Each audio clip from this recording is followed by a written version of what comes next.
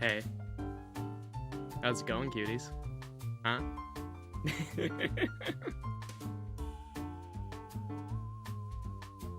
Howdy ho. Anyone there? Anyone here to celebrate this momentous occasion of me, like, streaming for once?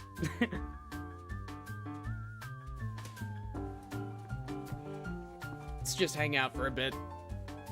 Wait for everyone else here. Also, I can control my wings now. You're welcome. Now they're not always gonna be in the way.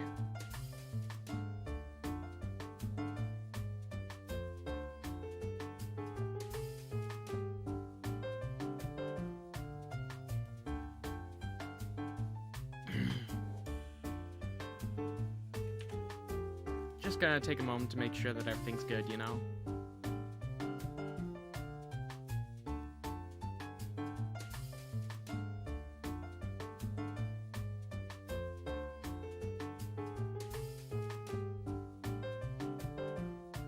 Yep, seems fine. Ish. Fine enough.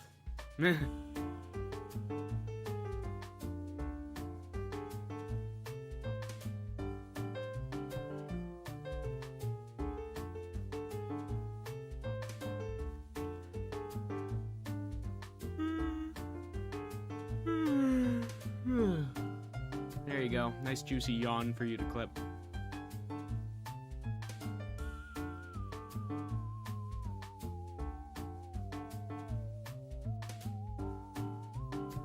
Man, everyone really be out here playing fucking Diamond and Pearl after everyone's shitting on it unanimously, and I'm just like, huh? But why would you buy it? Oh. People are whack.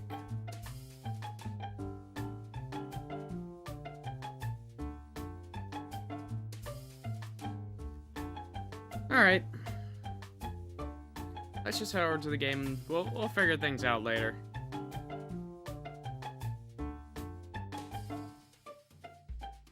There we go.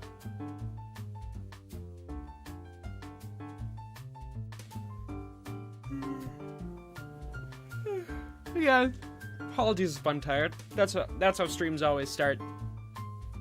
We're always gonna be tired at the start. There's no way to avoid that.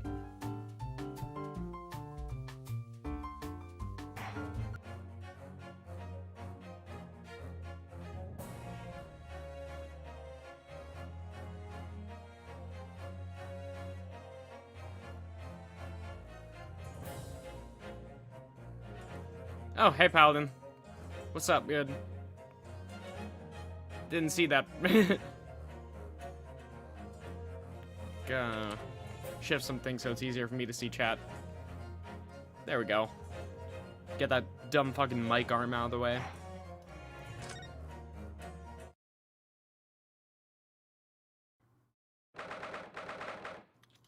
"23rd of February, 9:23 a.m. The Old Bailey, Defendant's Antechamber." Oh god, I'm gonna have to fucking remember shit. I have to actually figure out, fucking what happened like 2 weeks ago? You expect me to remember 2 weeks ago? Fuck, dude. Fuck. Well, hey there, beautiful.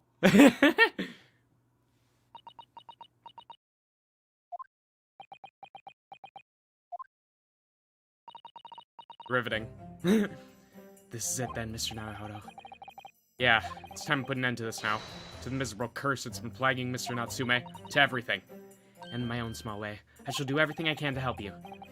I always appreciate your help, Mr. Sato. Suffering so Seki selfishly sidelined! Okay. Okay there, buddy. Same as usual, then. Good morning to you too, Mr. Natsume. Good morning, locum student Mr. Naruhodo Esquire. Listen to you two chatting away happily as if the main player of today's trial isn't here. Why would you do that? Why? Well, I mean, do you, I'm sorry, man. It's just like, How do you explain this? Like, how do you explain to someone that you just want to have a nice conversation with your assistant that not everything has to be about them, you know? Oh dear, we didn't mean to cause offense, Mr. Natsume. I thought perhaps that because you had your eyes shut so tightly, you were meditating, finding inner calm. It seemed wrong to disturb you. I was waiting! What's the matter, Mr. Natsume? You seem different somehow today. Why, naturally. That's because I've attained spiritual enlightenment. The path of literature, you see, is the journey to discover one's own depth. Or such like. That's the sort of morning conversation I was hoping for. That's why I have my eyes shut. Guys, is this what I'm like? Is this what I'm like? Is this what it's like to talk to me sometimes? If so, I am so fucking sorry. I missed the signs, I'm afraid. Somehow. You'll have to forgive me. And you mustn't talk of your path leading you to death, Mr. Natsume. That was just an example! Considering how much detail that was, I don't think that was an example, my guy. Hey, oh yes, there it is, inner calm. You barely came to see me at all yesterday. I was sure you'd abandon me and return to our beautiful long-lost homeland. We've not even been in Great Britain a week yet. Yes, well, anyway, I intend to set everything straight in court today. I'm determined to uncover the truth. I've actually reached an important decision myself. Oh, what sort of decision? I shall fill you in after the trial. Alrighty then. Glad to see that we're starting off strong. How we doing, chat? Anyone come here to hang out yet? Oh shit, I forgot to start recording. Oh well. This is what happens when you switch streaming platforms, because I'm using standard OBS now instead of Streamlabs OBS. Which is great, because it's easier on my computer, but on the other hand... Oh shit, that reminds me, I need to fucking open up the dashboard.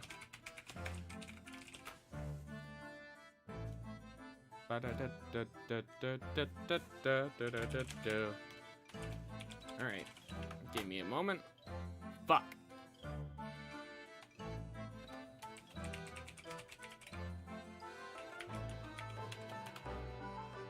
Alright, two-factor authentication. Why do you do this to me so... Oh god. It's such a pain to be as secure as I am, you know? Where did I put my thing? Why did I switch? Because Streamlabs is a fucking shitty company. And plus I was tired of the fucking CPU usage screwing everything over. Where is... I just want to find my phone, man. I need to find my phone. Oh, God. Oh, give me a sec. Alright,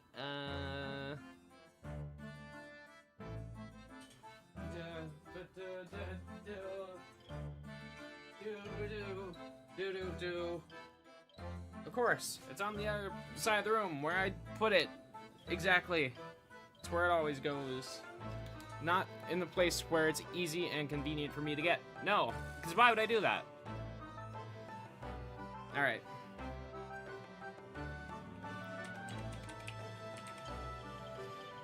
Okay.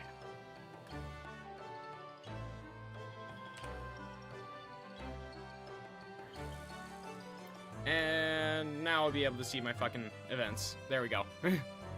Things will actually... Alerts will actually, work now. My apologies. Well, not like anyone's fucking watching anyway, so it doesn't matter. But you know what? We'll pretend that there is. Okay. It would seem Mr. Holmes isn't coming today after all. It's a very clever message, I think. My dear fellows, you must win this battle on your own merits. No, I'm pretty sure you just slept in again. Yeah. Thank you, Ryunosuke. It's a very clear message, I think. I thought he's overslept again. That great detective, my arch nemesis. Long may he stay away, if you ask me. Defendant and the legal representative. The trial's about to begin. Make your way into the courtroom immediately. Yeah, yes, sir. I'm sorry, Dad. Today, once again, we face the Reaper. And when the Reaper stands for the prosecution, the defense says, yep, we get Ryu. Yeah, but I don't believe in that legend any more than I believe in Soseki-san's curse. The truth is hidden here somewhere, and I won't let it escape me. I have to keep believing in my clients and keep fighting until the very end. That's all. Oh, second day in court. God, when has that happened in Ace Attorney before? Not in the first game, I'll let you know that. 23rd of February, 9:40 a.m., the Old Bailey courtroom.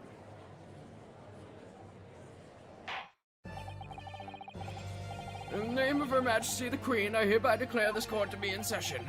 I call upon the counsels for the prosecution and defense to declare their willingness to proceed. The prosecution is ready. Fuck. God, I always love this fucking pose that whenever he's in it. Like, just, gives me the shivers. Like, please, Daddy. Yes, the defense is ready. Very good. And now I call upon the 6 ladies and gentlemen of the jury, chosen by lot to represent the will of the people in this trial. Are you ready to proceed? Absolutely. Justice will be done, you mark my words. I feel obliged to say, I feel especially ruthless on days when my hat is sitting just right. That's not the thing you want to hear from the jury, miss. That's not a good thing. Oh, well, I wonder if you could adjust my hat for me, and please be through.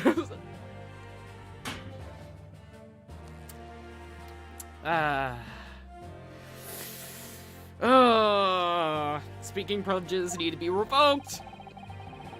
Thieves deserve to die, if you ask me. Especially gas thieves. No sympathy for the man at all. Look, I said yesterday, I'll say it again now. I don't have time for this. I got my own problems.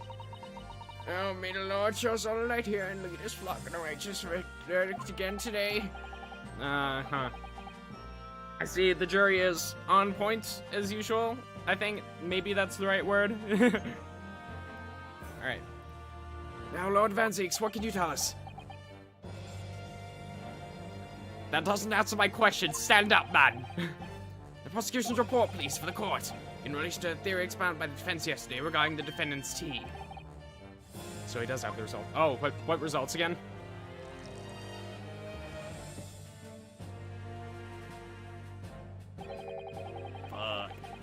Before the prosecution delivers the black news about the tea belonging to the blackguard in the dock. Pray, allow me a moment to savor a liquid of a more sanguine hue. So, you're just stalling for time? Okay, gotcha. In fact, I'll defer to the good detective for the report. Here's to you, Inspector. Yes, sir. Thank you, sir. As indicated by the defense, we found a bar of soap just outside the victim's window in the snow. And there was indeed a frozen reddish liquid and a little depression on the top of it. Yes, that's tea. That's what Mr. Nasui brought with him that night. Yes. Well, the brains at the yard analyzed it, and yes, you're right, it was tea. And there wasn't a trace of strychnine or any other toxic substance in it. No poison at all. In other words, the tea that the defendant brought with him to the victim's room is innocent. It's in the clear. And we've won the case. We've won, chat. That's all there is to it. Pog you. Okay. What a revelation! Can we go home now? Is that it? As I suspected. This makes it quite clear. The defendant, Mr. Sosai. Oh. I'm sorry. I'm sorry, Dad. My learned friends jumped to conclusions again. Typical Nipponese reaction. Hey, I may be good at jumping, but that's not a Nipponese thing. You ever hear of Mario? Yeah, he hasn't even heard of fucking Mario, chat. Jeez. Yes, it's true. No poison was found in the few drops of liquid recovered from the soap in the window ledge. But what logic is that? Will you take a drop from the Thames and conclude that the water in the ocean isn't salty? My word, the water in the ocean is extremely salty. Thank you, Judge. Riveting today. Dude, we haven't even got. Fuck. What? Clean that shit up, bro. Exactly.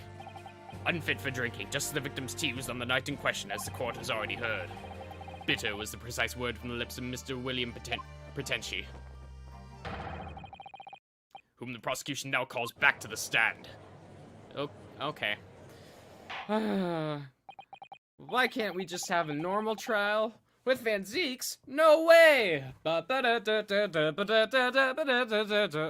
Alright. Very well, I will uphold the prosecution's request. Mr. Pretenci. Yes, it sounds like we're going to have another confrontation with our theatrical friend. Bailiff, show Mr. Pretenci to the stand.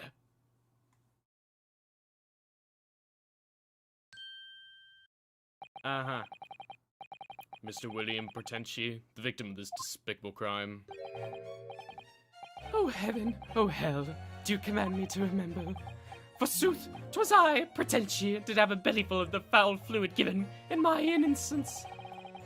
Yes, but it was revealed in yesterday's proceedings. The witness is not as innocent as we had perhaps first been led to believe. By using bars of soap such as this, he's been stealing gas from the supply company, yes. One may smile and be a villain. Forsooth, 'twas I, Portenci, did have a roomful of the sweet fuel given. That's right, fellow jurors, don't forget, this man's a rotten thief. I haven't forgotten. Kept all that about the Ice Queen's tiny secret, did you? You should have owned up sooner. Arrest him, I say. Arrest him at once and let him feel the sting in my tail. Oh, indeed, by dint of vile and cowardly means have I plotted to further mine own ends, I confess. Thou wouldst not pardon my sins, of that I am sure. Whenever this guy speaks, I just get that one fucking image of Ross from Friends going, get a load of this guy. That's all that goes through my head. Like, that, oh, fuck. Just, give me a second.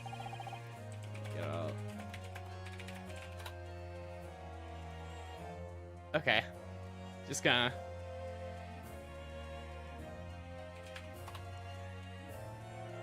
Okay. If you acknowledge your wrongdoing, what else are you doing here? Okay, here. Let me just... I'm just gonna put this image up whenever he exists. How about that?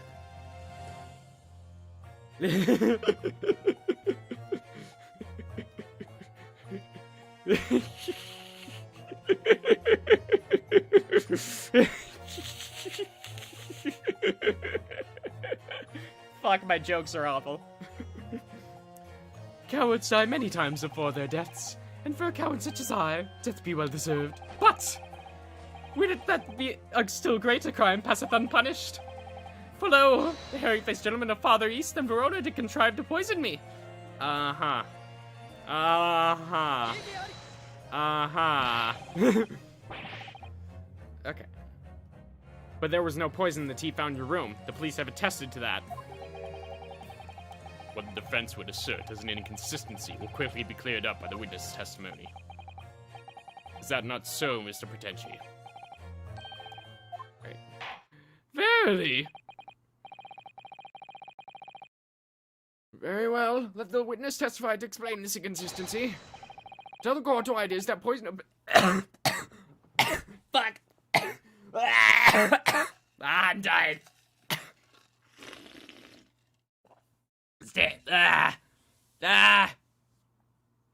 Fuck. I was the one that was poisoned all along, chat.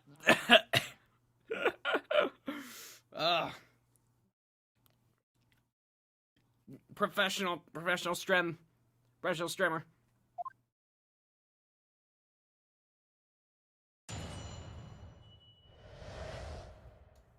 The tea consistency. The Japanese man did come to my chamber, with tea. 'Twas in my cup alone that the wicked miscreant secretly poured his wicked poison. Whilst feigning distraction in our debate, ne'er did a drop of his own drink pass his lips. When he departed by and by, I did use the tea that remained in his cup to make my coins of ice. Thus, 'tis no surprise that poison be not found with the tea I did pour into the molds of soap. Uh-huh. The poison was slipped into the cup after the tea had been poured. The normal way for poison to be administered, in my experience. Well, yeah. Quite. Otherwise, it'd be disastrous if the poisoner were to mix up the cups, for instance. But no poison bottle was found at the scene. Because, quite simply, the Nipponese took the bottle back to his own room. And can I have this bottle as proof? Huh? The absence of the vessel containing the poison only becomes problematic when considering suicide. I knew that! By now, it should be perfectly clear. A bar or two of cheap soap is wholly insufficient to wash the deep stains of guilt from the accused's hands. Sirs, madams, 'tis true that I, Portenci, be a common thief of gas. But, listen here, ladies and gentlemen.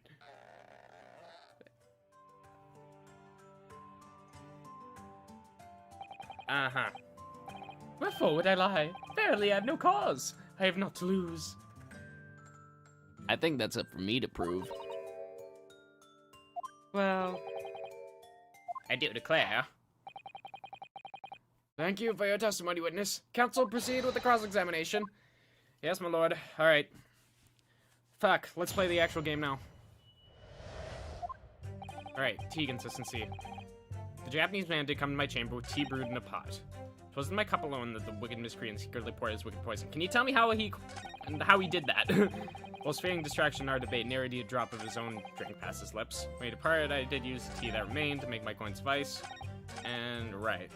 Okay. Let's just press on that. Are you saying that you saw the moment when the poison was added to your tea? To have witnessed the act and then drank the tea, that does describe the actions of a fool.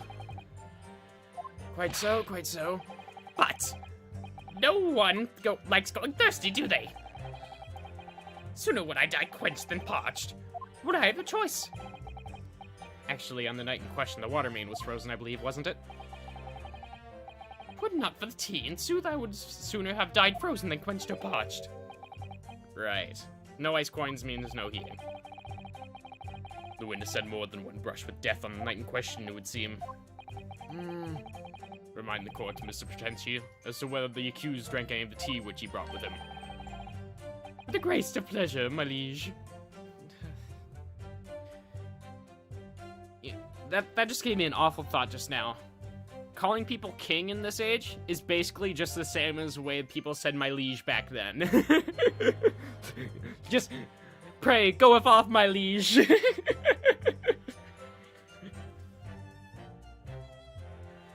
Jesus Christ gives one speech.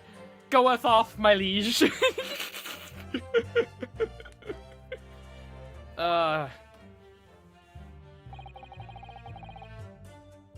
Was feigning distraction not bait, and to drop his own drink past his lips. Uh-huh. Oh. No, not that one. Come on. Mata, you asshole! Alright. But the teacup Mr. Natsume drank from was found completely empty at the scene. But let's not forget the defendant's maxim. Drink tea while it's hot! I did gulp from the poisoned cup that night, and in mine agony did I writhe uncontrolled. In fits of pain, I did knock the fellow's cup, and its contents spilt as blood from a gaping wound, methinks. Then how would you make ice with it, you fucker? Though certainly 'twas after I made the coin slice from his... Oh, of course, that makes all the sense in the fucking world. Because you wouldn't use all of the fucking tea to make ice. No. Oh my god. How do I even deal with him?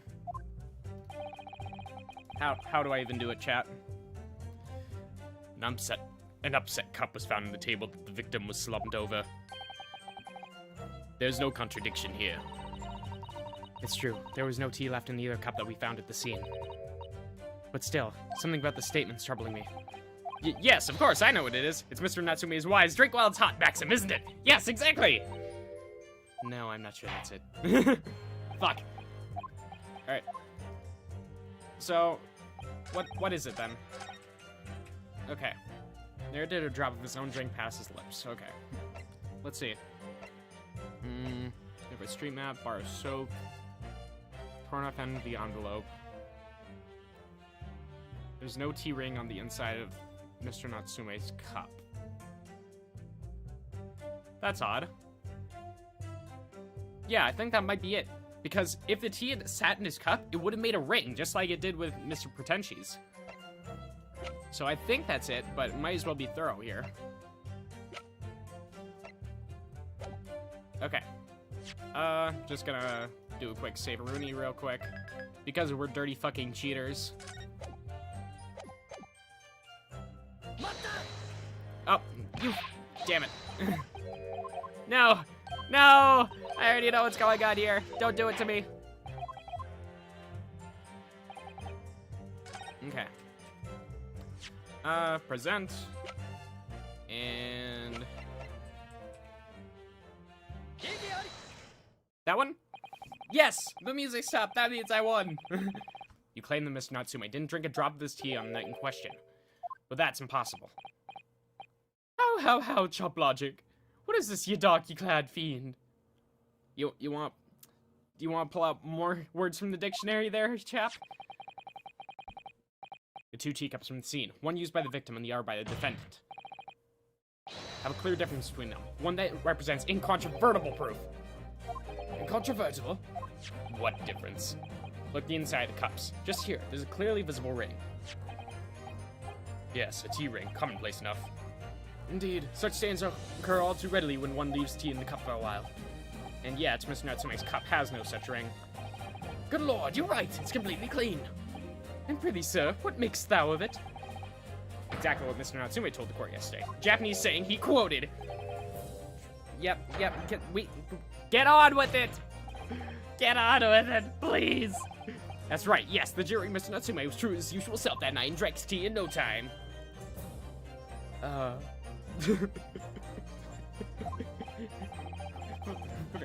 Get a load of this guy. If, as you claim in your testimony, he didn't touch a drop of his tea, a ring would have developed in the inside of his cup as well after the several hours the tea was left standing. But, in short, Mr. Potenchi, you clearly lied to the court. Get thee to another hit! Fucking... I should just leave this image up the entire time, because that's everyone in this fucking courtroom right now. As a rule, I filled my hallowed chalice up to 7 times during any one trial. Oh, hello, Gato. You might want to keep that information to yourself. I mean, is that really any sort of information that people care about? Yet on occasion, tedium distracts me, and I pour more times than I intended until the bottle is dry. Your drinking habits are fascinating, but irrelevant. On the contrary, they illustrate the fickleness of human memory.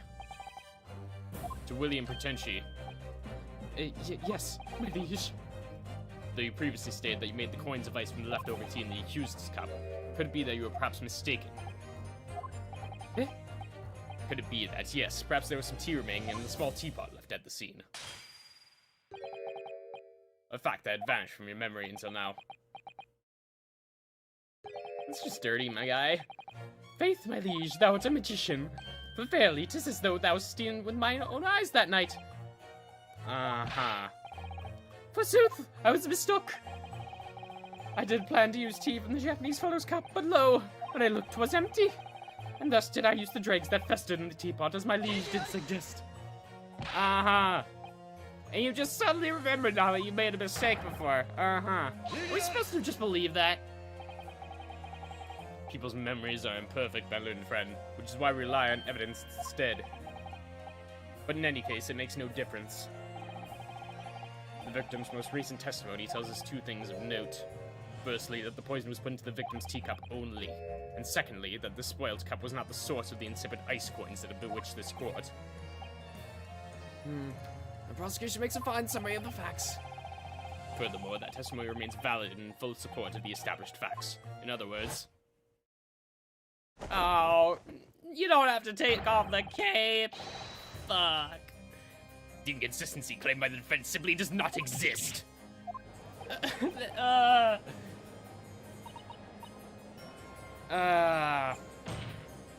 Guys. My lords, ladies and gentlemen of the jury, I do solemnly swear, after I did dine at Grubb's Grubbery Ale House that night, not did pass my lips but the black tea given me by the Japanese, whose back be stooped as low as death. Alright, be more racist, why don't you? And on what did you dine, sir? Why, I did partake of my favorites. A broth as would be called soup and a leaf as would be called salad. A single leaf? As unsalubrious a menu as an establishment where it was served. You gods will give us some faults to make us men. Willingly would I suffer what punishment 'tis seen fit to serve a wicked thief of gas. But I pray you wise and noble fellows, never forget the simple truth. That be one thing, and this be another. Guys, I'm gonna need one of you to translate for me. I'll just, Jersal, your humble servant Potenchi doth entreat you, punish the Japanese fellow for his sins. My lord! Damn it, closing argument. Okay. Guys, isn't this a little soon? Like, you haven't even given me the chance to rebut here. May I speak, my lord? Yes, Mr. Foreman? I believe we may have been duped by that rotten defense lawyer. I haven't done shit, man. Uh-huh. Alright. It leads up the garden paths. What are we doing? I really never said anything like that. Well, we just heard from the victim that has opened their eyes again. We've reached a decision this time, and we won't be swayed from it. The court acknowledges the position of the jury foreman and will duly hear the jury's findings. I haven't even said anything!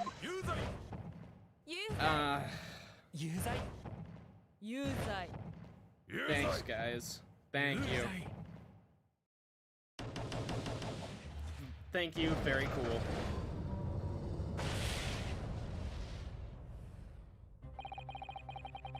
I hereby declare the jury to be in one accord. Oh, happy day! Uh-huh. How is this fucking... Dude, I want to know the answer to that question so fucking badly. How is this happening, my guy? Chad, is anyone alive? I need commentary, please. Make the funny. My lord, the defense asserts its right to carry out a summation examination.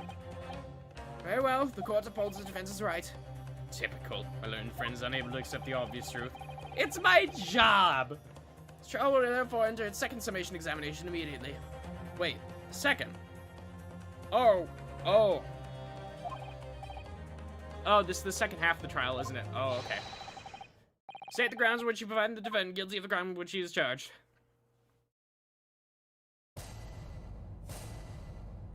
God damn it. May I logic me? Having considered all the evidence, the defendant must logically be guilty. Just gonna...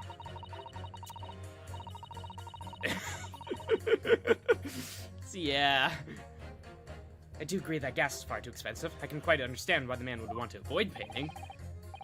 The stuff explodes and it can poison you. It's absolutely lethal, gas is. Gas doesn't come for free. It costs a fortune to deliver it across the city and maintain the pipes. Truth be told, the tea my wife serves up for me is low.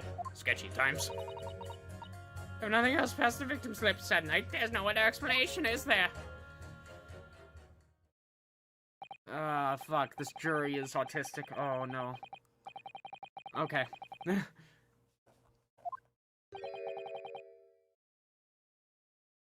But never mind. What do you fucking say again? Alright. I do feel that perhaps personal opinion about gas and supplies influence decisions somewhat, but never mind. No, you really should mind! Truth is, our counter-argument wasn't as unassailable as we hoped. And Mr. Pretenci was poisoned. There can be no doubt of that. Then how are we supposed to turn this around? I think we need to establish the method by which Mr. Pretenci was actually poisoned. Our only hope is to demonstrate that to the court incontrovertibly. But that's surely impossible at this stage. If we don't manage it, though, Mr. Natsume will be found guilty, yep. Okay. No delays, counsel. Proceed with the summation examination.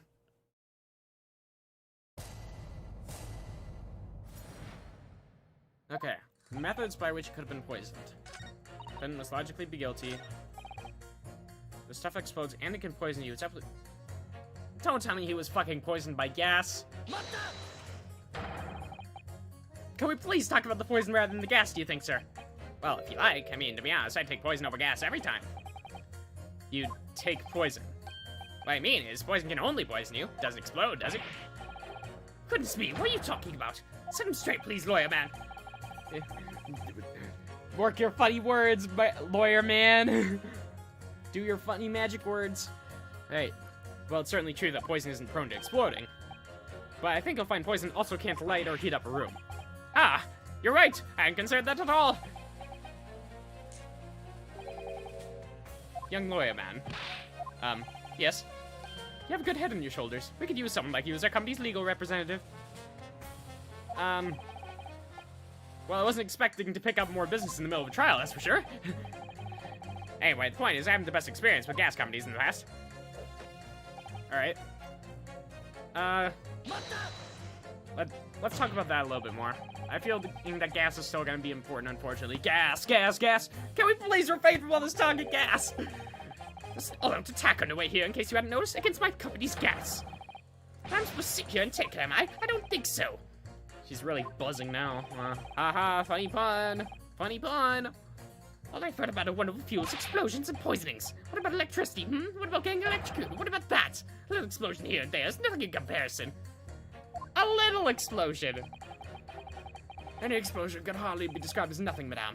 Nevertheless, the theft of your gas is deplorable. My point exactly. But the gas thieves aren't even the worst of our enemies. Oh, nope, didn't mean to tap that. We have far more devious reprobates to contend with on a daily basis, you know. More devious. Who, madame? The gas companies, of course. Other gas companies. Wow, it's like an ISP. If you think about it, like, internet service providers are basically just modern gas providers here. Like, they all have a certain area in which they can operate, and they all virtually have a monopoly on each area because of it. We generate gas and we deliver it to a company. We deliver it to our customers fair and square. Indeed, nobody's questioning that, madame. Altamont is an exemplary gas company. There are other unscrupulous gas companies here in London that don't even have any gas at all. But if they don't even do gas, how do they go about selling it to people? You wouldn't think it possible, would you? But they steal our gas, you see, and sell that. They steal your gas. How on earth is such a thing possible? Gas companies like ours deliver gas to people's homes via a network of pipes. But these devious reprobates secretly disconnect our pipes and then divert our gas into their own rotten pipes. Then they make a contract with the household supplied by those pipes and take money for the precious gas that's rightfully ours without us even knowing. They're diverting gas into their own pipes illegally. What a brazen form of theft. When you visit customers' houses to collect the money from their meters, we always have to check whether or not one of these devious companies has been up to its tricks. You got anything you want to confess to us, man? You want to say something to us, my guy? Do you have something to say about that, juror number 3? Oh, Gellert, you mean me? I'm terribly sorry. I was just thinking to myself. I really did catch him off guard there, oopsie. Think about what the lady next to you was saying, correct? Well, yes. I just got a little riled about it recently, you see. Go on. An Altamont gas worker visited my house the other day to investigate the pipe work. We needed to ask your cooperation while we carry out a secret check of your property, sir, the fellow said. So I let him in, and you know what he did? I'm afraid I have no idea. Please enlighten us, sir. What could possibly have gone on? He proceeded to take out one of my lights off the wall. Then he grabbed the exposed mouth of the pipe and started blowing into it. What do you think you're doing, young man? You're giving away company secrets there. Oh, please, everybody knows, but it was very nearly the death of me, I can assure you. What do you mean? Explain if you don't mind. As I said before, these unscrupulous other gas companies connect their customers to our pipe network. Yes, but how is blowing into the pipes come into it? Obviously, there's gas in the pipes. It's at fairly low pressure. By blowing air through the pipe, you can make the pressure drop temporarily. And if you do that, any light connected to the same pipe will flicker for a moment. I see. In other words, if upon blowing into the pipe, the lights of an adjacent property that has no contract with your company flicker, you can know that these devious scoundrels have been meddling with the pipes. Exactly, my lord. That's it in a nutshell. It's the reason why we have teams of workers going around neighborhoods to investigate which lights flicker. Trouble is, the particular worker who came to my house didn't know the strength of his own breath. He blew down the pipe with all his might, and you can guess what happened, can't you? Well, if he blew hard, then... Wait, you mean... That's right. Lights didn't just flicker, they went out, along with the stove. Gas started pouring into the house. What disaster. Oh. Wait. No. No! Oh, I think I get what's going on now. That's why he was messing with the gas up here. He blows into it hard enough, then gas starts pouring into fucking Soseki's room. And that's why he gets all those fucking nightmares and shit, because he's literally choking to death. And it's completely possible that potentially just could have gotten gas poisoning from doing that so often. I think we have a case here. Alright, the gas supply must have been interrupted briefly because the man blew too hard, so the flames went out. I'm afraid I yelled at, fellow. Are you trying to kill us all? I said. So by disconnecting a lamp and going into the exposed gas pipe, it's possible to extinguish lamps and stoves connected to the same network of pipes. Yeah, because Soseki is leaving his stove on at night. And then when the gas starts flowing again, it just silently seeps into the room. Mr. Naruhodo, I think perhaps... Yes, this is almost certainly the clue we've been hoping for. Juror number 3, the defense requests that you amend your statement to include that information. Oh, well, if you like, I don't mind.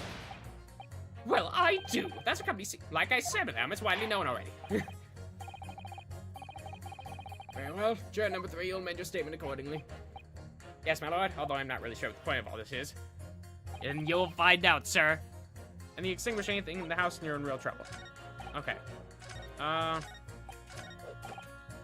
Is there anything that contrasts with it? If nothing else passed the victim's lips that night, Huh. Could it be this one? Okay. These two statements clearly contradict each other. Good gracious. Two statements to your refer, counsel. Juror number 6. Did you hear what juror number 3 just said? What? Yes, of course. I heard him mumbling about something or other. There is another explanation here, I believe. Something besides Mr. Natsume's tea did in a manner of speaking past the victim's lips on the night in question. What? What explanation? I wonder, did the police check the mouth of the gas pipe feeding the wall light at the scene? To see if there were any traces of poison there? I was curious to see what your floundering would result in this time, but the mouth of a gas pipe. Scotland Yard have enough to do without exploring such irrelevance.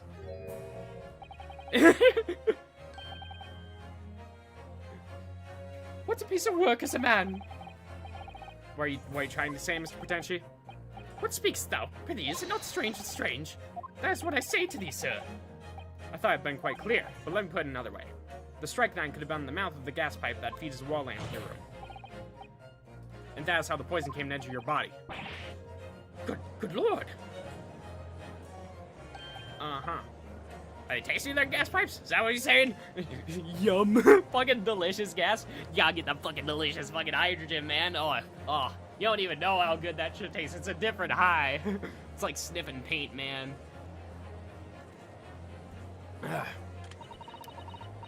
What's the jump in suggesting that the poor man was so desperately hungry he tried to fill his belly with gas? Perhaps no actress would perform a kiss scene with him then, huh? For shame, madame. Speak of me, I fancy.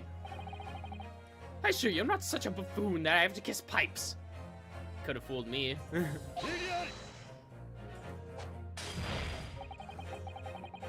This is no summation examination. This is a farce. The prosecution will not stand for any more of my learned Nipponese friend's conjecture.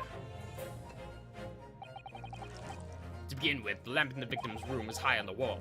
In order to have placed his lips to the pipe that feeds it, he would have to be a contortionist. These are empty assertions. There's no possible proof that man did as you say. Well, it's true. Well, we have the handprints, but I don't think those are admissible as evidence in court, so... It's true, I have no proof that Mr. Potenchi put his lips to the pipe. However, I can say with some certainty that on multiple occasions, Mr. Potenchi has been doing something in front of that lamp on his wall. I have evidence to prove it. Alright, you got our attention, lad. Like to see how you can be so sure of yourself. So would I. I'd say there's evidence then. Now I've got the jury's ear. I need to make this opportunity count. This is proof that time and time again, Mr. Potenchi stood in front of his gas lamp. Well, I don't know if they'll accept this, but sure. What the? These are, wait, what are they called? Yes, skin prints that are found at the scene. Skin prints, counsel? I've never heard of such things. The Justice Ministry is currently assessing whether or not to prevent fingerprints as evidence in court, however. My lord, this is an exciting new forensic technique developed by the great detective Mr. Sherlock Holmes. It reveals all the places that Mr. Potenchi touched in his room. Never seen anything like it. I mean, that's black magic, isn't it? Well, if anyone could invent something like this is great Holmes fellow, that's for sure. I agree. This month's edition of the Engineering Thumbs was quite fascinating. We found skin prints in many places that you would expect. On a table, on the costumes. However, Mr. Potenchi also appears to have been touching some very unexpected places in his room. For example, here. Around the hanging picture there. Indeed, multiple handprints appear to be visible.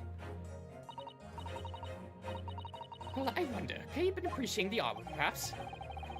At first, my colleagues and I thought the same. However, imagine standing with your hands where those prints are, and you would find yourself directly in front of... Ah! I don't believe it. Right. So he had just been fucking standing on a chair, blowing, huffing that sweet fucking gas. Getting that sweet fucking high. Though the reason why isn't immediately obvious, it's clear that Mr. Potenchi has regularly been standing with his hands to the wall in front of that lamp. Right. What are you up to, you nut?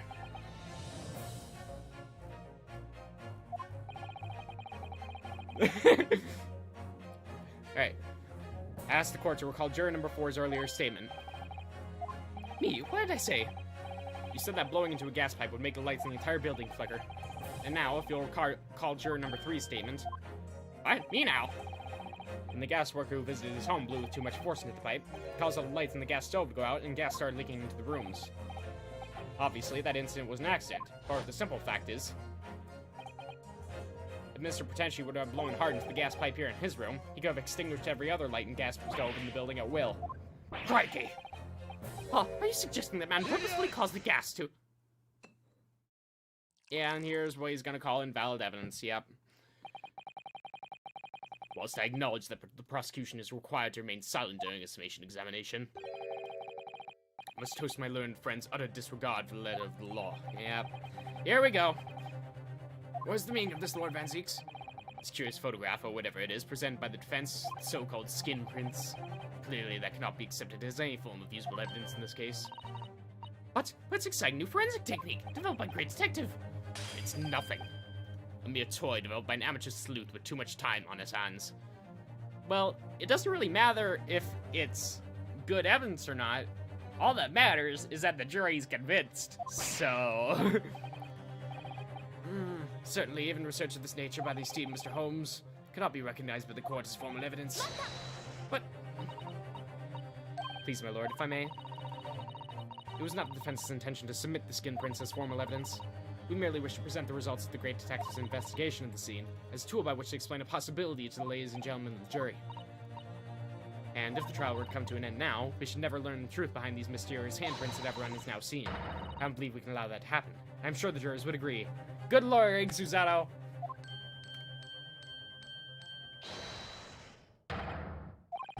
You're right! Whether those strange handprints are a significant clue or not, it's down to us to decide. Juror number 3. Oh yes, I do declare the great detective's investigation results sound absolutely fascinating. I want to hear what that shady actor fellow has to say about those shady handprints. Well, that's 2. But clearly we're not out of the woods yet. What's the matter with you two? That was foolhardy. Well, I did say it, didn't I? And I don't like to break a promise. No! Wait! You want it? No! That's 3! Uno mas! Uno mas! Going once! Going twice! Oh, well done, Mr. Naruto. If just one more jury changes his mind, Mr. Natsumi's trial will have to continue. Thank you, Mr. Sao, but I couldn't have done it without you. Hey! Oh no, it was you who identified the clue after all. That is very much your success. Hey! Fucking... Look at this fucking rat. Get his ass! Why, Mr. Potential, you seem to be losing your composure.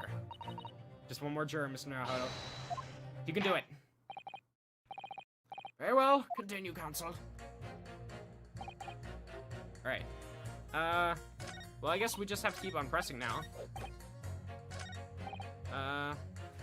The tea can be a little sketchy at times. Okay. You mean it's poisoned? That's right. It's happened to try it a few times now. What? Just a few? It's always days like this one when I don't get any wages. I'm getting a tea time, see? I see her doing it. My wife. She gets that devilish look on her face and she slips some white powder in my cup. Uh-huh. And you drink it anyway. That's how proper it was. If someone gives you a cup, you drink it. Bruh! Well, I mean, this is not the British way to deny a cup of fucking tea. Like, I mean, if it's poison, I guess I'll just die. What happened to you? What did it taste like? It was god-awful, believe you me. Salty as hell. It's just salt. That ain't poison, that's just salt. Well, I mean, I guess technically that can be considered poison if you're, like, allergic or something. But I think perhaps what your wife put in your tea was salt. No! Sage isn't so. This is salt. No! Alright, so she doesn't even care enough to poison me properly, eh? Unbelievable. Let's move on, please. Okay. Guess we gotta press the R things then. Okay. Guess you gotta press everything else. No need, but thank you. Okay. Press all the evidence, you say? That's right. There's no room for doubt. It's all pointing to that Japanese man with the big mustache. Well, yours isn't any less big, says the Englishman with a bigger mustache. The defense just demonstrated our possible explanation for the events on the night in question. What do you make of that? Why, your so-called skin prints? It's exciting new forensic investigation. Yeah, we get it, Susato. The numerous handprints on the wall are clearly out of the ordinary. And Mr. Potentia had indeed put his mouth to the gas pipe on the night in question. can't be denied that there's a possibility that that's where the poison was. Well, yes, I won't deny that's playing on my mind. Are we sure that was Strike 9? As the prosecution rightly says, we should pay no heed to acceptable forms of evidence. And besides, yes? Even if the fellow has been up to some mischief with the gas pipe dozens of times before, it doesn't mean he got up and did the same shenanigans on the night in question, does it? Ah. Fuck! Fuck! He's reasonable! Damn it! If you can't make your case better than that, I'm afraid I can't change my stance. You do make a very valid point, sir. What?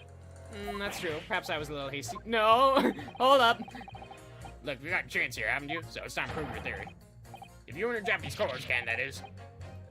Just please leave our nationality out of this. Can you all stop being racist for 5 minutes? Alright. Is there any more proof I can give? Is there any proof that I blew on the night in question? Was there some sort of dick I can show them that he sucked, or crime scene photograph? I can prove the gas was on with the fucking tea stain there, but can't prove anything else with this. Victim's medical report. Williams, Pretenci, 31, ingestion of a small quantity of strychnine. Toxic effects present 30 minutes after ingestion. High likelihood of the substance having been mixed with the tea the victim was drinking, but no sample could be obtained for testing. The poisoning incident occurred at around 1:30 a.m. on the 21st of February. No container was found at the scene. Damn. Gas meter, that's not gonna have anything. Anything to prove that was on the night in question? No? No? I really don't think so. Yeah, yeah,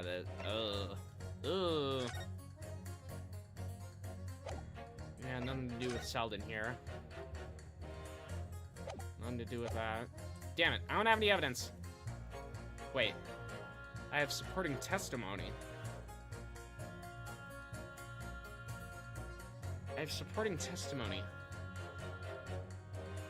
Oh, the fucking Garrett! Of course! I have supporting testimony. No, in truth, I don't have evidence to support my theory. However, game? Hello? There is witness testimony that substantiates it. What's that? Testimony? It's incredible. Whose testimony? Yes, it's all connected. Everything is linked. Person whose testimony revealed details about the gas in the Garrett residence that night. Namely, Garrett himself. Hell yeah, brother. What? Oh. What? What? But, huh? Yes, there was someone. But I chose the wrong person, damn it! Okay. I thought that Garrett was the one that was watching the pipes that night. Okay.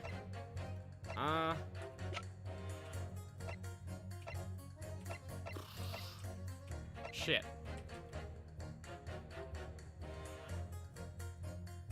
Fuck. I thought he was watching the flickering lights. Okay. How about we just press this and we go through it as fast as possible. Okay, electricity, explosion, yep, uh-huh. I'm familiar.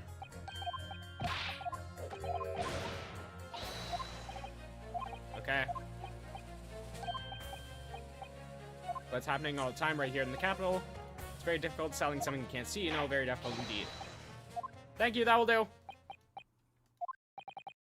Wait, I concur. Though if my learned friend wishes to become an expert in gas, I believe the subject will suit him well. To your new career in nothingness. No! To your new career in the circus. Thank you so much. Alright.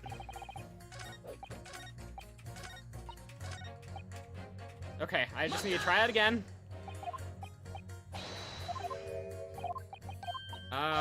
God, who was talking about the gas then?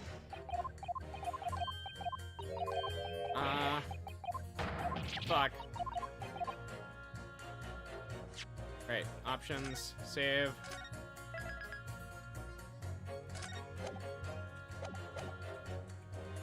Okay, I have supporting testimony.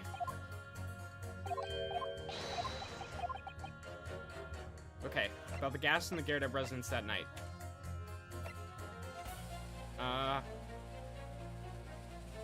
Could have been Soseki? Did he mention anything? Okay, apparently it was Soseki. Obviously, I'm talking about the defendant, Mr. Soseki Natsume himself. Defendant? At the very beginning of the proceedings here in court yesterday, Mr. Natsume said the following. My lodgings! There's been a whole series of strange happenings in my lodgings. Even on that fateful night, it happened. Why, I returned from Mr. Potential's room. I lit my gas stove and climbed into bed, but before long, the stove went out, and somebody tried to kill me. On the night in question, the gas in the defense room went out. So I asked the court, was that a mere coincidence or not? Good golly. So Potential fellow blew air into the gas pipe to make the man's stove go out on purpose. Now hold your horses there. What would you do that for? You're fucking trying to kill him, you bastard! Mr. Foreman, what is it, man? We cannot allow judgment to be passed while this doubt remains. It's true that I don't have conclusive evidence yet. However, we must surely agree that there is more of this case than meets the eye. Fair enough. Like I said at the outset, man of logic first and foremost. Hey, PogChamp.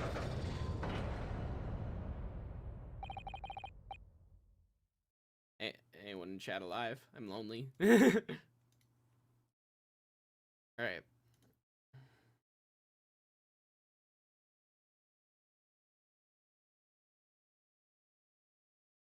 Feels bad, man. Man, y'all voted for me to play this game and you're not even gonna watch? Sheesh. Man, y'all voted for me to play this game and you're not even gonna watch? Oh, thank you. Thank you, Twitch, for popping up.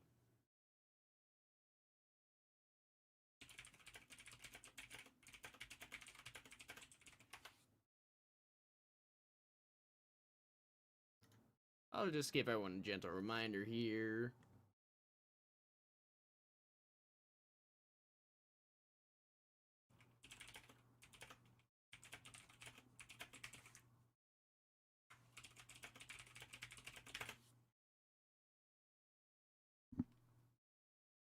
Okay. Therefore, the defense calls for the trial to continue. As defense has rightfully indicated, the summation examination has concluded with the majority of jurors altering their decisions. 2 jury members now called guilty, 4 now called not guilty. Therefore, the jury's opinion is conflicted and in accordance with the law of this land. Yep, we continue. Let's go! Mr. William Potenchi. My lord, how can thy humble Potenchi serve thee? What say you in response to the various revelations made during the summation examination? So God mend me, I do solemnly swear, I recall aught of either the lamp or the pipe. Well, your handprints have made a tiny mess all over the wall there. How do you explain that, eh? I am done with this. The dignity of this great courtroom has been sullied enough already during number 5. I'm fucking done with this. Walk stage left. Just fucking leaves the bench. Fuck it. Have fun. Who, me? As I went to some pains to point out already, a print from the self-possessed detective's toy has no place in the British court of law. As such, whether or not this man did indeed stand before the gas lamp with his hands against the wall, remains at this time unestablished conjecture. You would all do well to remember that. But the prosecution must concede that it would be extremely simple to verify. Just order the mouth of the gas pipe, feeding that lamp in Mr. Potenchi's room to be examined. If there are traces of poison there, what appears to be extremely simple is my Nivnese friend's mind. You will recall that in order to check for the presence of poison in the tea, some remnants of tea were required. Yes. Therefore, it should be beyond your wit to imagine that even if poison were to have been spread in the pipe, it would have been completely evaporated by now, making any analysis impossible. Fuck! In any case, counsel, I fail to see what could possibly have motivated the man to do as you describe. Why on earth would this fellow want to blow air to the gas pipe where he lived? Murder, my dude. Murder, my lord. There's only one possibility that I can think of, and that is to use the leaking gas to commit murder. Order, order, Council! Precisely whose life do you propose this man was plotting the end? The answer couldn't be simpler. Now we've unraveled the mystery this far. Mr. Potentially wanted to end the life of Mr. Soseki Natsume. Oh, you bastard! Why'd you do this? If the gas lamp were to go out, it would be noticed immediately, of course. But a gas stove, on the other hand, could be silently extinguished by the killer without anyone noticing. I live around these parts myself, so I know what it's like. I can tell you, trying to sleep without the stove is pretty much suicide. You freeze to death in no time. Mr. Garrett, the landlord, has a large fireplace in his part of the residence on the top floor. In other words, it wasn't the landlord, but a fellow lodger whose life Mr. Prudential was trying to end. Outrageous. I'm talking, of course, about the defendant. Mr. Natsume isn't the villain in this case. He's the victim this man was trying to murder. Good gracious! Get his ass! The accused is actually the aggrieved. Interesting. However, the fundamental facts of the case remain unchanged. Namely, that the accused is the aggressor here. Uh-huh. How can you still claim that? Let's indulge your fancies for a moment and assume that there was indeed poison on the mouth of the gas pipe. The question that then arises is who put it there? Yeah. Fuck! The only logical conclusion is that the person responsible was aware of this man's trickery with the gas supply and his intent to kill. Yes, that wouldn't seem logical. If the assailant were unaware, how would he or she have known to lace the end of the gas pipe with poison? So now we must ask, how could anyone have known of Mr. Potential's murderous designs? You mean to suggest? Naturally, the sole possible answer to that question couldn't be more obvious. Only the man whose life was being threatened could possibly have known. In other words, the person who put the poison on the gas pipe in what was a clear retaliatory attack can only have been the accused, Mr. Soseki Natsume. Fuck! Whatever Mr. William Potentially may or may not have contrived to do, he was nevertheless the victim of a potentially lethal poison attack. And the only person who could have possibly perpetrated that attack is the accused, Mr. Natsume. The defense counsel's theorizing has failed to avert suspicion from the accused. Far from it. Well, because you're not letting me speak, man! In fact, now that a clear motive of the poisoning has been successfully established, that suspicion is greater than ever. Would you not agree, my Nippity's friend? I'm not gonna be your friend if you keep calling me that, asshole.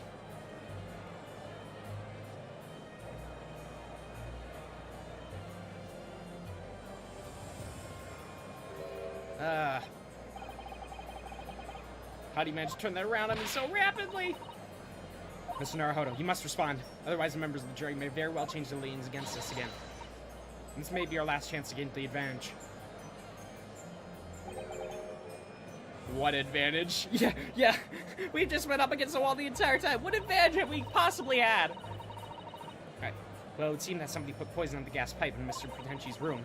So we must name that person now and absolve Mr. Natsume of guilt. You mean, name the true culprit. I know it might sound impossible, but if we fail to do that, I have no doubt that Mr. Natsume's fate will be sealed once and for all. Fuck, who could it actually be? As it happens, one possible culprit does come to mind. The evidence, the poison, it's all poison pointing to a particular person now. The prosecution calls for the jury to consider their leanings again. I trust you'll make the correct choice this time, Mr. Foreman. What? Oh, don't you worry. Nope. Get his ass. There's one other person who I believe could have been involved in all of this.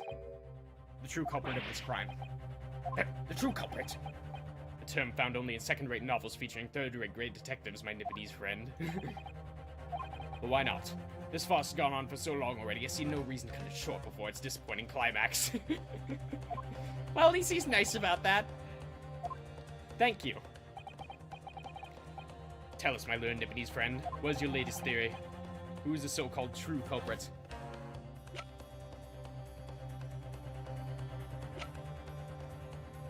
The only person that could possibly come to mind is Meridian Green. Based on her actions before,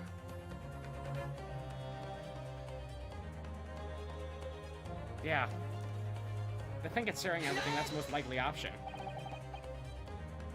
The name of the person responsible for the poison that afflicted Mr. Pretentious, I believe. Miss Viridian Green. Miss Viridian Green, Miss Viridian Green. I do feel as though I've heard that name in the recent past, Council. I don't recall where. Miss Viridian Green, the woman from 6 days ago. The victim in the recent case of stabbing on Briar Road. An incident for which Miss Natsume was arrested, I hasten to add. Oh, of course, yes, Miss Green. She was left comatose for some 3 days, I believe. But she regained consciousness 2 days ago. And I hardly need to remind the court that Mr. Pretentious' poisoning took place 3 days ago. Given that the woman was lying comatose in the hospital bed at the time, she appears to have a rather fine alibi. True, on the night that the incident occurred, Miss Green was in hospital unconscious. So on the face of it, it would seem that she couldn't possibly be responsible. But still, it's her actions before that led her to be comatose that would, make her seem like she could have possibly done it. Because she went to an area that she normally has no reason to go to here. My colleagues and I visited Miss Green in the hospital yesterday, and we found her to be in possession of a bottle of poison. Good gracious, she had poison. And there's another fact that links Miss Green to this case as well. The defense requests that she could be brought to the witness stand in order to explain the details to the court. Tell me, Mr. Pretentious. My lord, pray, what would be thy bidding? Are you acquainted with Miss Green? Eh? No, never heard of her. Judging by the look on Mr. Pretentious' face, I think perhaps he genuinely doesn't know her, at least not by name. As the voice of Her Majesty's prosecution here, I adhere to my word. We will see my learned Nipponese friends farce through to its conclusion.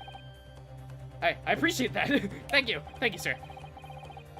Prosecution requests a short recess, my lord, in order to subpoena the witness and bring her here. Yes, Miss Viridian Green. Indeed, my lord. 1 hour should be sufficient. Very well, I grant the request. Excellent, I hope. The defense has made the most extraordinary accusation, I must say.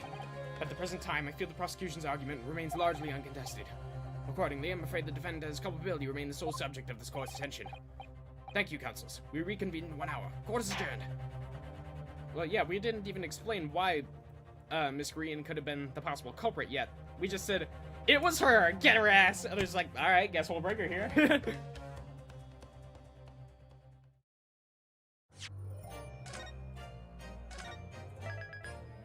Alright. Keep going! No stop! No stopping this train! 23rd of February, 11:32 a.m. The Old Bailey Defense Antechamber. Joyful, jubilant, jumping jacks! Should you be saying that? We're still up against the wall here. Oh, Mr. Natsume, I'm so pleased for you. Locum student Miss Naruhodo Esquire, and non-locum judicial assistant Miss Miko...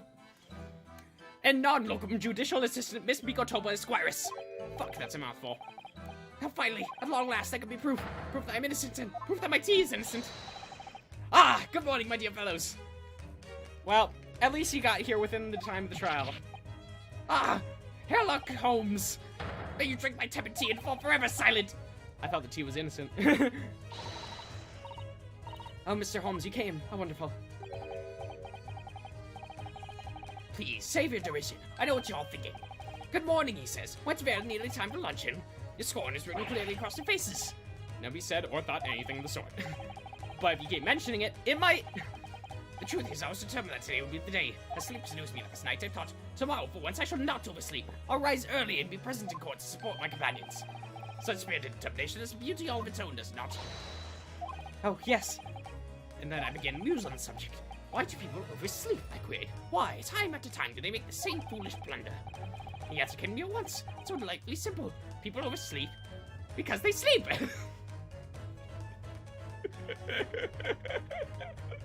Never change, Holmes. Never change. I don't know why, but every time he's about to say something, I always think it's gonna be something profound, and then no, just anti-joke. Well, is that not an astute insight into the matter? Oh, yes. Upon realization, I attempted an experiment. I didn't sleep a wink all night. And the results. At first light, I was exhausted and began to be assailed by fits of drowsiness. Shocking. And so, the conclusion of last night's experiment is this. A good night's sleep is quite simply essential.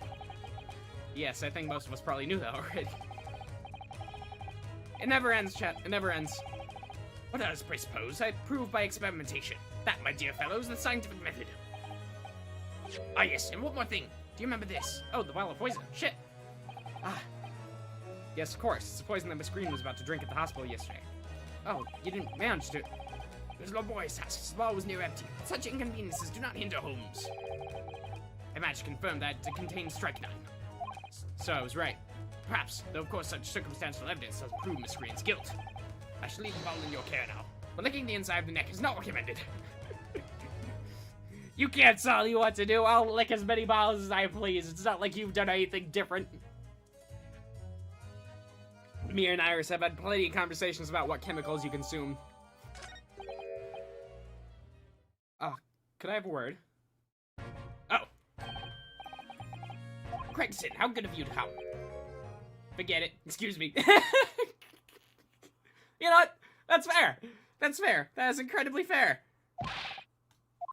Wait a minute, Inspector. I don't wish to make a nuisance of myself. From the look on your face, I'd say it's someone else who you think is making a nuisance of himself. My dear Inspector, please speak freely. Pretend I'm not here. Believe me, if I could do that, life would be a whole lot simpler for me. Do you have results, Inspector? The investigation in Mr. Potenchi's room. Not yet. Should be long now, though. No, I'm here about something else. That dead convict, actually. Huh. Oh, you mean the man from this newspaper article we discovered yesterday in Mr. Potenchi's room? A man by the name of, yes, Selden. I went through the archives of the yard and dug out the fellow's file. There's something in there that, well, it caught my eye. Something caught your eye. What, Inspector? What? I've copied out the relevant parts for you, so you can read it for yourselves. Thank you! Thank you! Look at this guy. He's being actually nice. Thank you! What a guy! Alright, Capital Offenders File. Scotland Yard's file about the convicted criminal Southern that includes a newspaper article about him dying of illness in prison.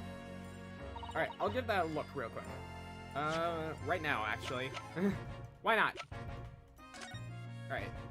18 counts of burglary, 6 counts of suspected murder, so he was never actually convicted for murder.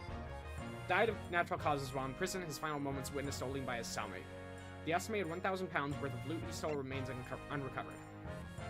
Alright. Manchester's Strange-Way Prisons announced the death of convicted murderer and burglar Selden by natural causes in the early hours this morning. He had been suffering with fever since the end of October. Alerted by the shouts of his fellow cellmates, already dead before our punishment. Huh. That doesn't really help. Dang. Dang it! And the ball of poison. Lick it, Naruhodo! Damn it. Can't find anything out of place. So this is the poison we've been hearing so much about. Strychnine. There are a few remnants in the bottom of the bottle here, look. I must be tempted to try it. Of course not. As long as we don't lose this trial. My man! No, even if we lose this trial. No, we mustn't lose this trial in the first place. Make up your mind. Okay. So that file, it's not really helping here. Yeah. Because that second page is literally just the same as, the fucking newspaper article. These documents include the details that were in the newspaper cutting we found in Mr. Potenchi's room. I'll rearrange everything in the court record so we don't have duplicate information. Thank you. Why are you giving us a copy of this important file, though? Well, you're the ones who turned up the clue in the first place, aren't you? I'm just making sure things get handled in the proper fashion. Oh, Scotland Yard's workings are so wonderful. Indeed, my dear fellows, and the inspector here has a shining diamond in its crown. Uh-huh. A shining diamond in the rough, maybe. Look, I just don't want to be beholden to the lawyer, that's all. I'm pretty sure Van Zeek's not going to be very happy about that, though, once we show this file. Counsel for the defense, and the defendant. Court proceedings are about to resume. Make your way into the courtroom at once. Man, it's been an hour already? That was fast. Well, I shall leave you then.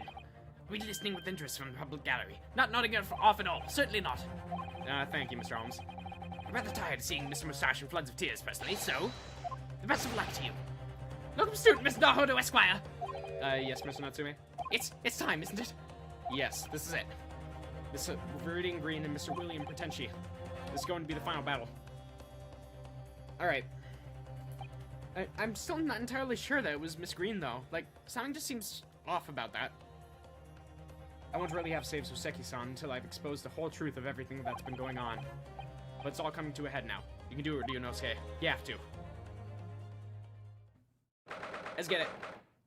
23rd of February, 12:30 p.m., the Old Bailey courtroom.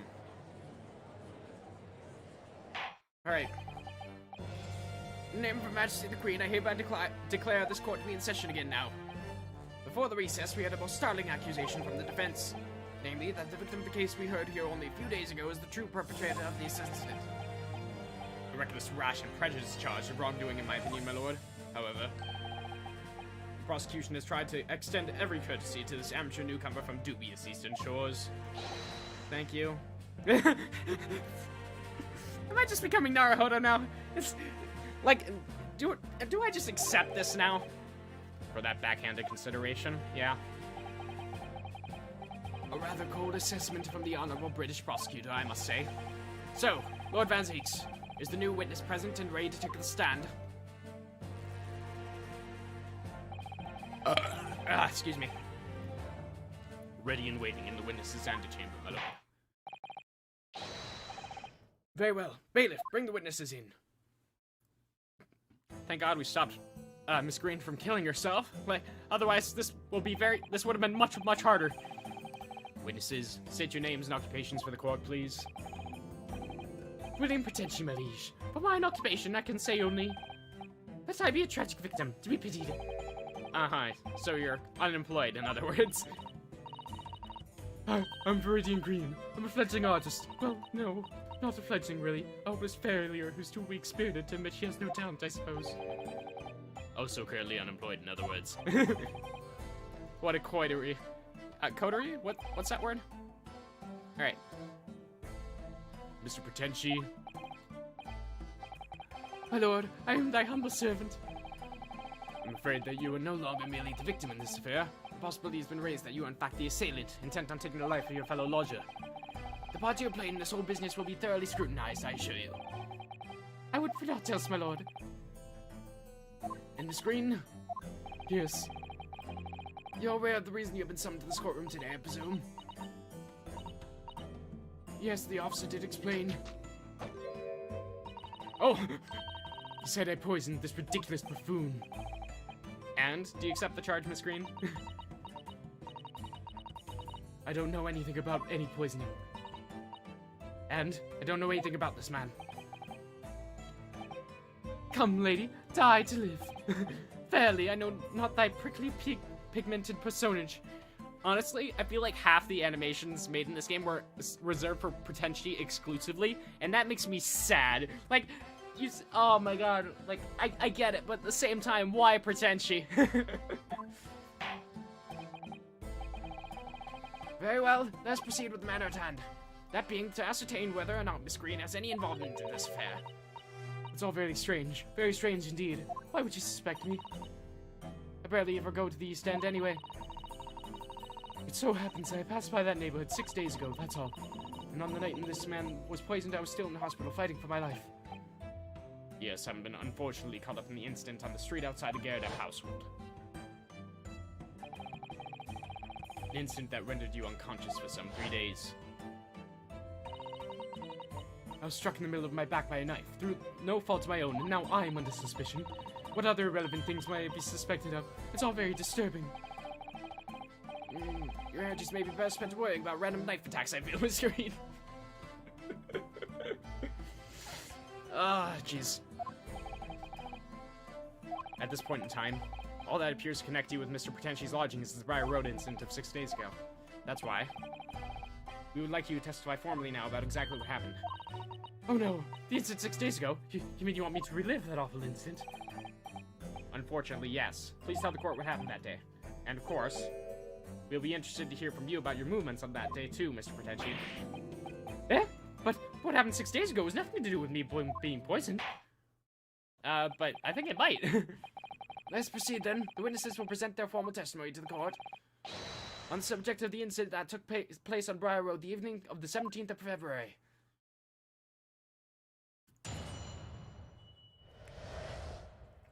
Alright. It was 6 days ago at about 5 p.m. I was walking along the stove when I was suddenly stabbed in the back. Coincidentally, it happened to be just outside the house where the men in this case have their lodgings. I feel like that is a very bad thing to do with your brush right now, unless you're just painting with a very dry and stained brush. I was at the tavern on the eve of which thou speakst, for I had bespoke my supper. It was the first time I've been in the area. I had a little matter to attend to, that's all. Anyway, I was admitted straight to the hospital, so I knew nothing at all about this business. A little matter, huh? Yes, the second incident in a week at what I believe to be aptly described as the haunted lodgings. One can only presume that this is a most unfortunate coincidence. Meanwhile, you say you were not in your room, Mr. Potenchi. Just the following morning when I did awaken and I learned of the dire events. Mary, what a commotion did the officers of law make on the floor above mine? When Soseki-san was arrested on suspicion of attempted murder, yeah. I suspected there's nothing connecting these two witnesses but happenstance.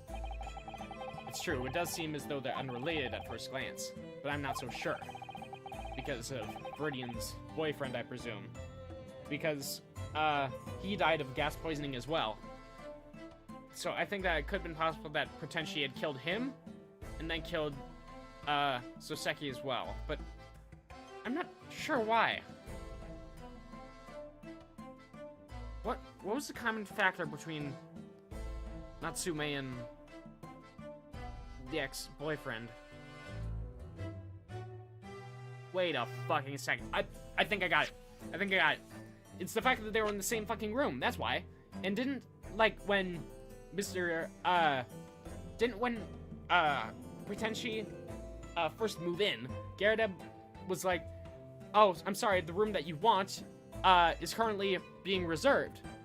And then he's like, no, you're gonna fucking put me in that room. So, for some reason, Potenchi really wants that room, but enough so that he would kill whoever lodges in there? Like, is that worth it? There's something lurking in the shadows here. I feel certain of it. And this is my one and only chance to expose it. Counsel, you may now cross-examine these two witnesses if you wish. Yes, my lord. Yeah, let me just not cross-examine them. Alright. The evening of 17th of February. It was 6 days ago at about 5 p.m. Suddenly stabbed in the back, just outside, on the tavern. Had a little matter to attend to. This is probably what's relevant here. What little matter, Miss Green? Please elaborate. It was nothing really. It's not worth mentioning. That's for me to determine. If you remember, you mentioned to us yesterday at the hospital. It was related to the card you were holding. Miss Green? Uh-huh. Just hid something behind her back. Yeah, you're gonna want to present that to us. From memory, I believe the card contained a note that read, I have information regarding the death of Duncan Ross. What's that matter? This has nothing to do with Duncan. Yeah, you remember. Mr. Potenchi, do you have something to share with the court? To be, or not to be, that is the question. Uh-huh. Get out of here, bitch. Oh, pray forgive me. The great bard's words springeth from within me with ne'er a thought. Don't tell me. It's because you're possessed by a Shakespeare spirit, right? Hearing Mr. Green's word a moment ago seemed to make you think of something. Something of relevance, perhaps? Well, nay, sir, it was nothing at all. Presumably you know the name, though. Mr. Duncan Ross, I mean. After all, you're both lodgers in the same house. I would it were so, but sadly nay. Lodging be a lonely occupation, sire. My lodging fellows be rarely known to me. So you haven't heard of him, even though he passed away in the room just one floor above yours. Miss Green. Me, my lord? Have I done something wrong? The card that was mentioned before, containing the note. Do you have it upon your person? I do, yes, but I don't need it anymore. In fact, I should throw it away, really. Oh, and there's the fragment of the letter. Yep, so that proves that she was in Potenchi's room. Yep. Before you dispose of it, the court will take it as evidence, please. Yep. Of course, that's what links Mr. Potenchi and Miss Green. It's Duncan Ross. Now continue with your testimony, please, Miss Green. Mid straight to hospital. This is the first time I've been in the area. Had a little matter to attend to. Okay, which statement, though? I knew nothing about all this business. Probably that one. So, let's just put in the envelope. Fuck! Alright. Damn it. Okay. We'll save again. So, where do I need to show the letter here? Okay. Had a little matter to attend to, that's all. Little matter called poisoning. Huh? Yep. Sorry. Didn't mean to press on this one. I keep on hitting the wrong buttons. Okay. Present. This one. Damn it. No. Fuck. Little matter to attend to, you say. Like, do I need to, like, inspect it? Do I need to update it? The envelope's been ripped open rather carelessly, hasn't it? The screen strikes me as the type to open correspondence more neatly than that.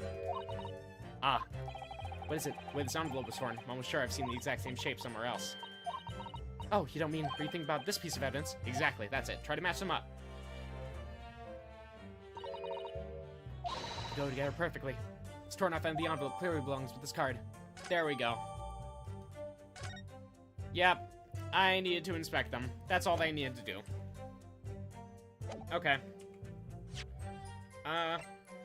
Present. Fuck.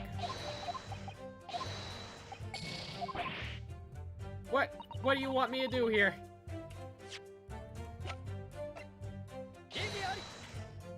Damn it! Where?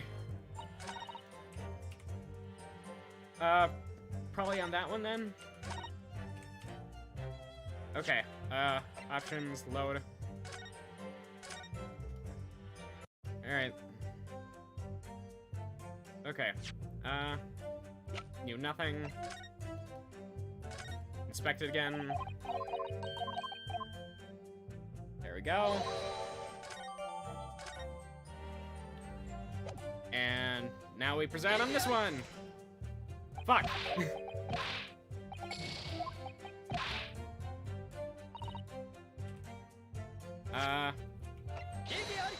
That one. Fuck.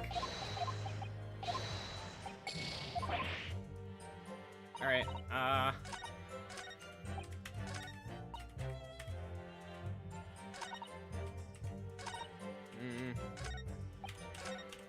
need to press something then.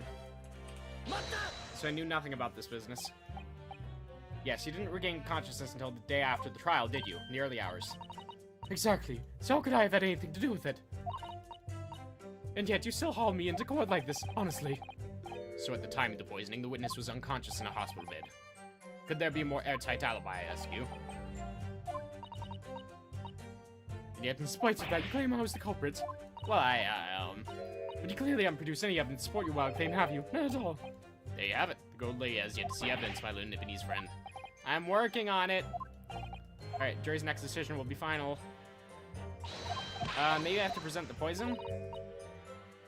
Try developing that. Yell at objections isn't the best way to do that. Okay, let's just press everything then. Okay. I'm sorry you had to go through with that. It was awful. Can't believe I was unconscious. Woke up to find the case solved. Culprit arrested. Yep. Bad dream. Blah, blah, blah. Remember the details one last time. Okay. Just happened outside. What are you doing there that day, though? What do you mean? The art school you attend. What's it called? Yes. It's called the Thorndike Academy of Fine Arts. According to Mr. Holmes, it's just in the vicinity of Brixton Road, which is some 10 stops away from the scene on the Underground. I believe you mentioned before that you also live on Brixton Road, is that right? So why, then, would you have been walking along Briar Road in the middle of the East End? Well, it's because, oh yes, of course. I thought I might make a next picture. Sure. The witness is a student of art. City-dwelling artists can't all paint grand urban vistas. That's right. I happen to like the crumbling look of that part of town. Perhaps quaint would have been a less grating term. The point is, she's definitely hiding something. Yes, it seems she's not gonna be forthcoming. Okay. And you, Mr. Potentia, on the evening of the incident 6 days ago, would you tell the court exactly what you were doing? It would be my pleasure, sire. Okay. Is it on this one then? Fuck!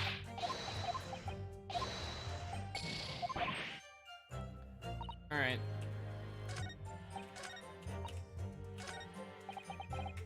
Alright, just in case, I'll press this one. A tavern, you say? Which one? It was the slug and salad where I did tarry. 'Tis a jewel in the East End. And a little unexpected, I feel. What do you mean, Lord Van Zieks?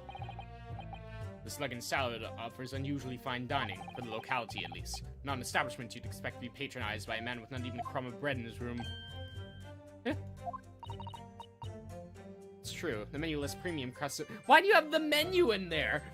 Why do you have the menu of this restaurant in your book? The menu lists premium crusted bread and a glass of water in different levels of cloudiness. Would have expected grub's grubbery in the local vicinity to be more appropriate for your means. Watery soup and mushy peas, or rather soupy water and pea like mush. All equally appetizing. I just want to try some water in a different pub for once. What's wrong with that? How different can water really be? Or perhaps there's a more plausible explanation. A specific reason why you had to go to that particular establishment. Agreed. The fact that on that day of all days, he dined at a place that you wouldn't normally dine, it does stand out. So, his actions were slightly suspicious. Wait a minute. Hold up. What about the letter itself here? The envelope that... Yes, they're from the same letter, but... Can we open the letter here? I'd like to open it. I'd like to open the letter. Jeez. Victim's medical report.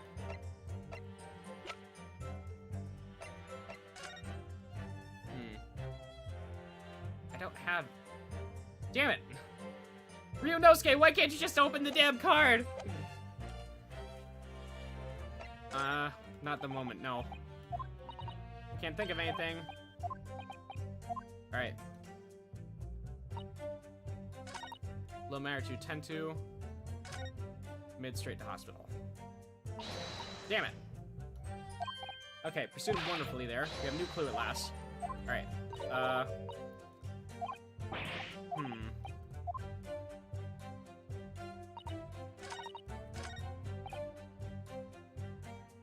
Damn it. Well, I'll just load again. Okay. Maybe I have to present something there? Okay. Let's just skip through all this there.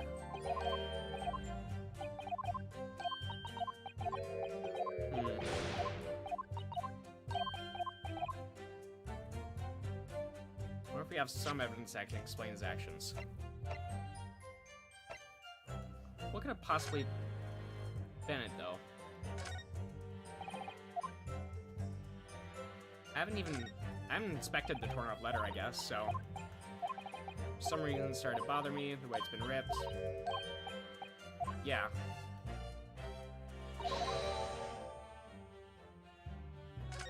Really?! Oh wait, no. Oh wait, no. I just forgot to inspect it after... Yeah. Never mind, never mind. I'm not an idiot. Well, yes, I'm an idiot, but... A different kind of idiot. Let's go with that.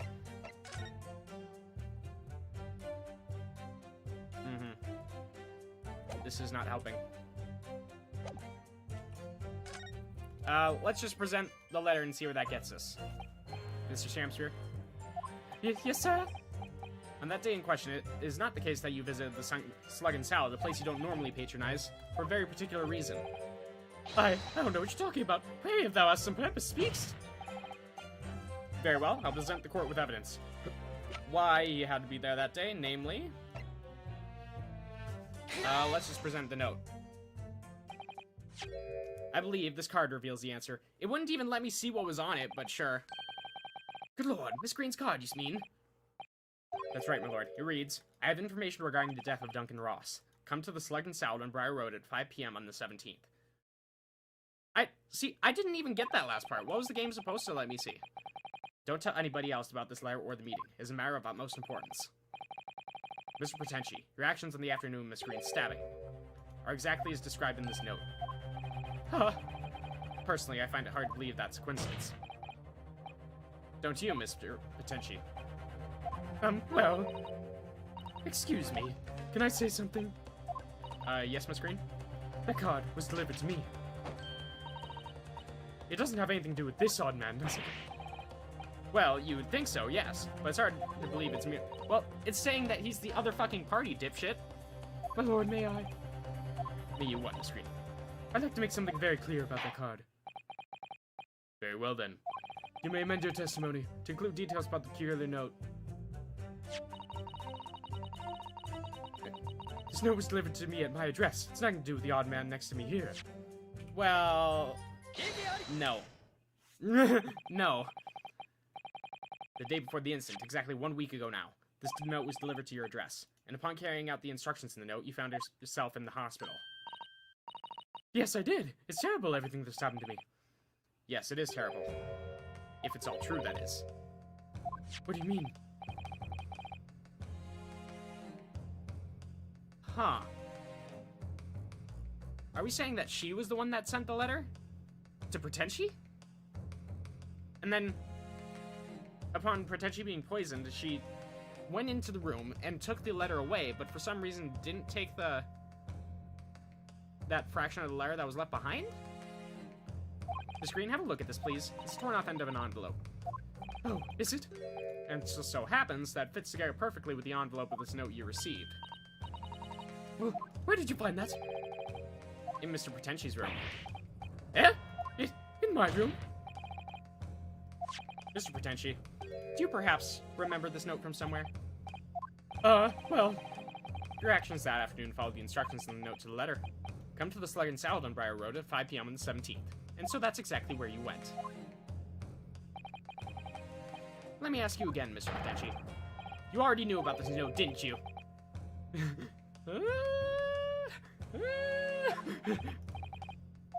And you, Miss Green. What did I do? As torn out at the end of the envelope proves, the note was originally in Mr. Potenchi's room. So how is it that came to be in your possession? I don't have the first idea. I'm just a fledgling artist after all. What does that have to do with this? There's only one explanation. You broke into Mr. Potenchi's room and stole it. You did what? Sorry, that was what? You broke, that were in my room. Okay, so at least we know that, he doesn't normally speak like that all the time. Jesus. Okay. What on earth do you want with me? It would seem that both witnesses need to testify again. Miss Green. Yes. Whilst you have the court's sympathy, I'm sure, for the suffering you have endured in recent events. Anyone found to be giving false testimony in a court of law will be duly punished. Please bear that in mind. Yes, I know. Well, not like that means anything in this universe, but, you know, whatever. Very well, witness. You'll give formal testimony again now, on the subject of this curious anomaly regarding the note Miss Green claims to have received.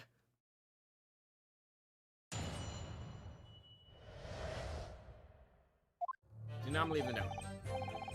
I do remember now. Just a week ago, peradventure, that note was delivered unto me. On the day therein, I did tarry a long hour at the Slug and Salad, yet nobody came.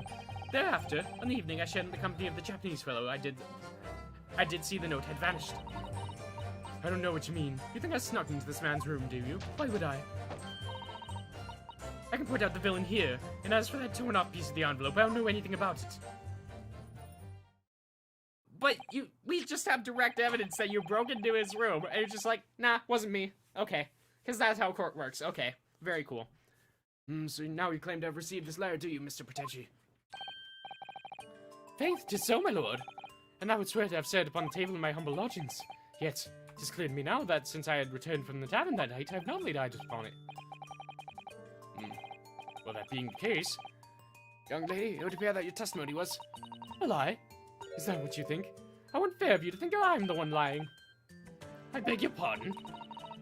I'm just a fledgling artist, as I said, and fledgling artists don't lie. That note was delivered to me at my address. Besides, we all know who the liar around here is.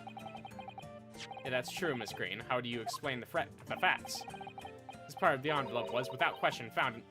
I don't see why I should explain. Sorry? I'm a fledgling artist. My job here is just say what happened, that's all. It's your job to give the explanations and the proofs. You, the fledgling lawyer. Damn it! She's right! The fledgling will do his best.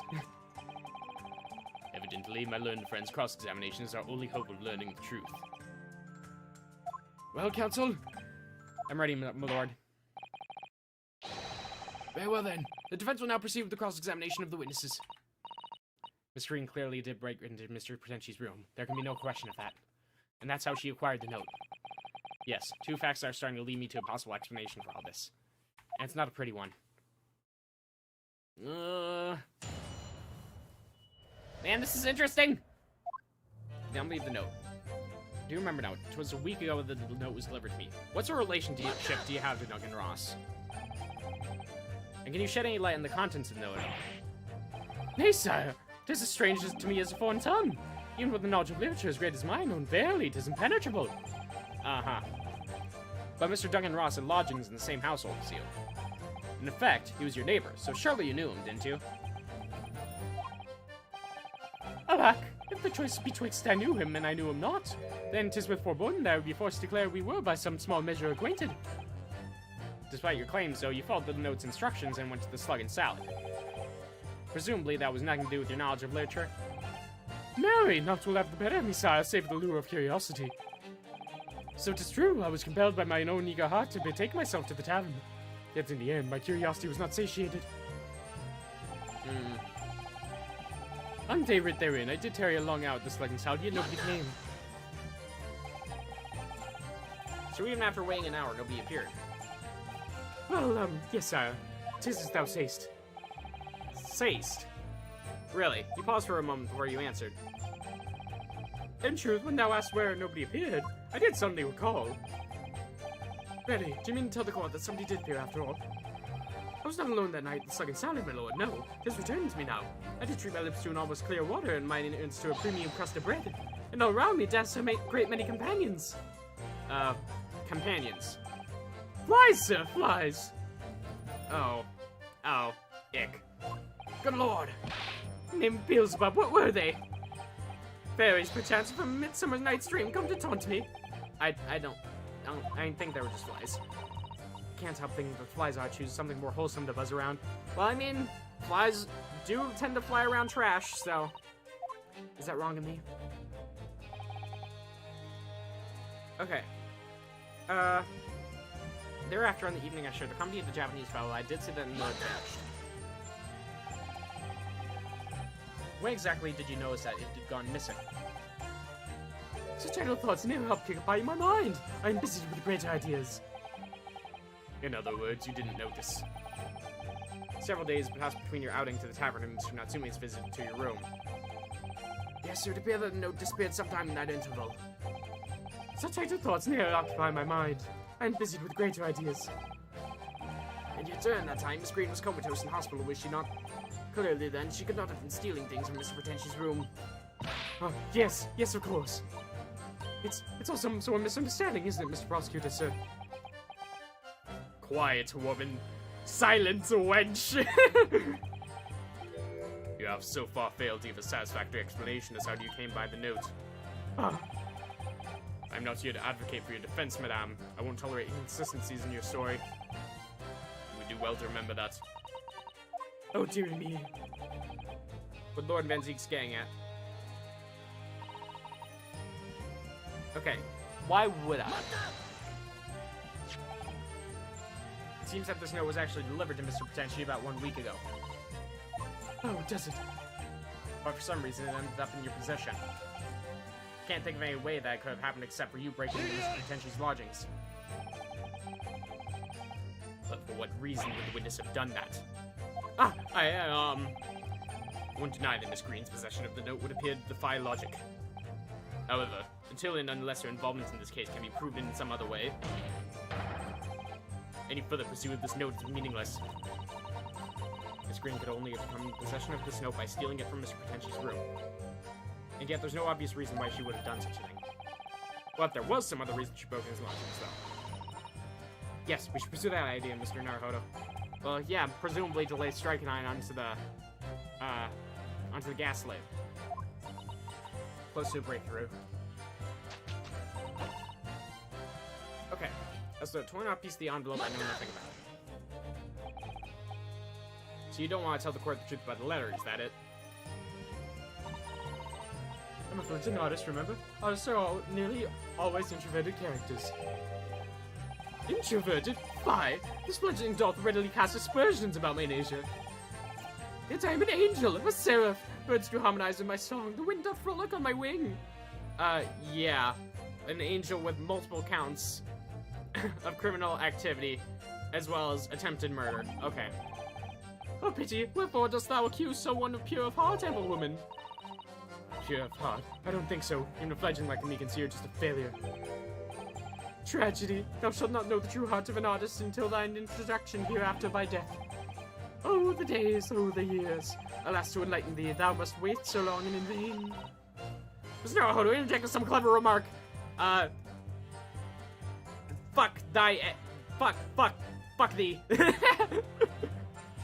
That's the best I got. Fuck thee. Mr. Chance to shine. I'm no Shakespearean actor, Mrs. Otto. No, as far as I can tell, the only thing that's going to resolve this argument is evidence. Yes. Alright. It's clear that they broke in. Yep. Okay. No advantage. Why would you sneak into his room? Poison! Yesterday at the hospital, we saw you with this bottle. And though the contents spilled during our course of our meeting, a small quantity remained. According to the defense's independent analysis, Mr. Holmes' chemistry set, the liquid that was still in the bottle was identified as strychnine. What? Strychnine? The very same poison that afflicted Miss Pretensi. Miss Green, you broke into this man's lodgings. For one reason and one reason alone. To cover the end of the pipe that feeds the gas lamp in Mr. Pretensi's room with poison. Can this be? You broke into my room to... It may seem incredible to the court, but from the remaining clues, there's only one logical conclusion that we can reach. The person who attempted to take Mr. Pretensi's life with poison was you, Miss Viridian Green. Oh dear, oh dear, oh dearie, me! Ah, get it! I do not want to see an upskirt shot of her. Game, please do not do that to me. Order, order! Counsel, are you seriously suggesting this woman put poison on the end of the gas pipe and intent to kill? Yes, my lord. There's no other way to explain the facts. But if Miss Green did indeed set this odious trap 6 days ago, and the victim has put his mouth to the pipe that very evening as expected, the attempted murder would have happened 6 days ago, surely. Well... Perhaps not, my lord. Huh? Why are you taking our side here? I beg your pardon? There was a significant police presence in the area that evening on account of the incident on Briar Road. Local residents were being interviewed throughout the night as part of the ongoing inquiry. A circumspect criminal would likely have chosen not to carry out any wrongdoing at the time. Lord Van Zeeks.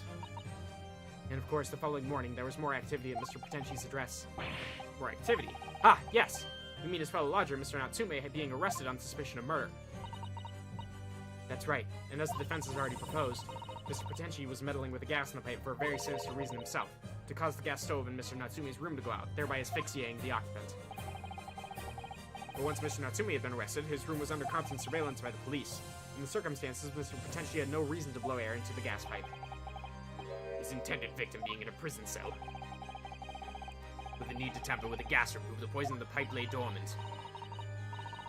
And then, 3 days ago now, the situation changed again.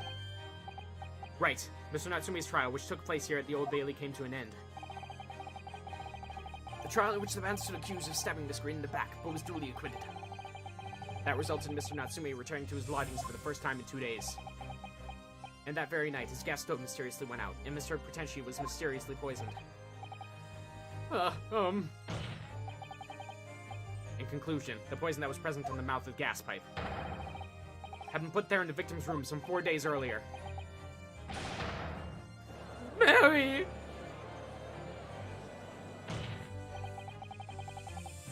With that new understanding, it becomes clear that this letter was all part of the plan. What plan? Well, to get him out of the house, of course. The court will recall that the note gave instructions to visit the Slug and Salad at 5 o'clock, and that recipient should tell nobody else. The reason for those instructions are now clear. To ensure that the lodger would not be at home at the said time. To make sure I wasn't home. Exactly. While you were out, Miss Green could safely slip into your room, knowing that she wouldn't be disturbed. You mean to say that letter Was written by Miss Green, yes. And in order to cover her tracks, she took it away with her when she left. Just after she smeared poison over the mouth of the gas pipe in your room. Well, yeah, but I just want to know, how could she have broken into his room? Like, did she pick the lock or something? Because otherwise, I'm pretty sure he would have noticed. Order, order! What do you have to say for yourself, witness? Just who are you? Why'd you try to kill me? Miss Green's motive should be obvious. Revenge. It's all tied up with someone whose name we've heard several times already during the course of this trial. So, that's what's behind all this. You'll share your apparent understanding with the court, please, counsel. Which person's behind the woman's motive for the attack on the victim's life? Duncan Ross, baby. Duncan Ross.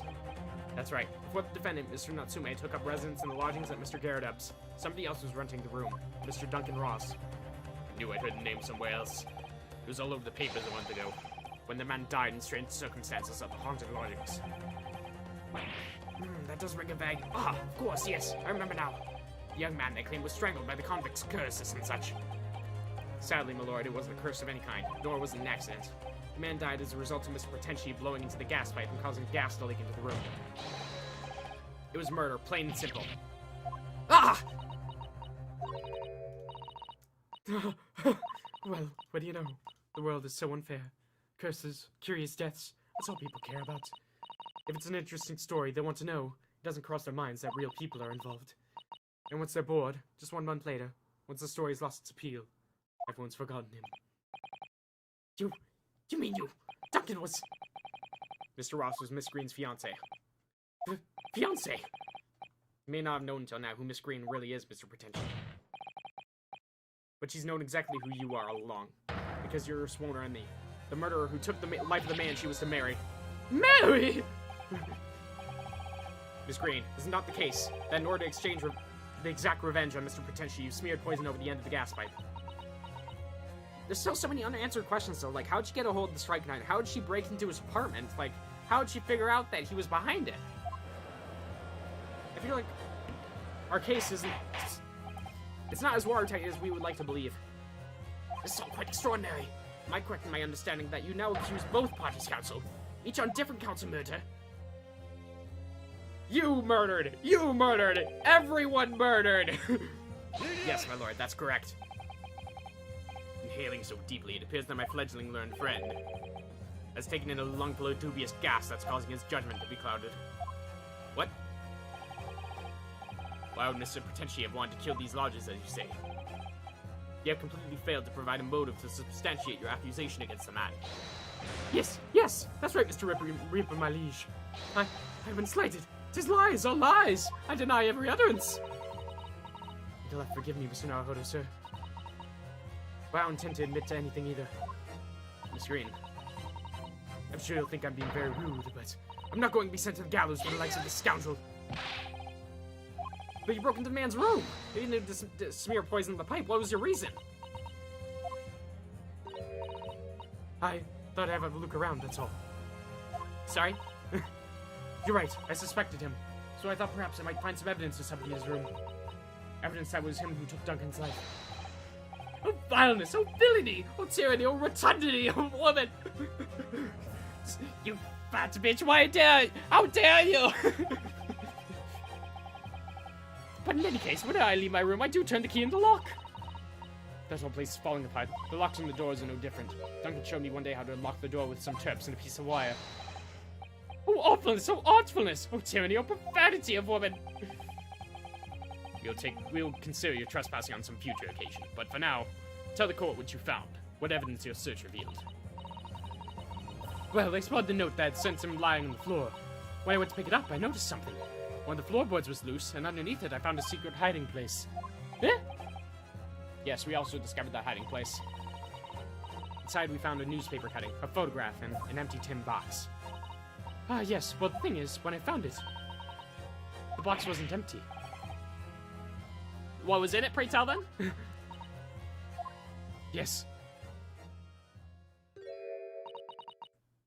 This rather nice key. So, thievery and trespassing then. Ah! What are you doing with that? What the? Every ounce of color is drained from his face. Give it to you! Give it to me now! It's mine! I inherited it! What was that, witness? What did you say? You inherited it. No, what's this all about? He inherited that key.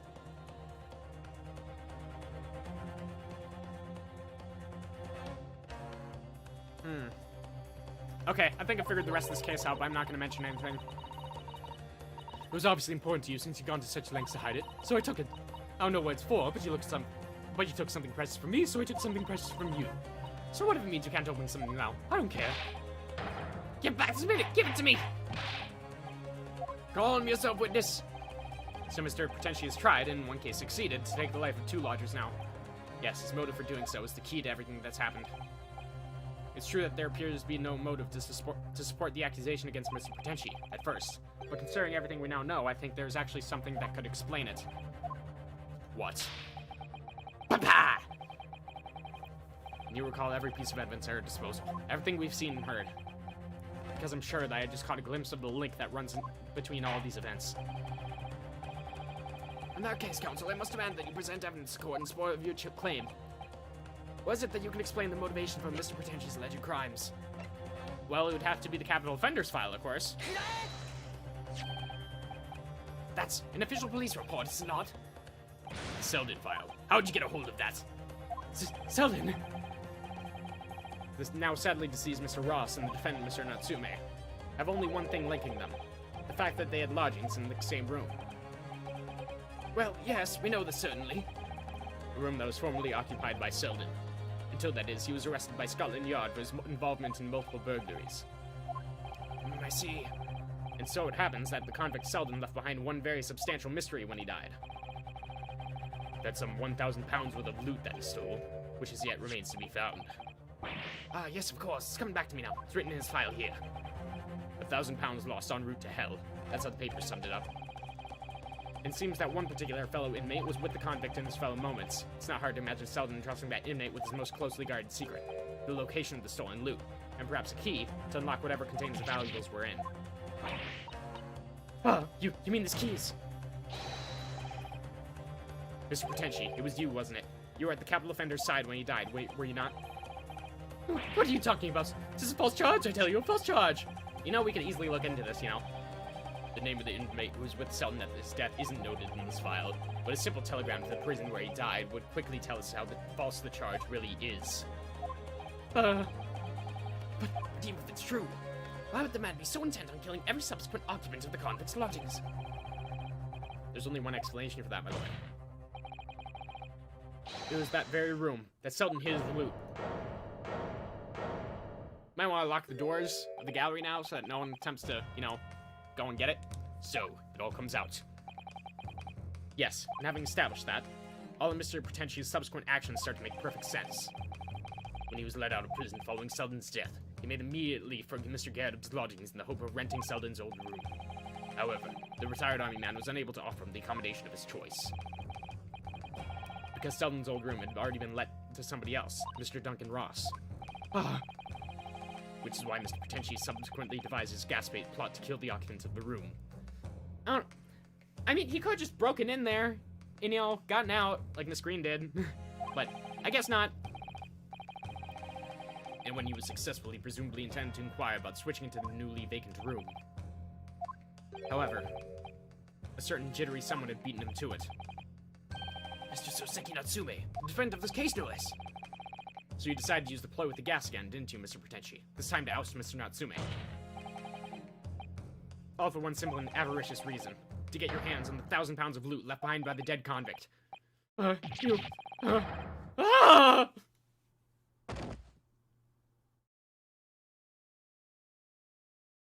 Get his ass. Looks like I'm gonna stuff it before they get to stretch me neck. Oh, wait, no. Listen, I want you to have me loot. Anything. It's in the room where I was lodging when they got me. Yeah. This is the key to it. Take it. Always stay one step ahead, mate. See you in hell. Yes. Shamspeare. Well, Potenchi.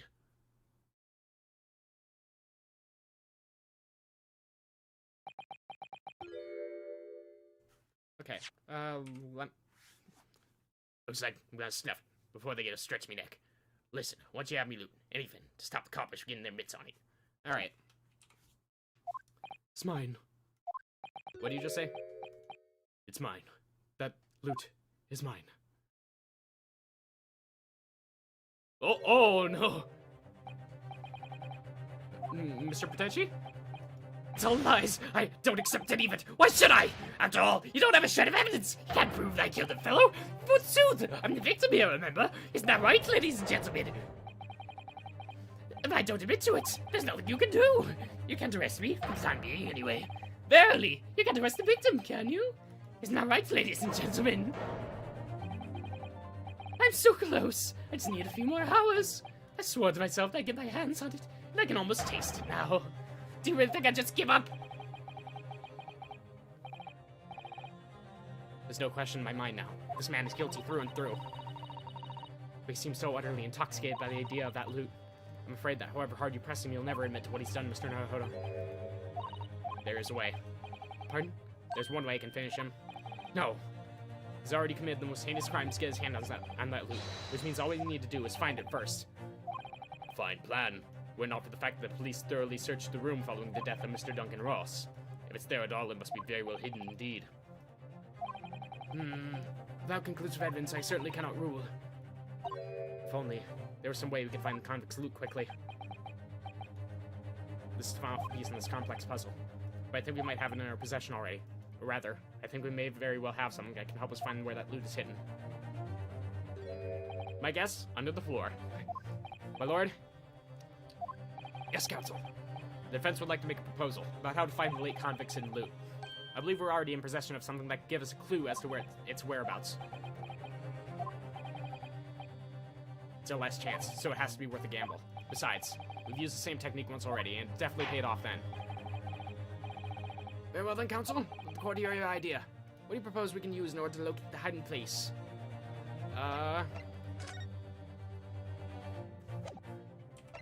The gas meter.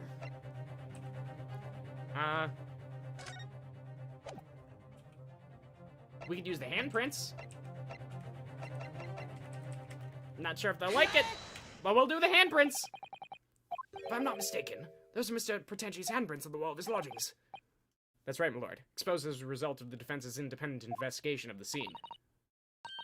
Yep, based on, Mr. Holmes, suck his dick. A great detective? Is that some kind of joke? Do you really think I'm going to be daunted by a man with such a ridiculous title? I should think the great bard ought to recognize such a title when he hears one, Mr. Pretenci. Perhaps we should compete for the honor of most ridiculous title. My man! Ah, 'tis Sherlock Holmes himself. What are you doing here, great detective? You usually haunts the filthy back streets of the capital, are they not? Ah, Mr. Reaper, it's been far too long. And I see your complexion has worsened since last we met. Mr. Holmes, he does know Lord Van Six then? Well enough to say something like that in any case. Oh yeah, this is the first time that Naruhodo was seeing them side by side. Mr. Holmes, though you may be held as a great detective by the population at large, that does not give you the right to come and go in my courtroom as you see fit. If I may, my lord, Mr. Holmes' newly developed scientific method has helped us uncover vile clues in this case already. Clues, you say? I call them skin prints, my lord. My method identifies every location touched by an individual under scrutiny. It's the method by which we are able to ascertain this gentleman's gas pipe activities. Ah, need only a small sample of something the individual has previously touched to make an indicator solution. So, using the key, you could use Selden's prints to find the location. In your case, sir, I used the teacup you had been holding. Elementary. So now, Mr. Naruhodo. Yes. What am I do as a sample to make the indicator solution this time? Thank you for offering to help, Mr. Holmes. When the convict was arrested, he was living in what is now Saseki-san's room. We need a sample to help locate it. What? Present evidence or a person? I'm gonna have to present Miss Green, so... We need something of Selden's in order to create the indicator solution to find his loot. And something the convict owned happens to be in the possession of somebody listed in the court record. Upon my word, Mr. Naruhodo, your powers of reasoning appear to be on the up. Well, I mean... Is it really on the up? Like, you... Man, it's kind of mean. Like, were they on the down before? So, which particular person do you have in mind? Alright, Miss Green. Miss Green. Oh, me? What do you want with me? The key around your neck, if you please. Sorry? That key belongs to Selden. There'll be remnants of secretions from the man's skin on surface that we can use. Very true.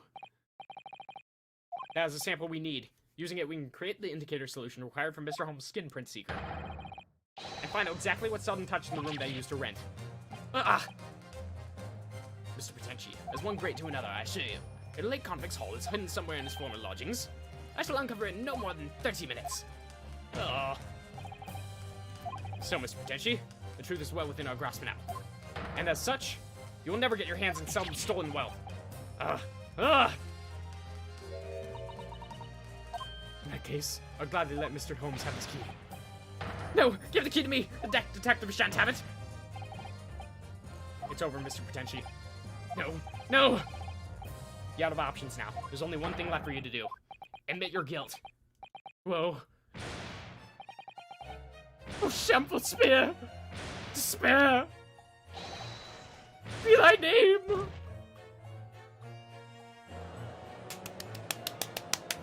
As beautiful in death as in life. Go fuck yourself, Potenchi. Eat my entire asshole.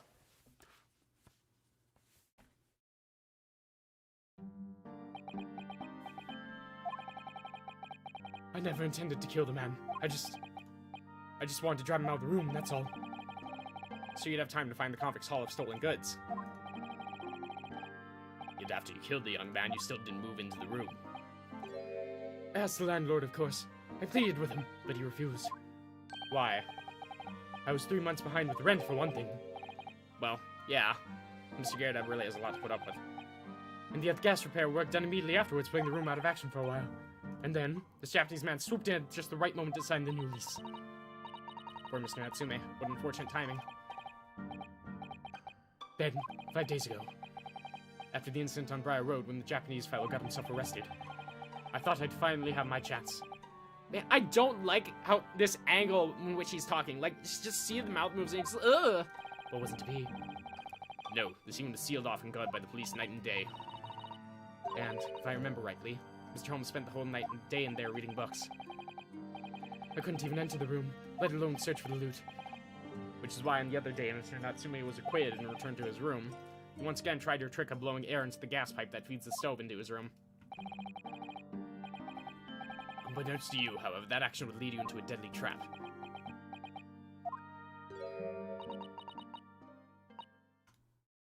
William Potenchi. How does it go? To be or not to be? That's the question. From Shakespeare's Hamlet, Act 3, Scene 1. Well, of course you know Advances. Well, let me tell you, in your case, it's not to be. That is the answer. You deserve to die for what you've done.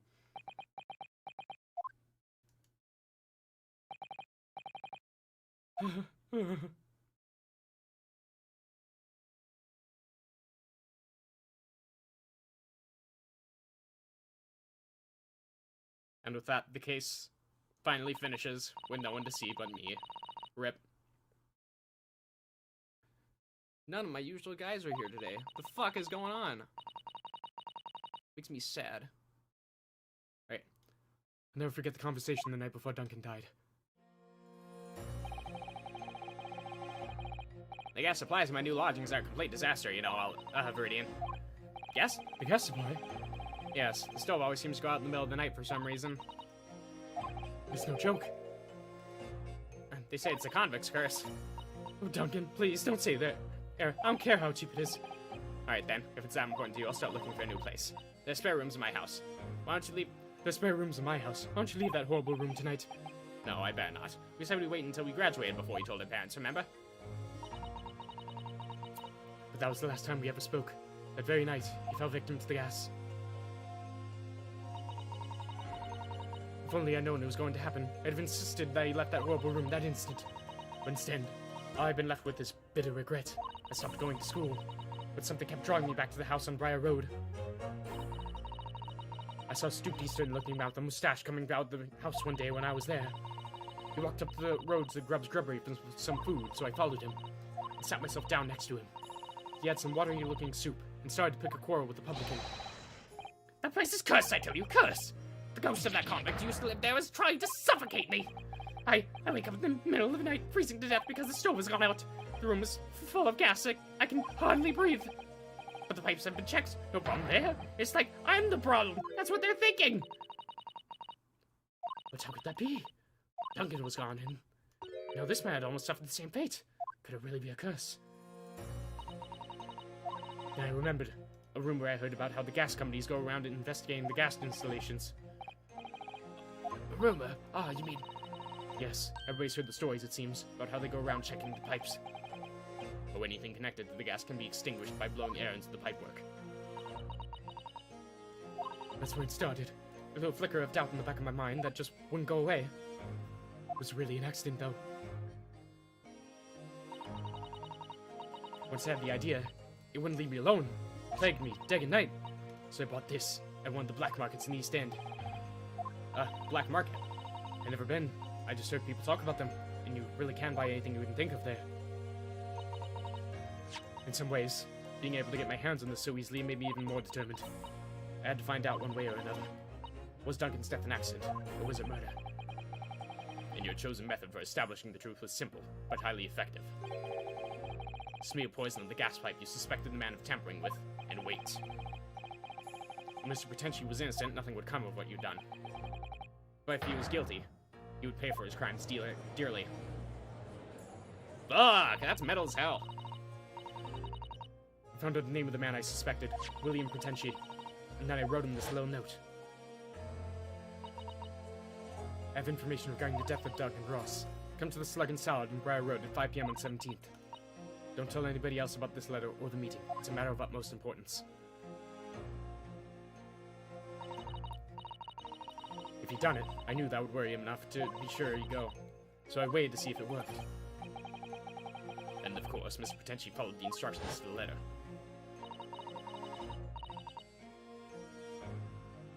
I worked out where the gas pipe was straight away, so I smeared a good amount of poison I bought all around the mouth of the pipe, all the time praying that the devil's work wouldn't be done, and that was all just some wild fantasy.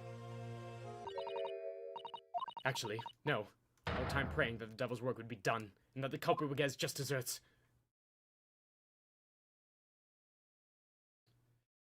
And again, just remembering the line from the last game. When fighting with monsters, one should take measures to ensure that they don't become a monster themselves.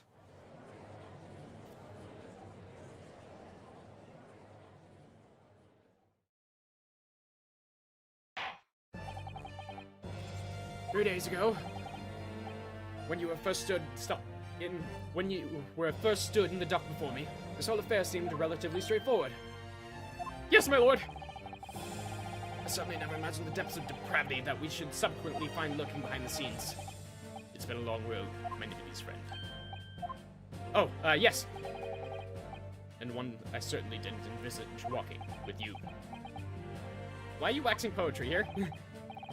Nevertheless, together we have reached the light at the end of the tunnel, as it were. Miss Green?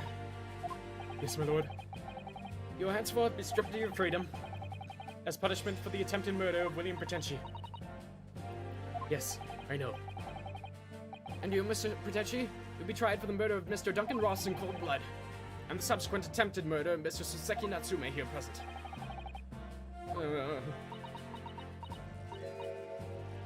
Mr. Naruhodo. Yes. Yesterday, at the hospital, when you and your friends stopped me from ending your life by drinking what was left in the poison bottle. I wasn't myself. I can't even really remember what was going through my mind. To be, or not to be, I suppose. That's a question that's so hard to answer, it seems. Well, personally, I'm glad of your being here, Miss Green. Oh, and I'd like to believe that's a blessing Mr. Potenchi didn't die when he ingested the poison. For your sake, at the very least.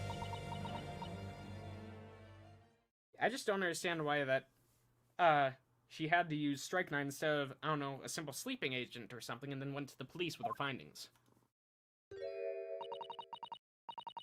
Because of you, I chose life, not death. And now, you made the truth come out at last. Really, I can't thank you enough.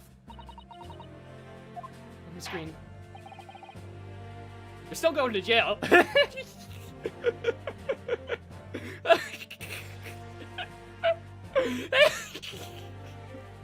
God, I'm a fucking awful person. Okay. Mr. Soseki Natsume.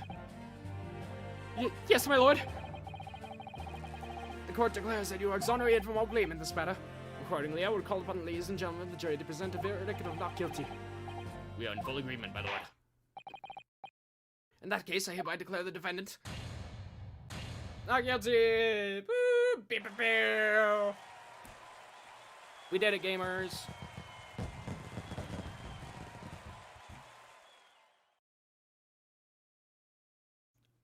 Bug you. Court is adjourned.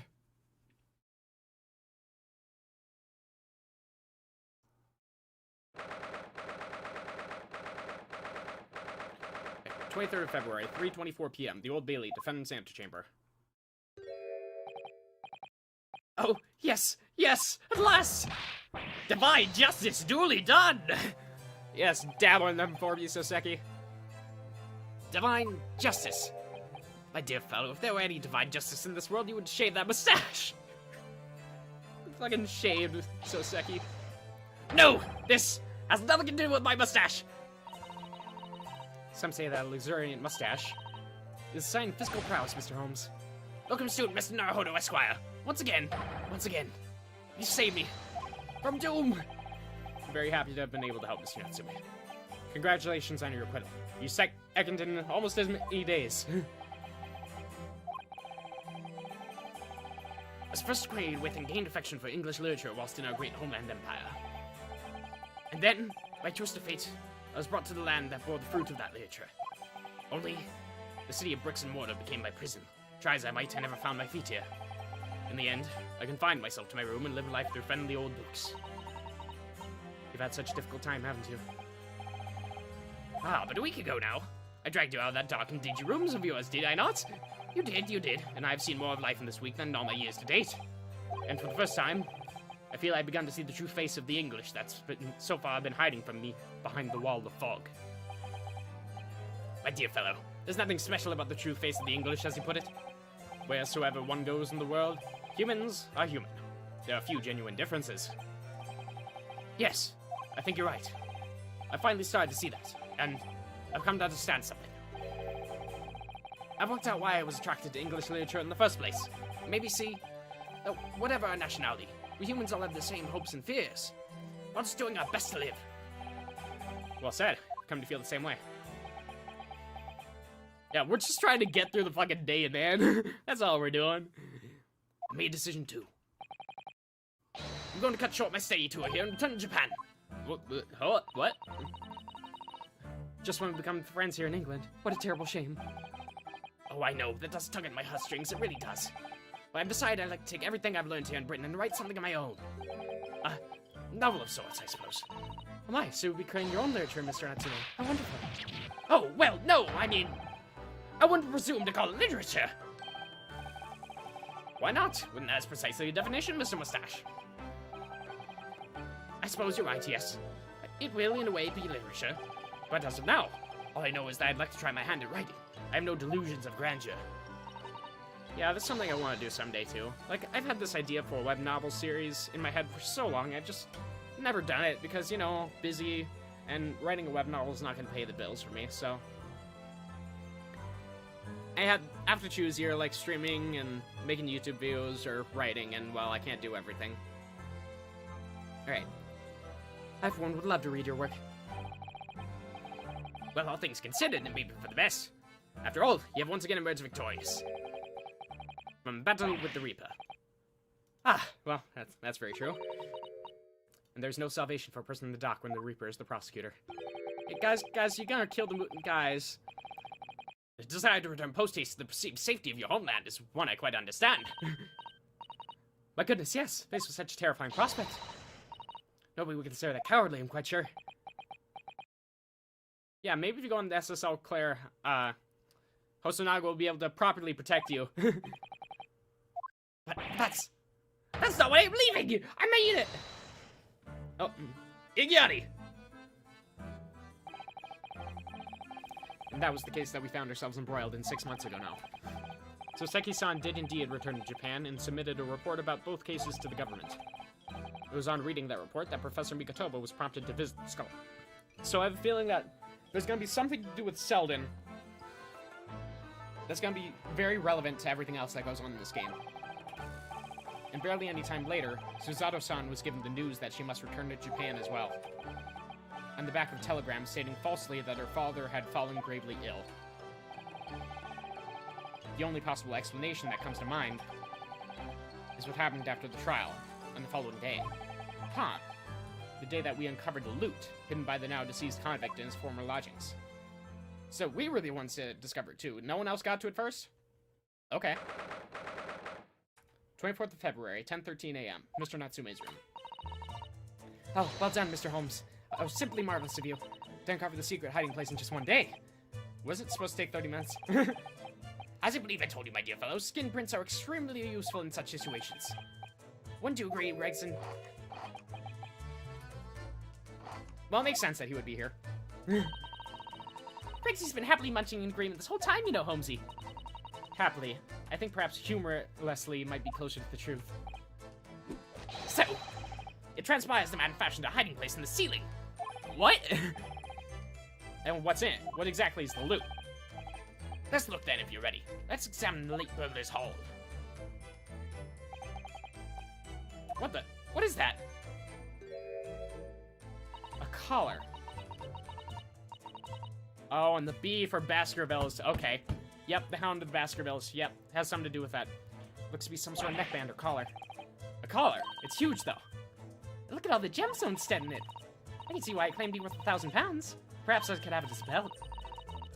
Oh, have you noticed on the inside there? There's some dark stains. Yeah, I'm pretty sure that's blood.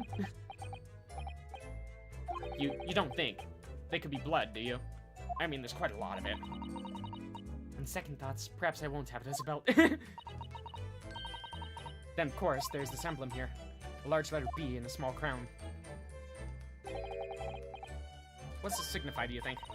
Oh, I hadn't noticed that. I feel as though I've seen the emblem somewhere before, you know? What could it have been? That's enough of that, I think. What? All the colors drained from his face. Well, Inspector, I believe you ought to be taking this, oughtn't you? It could be valuable evidence, after all. Must be kept safely under lock and key. Yes. Get your grubby hands off that, you lot, and hand it over, now! Yeah, very sensitive, it seems. Never seen a collar that large before, and all those jewels certainly look to be extremely valuable. That's not what stood out the most to me, at least not once I noticed it. Those dark marks on the inside of the collar, those stains. Could they really have been blood? So was it, like, a collar that a human was wearing? Well, that was a funny case, wasn't it? Let's all buttoned up now. And you look very pleased, Iris. I am, because I was starting to wonder what I could use as the basis of this month's story in the magazine. But this case will be perfect. It's been so fascinating. You're talking about the latest installment of The Adventures of Sherlock Holmes, I presume. The mystery of the knife in the mist, and the mustached man of the convict's curse, perhaps. It can make a 2-part story. Oh, I can't wait. Yeah, you're not gonna be making that second part. A word, please, Iris. Yes, what is it, Holmesy? I'm sorry, but you can't write about this case. It's out of the question. What? Why not? It's a great case! I shall have to insist that you limit yourself to the first of your 2 titles. The second must never be written. Is that clear? Yes. Fuck, I love this conspiracy shit! 漱石さんの2つ目の事件は闇に葬られた。 Alright, and so it was that the second of Soseki-san's cases became buried 今 in ならわかる obscurity. 気がする。 Now looking back, I feel I understand. ホームズさんが事件の発表を禁じたのか。 I can see why Mr. Holmes forbade Iris from publishing the story. すべてが一つにつながるにはもう少し時間が必要だった。 It would take a little longer before I saw the link between everything that had happened 物 and 語 would が happen. 再び動き出したのは佐藤さんの手紙が届いて2ヶ月後。 Where it wasn't until 2 months later after the arrival of Susato-san's letter that events began to その事件 unfurl は again. かのロンドン万博の最中に起こったのだった。 With an incident that took place at the very heart of the eagerly awaited Great Exhibition of London. Ah, fuck, it's getting good! I love all this shit. Oh, God. Alright.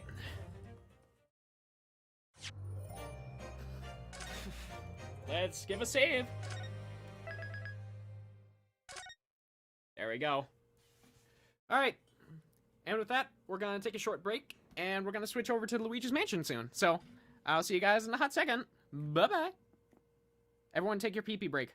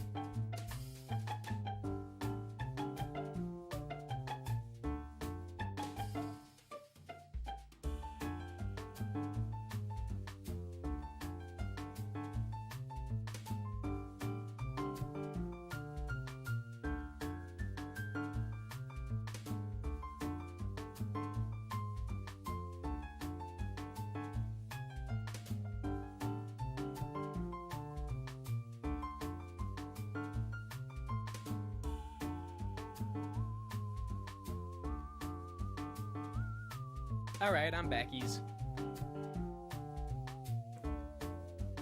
Just taking an extra moment to set everything up here.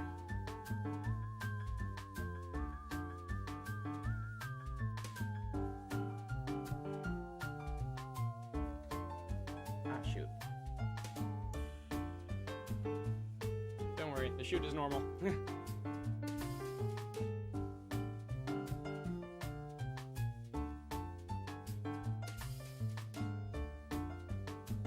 Go.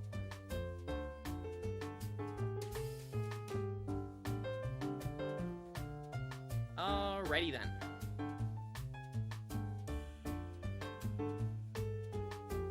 Okay, I can take that away now. As well as turn that on. And that on. Perfect. And now we're gonna go ahead and do our map disable glitch.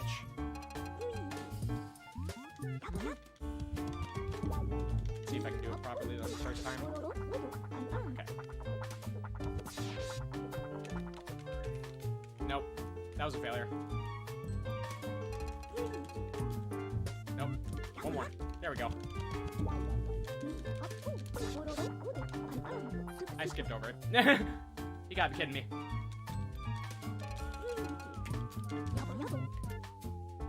You know, maybe I should just throw in the towel. This is what everything's gonna be like right off the bat.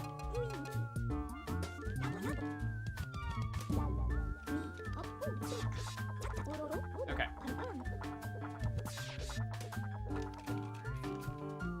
Nah, I don't think that was it either.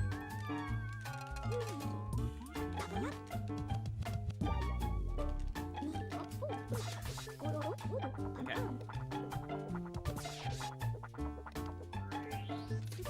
There we go. Perfect.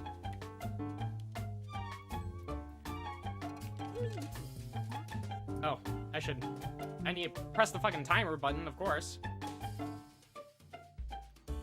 Alright. 3, 2, 1, go. There we go. Running around at the speed of sound. Got ghosts to suck up and I got cocks to suck. There we go.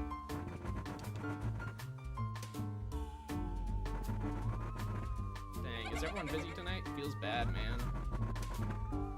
I don't know. I'll just play the game. Improve my skill level.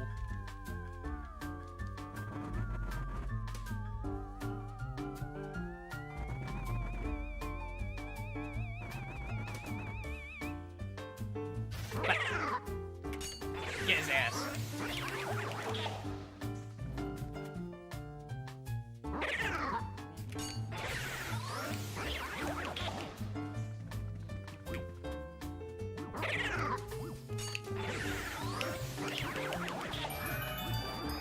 Perfect. Oh yeah.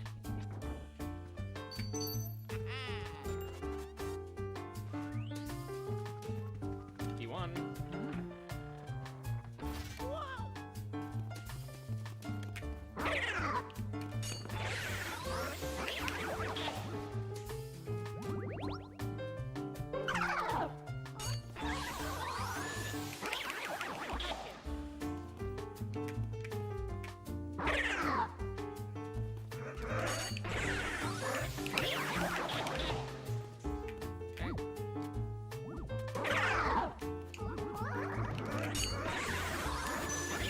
Perfect. Bazinga.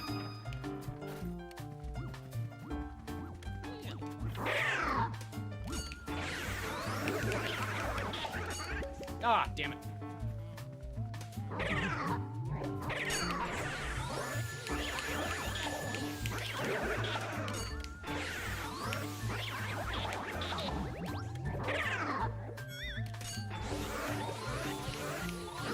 Ah, damn it. Missed it.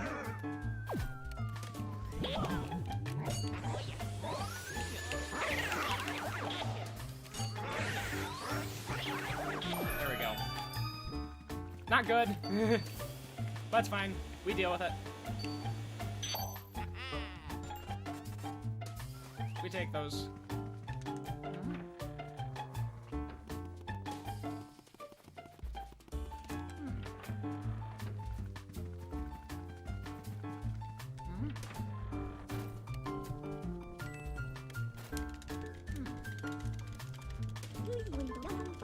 It's definitely not going to be a sub 6, but, well, we can dream.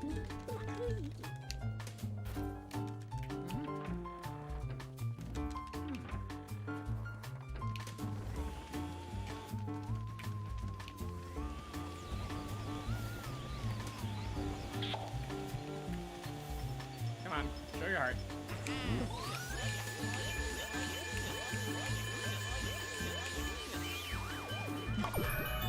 There we go.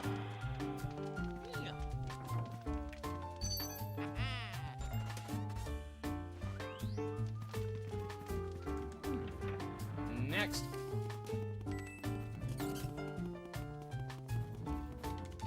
Ah, fuck. I forgot the audio again. Oh well.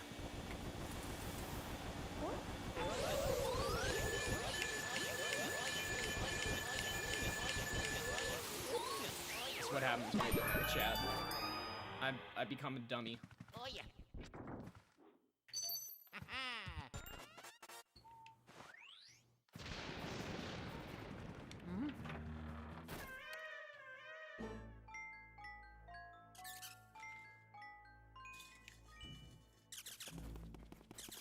Mario.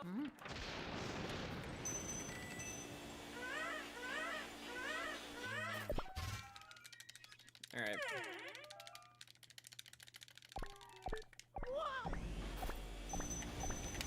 Oh, damn it.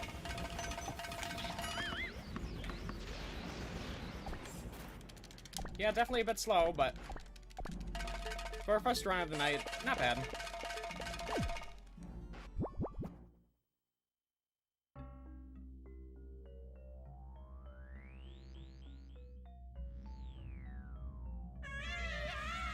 I mean, as long as I can get good RNG on the Warlindas, that more than makes up for everything that happened here, so.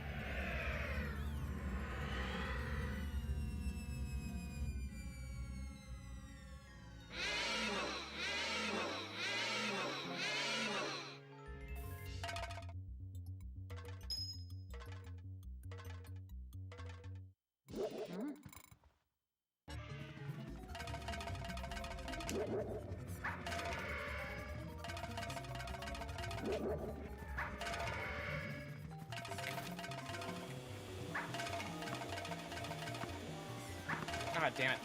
Barely.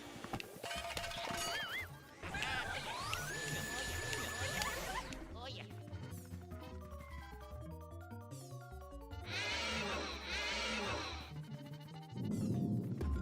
Yeah, I'm gonna be pretty behind on this segment. Good 30 seconds or so.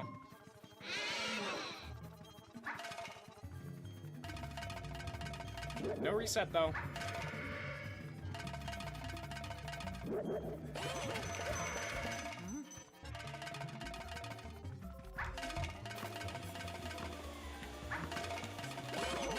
Damn it.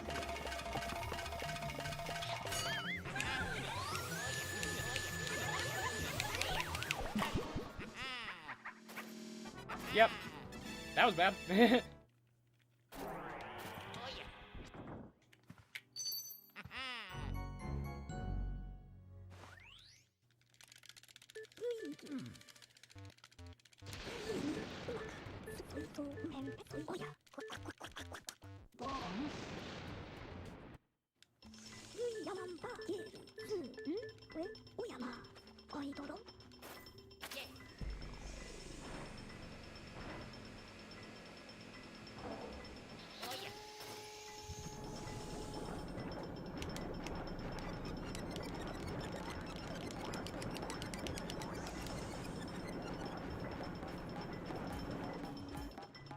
Get your drinks.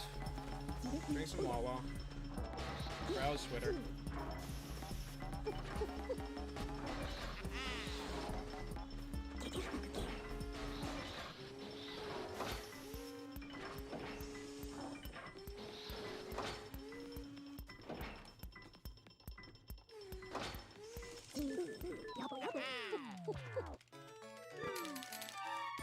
God damn it, I accidentally saved.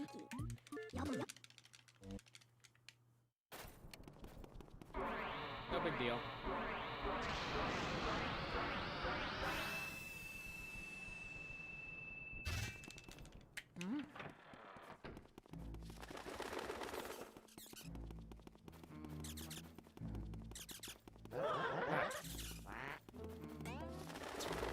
Always very tricky.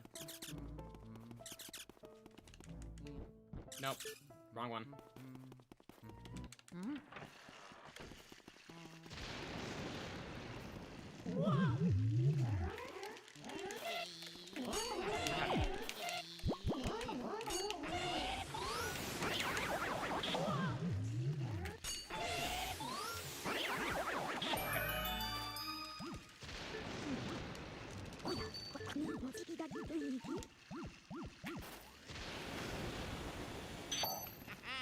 Get my ballroom key.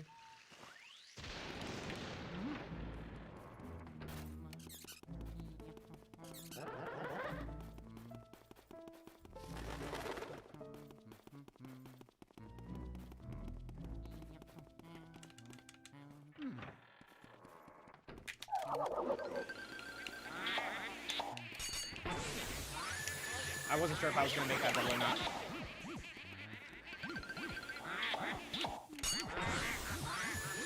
Okay, clean.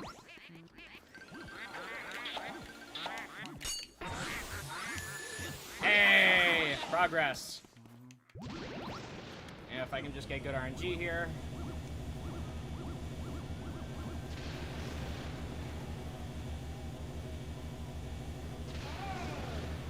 Come on. Fuck. Damn it.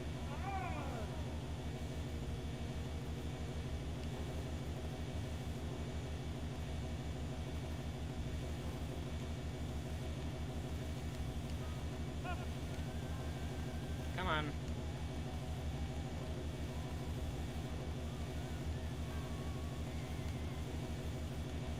Come on.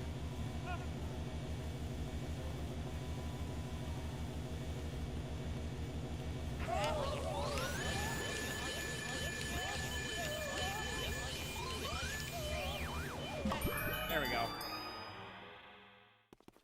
Oh yeah.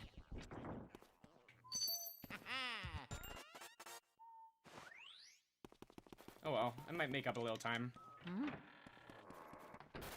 Depends on how I do here.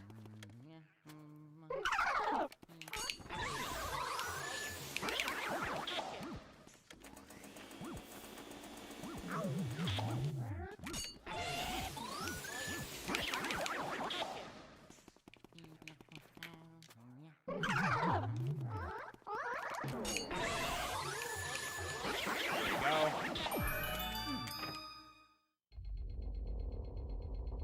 Aw, man, I'm actually losing time? Damn it.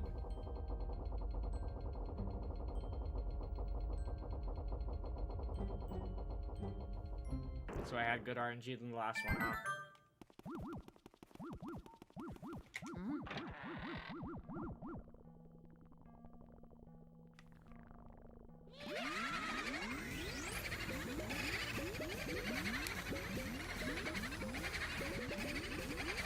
Oh well, I can easily make up the rest of it, so. Again, not worth resetting. Oh. Luigi, pen, dodo, omega, Luigi, odo, soito, hey, maka, soito, sike, sike. Luigi, soito, suku, suku, suku, sike, mojibi gagi, umaka, same no take, hey, su. Umaka, mojibi ni, umaka, suku, suku, yabo, yabo. So, san, sike, Luigi. Yabo, yabo. There we go.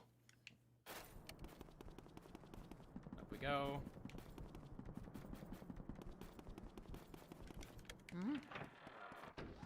Well, shit. Come on out.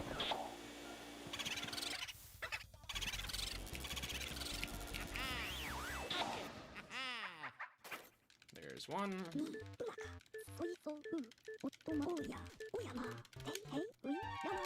Mario!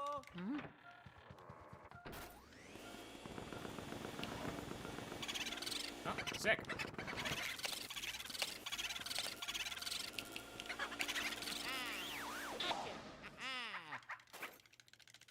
There's two.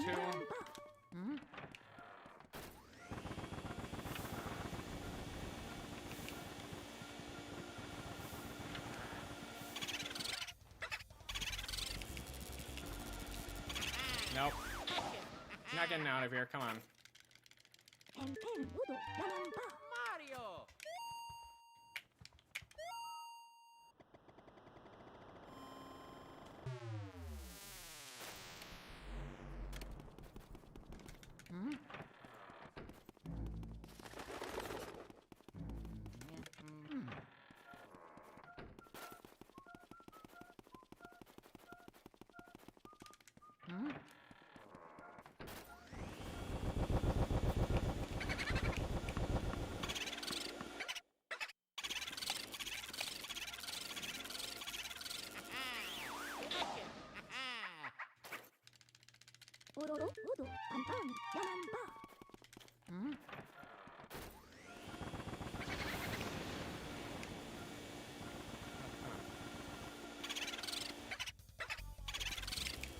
Oh, come on.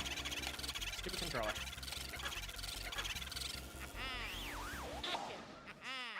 C-stick didn't go in the direction I wanted it to.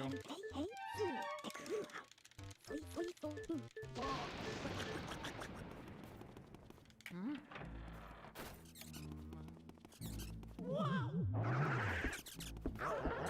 come on.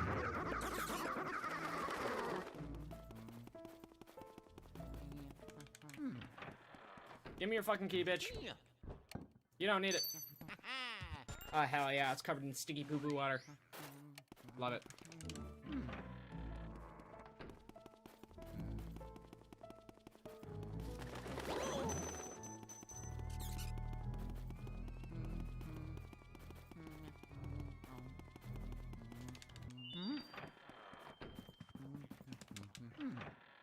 Alright.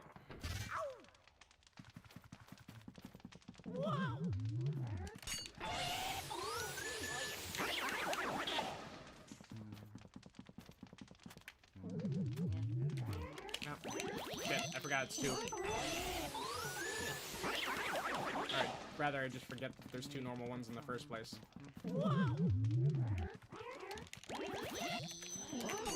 Ah, shit. Come on.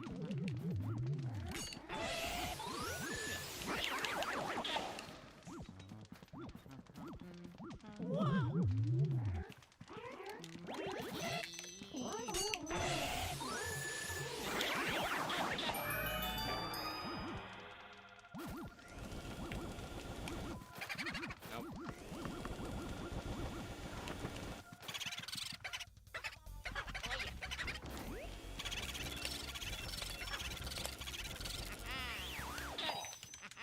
There we go.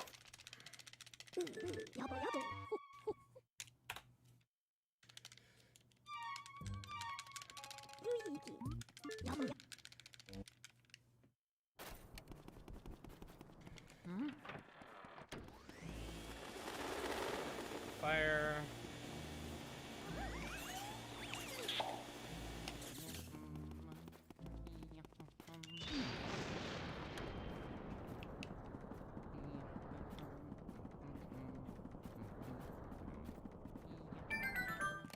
And give me the key. Oh, no, come on.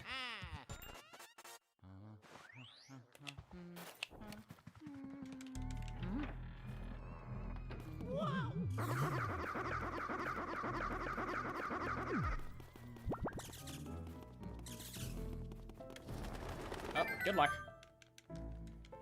More time.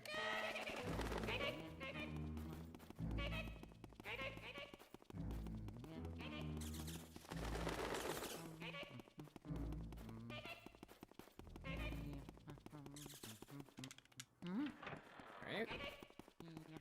Over here. Get you. Cat.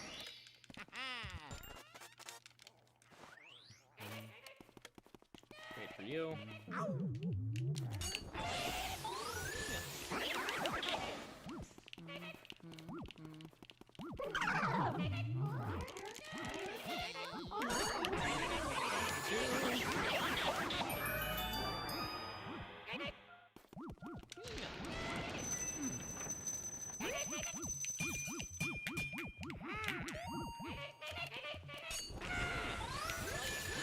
Missed the mouse hole, but it's fine.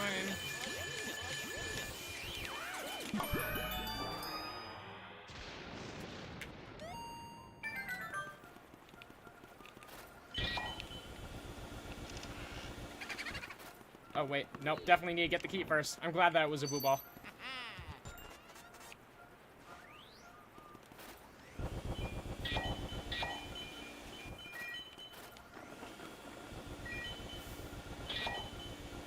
Oh, come on.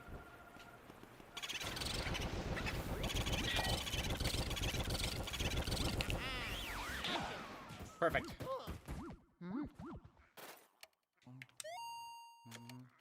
Oh, come on. You gotta be kidding me.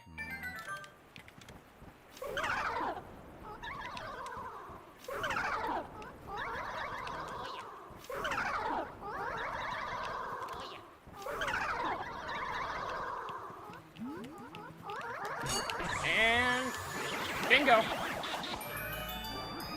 Ah, perfect. No! Damn it! Ah, fuck. The moment I had a win, and I threw it away.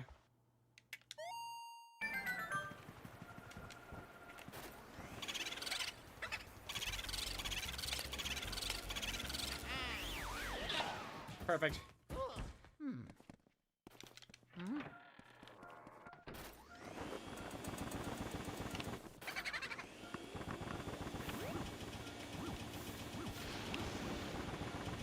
Over here? No. Back over here? Fucking hell.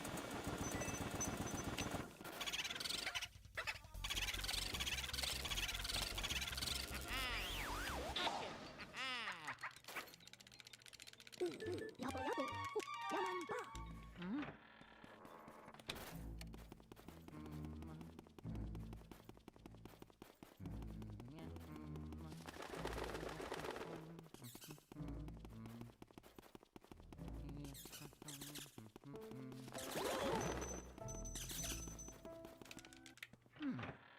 Right? Oh yeah.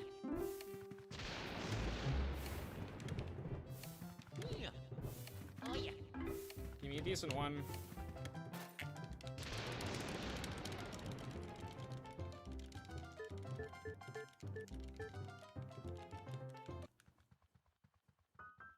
And that's Mario 3, okay. Just unlucky all around, huh?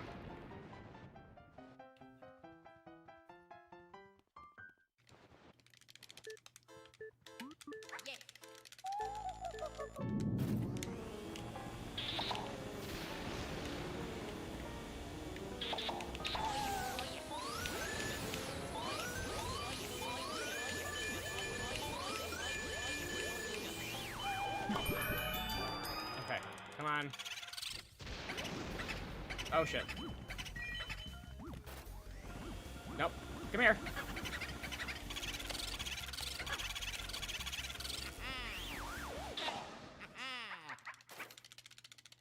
펜펜 모두 야만 봐. Oh yeah. Get the key.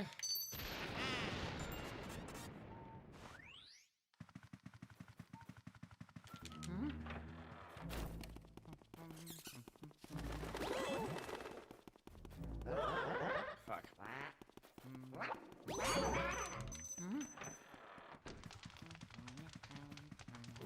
Time lost, Pog.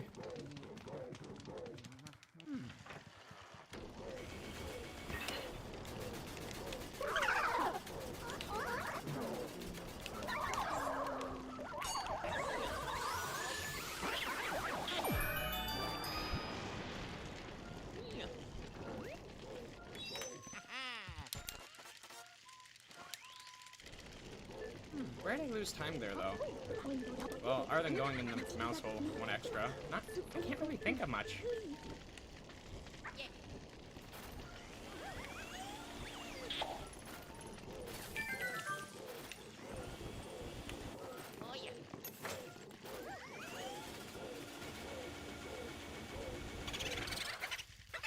Alright.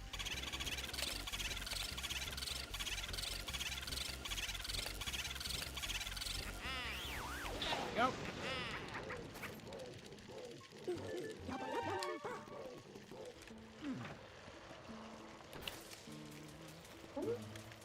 Hey there, puppy.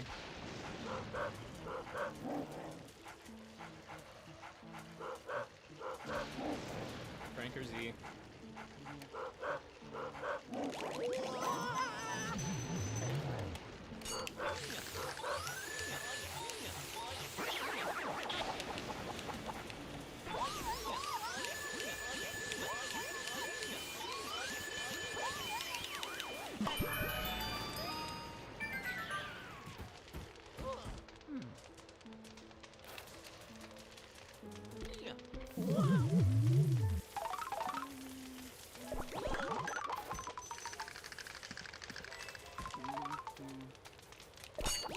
Oh, damn it!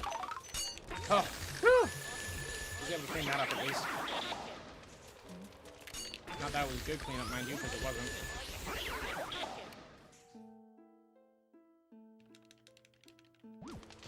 Now, if I can just get one cycle Bogmire, that would be really helpful.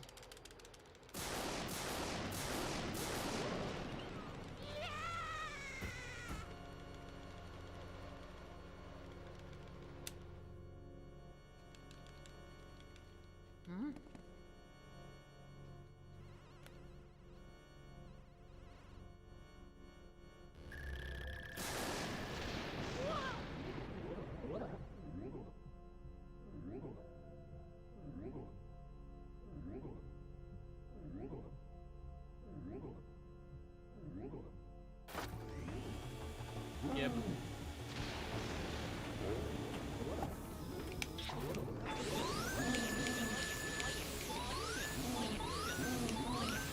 Damn it!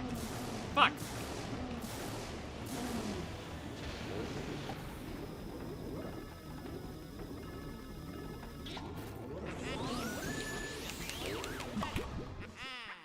Well, at least I cleaned it up a little bit, but it's not a one cycle.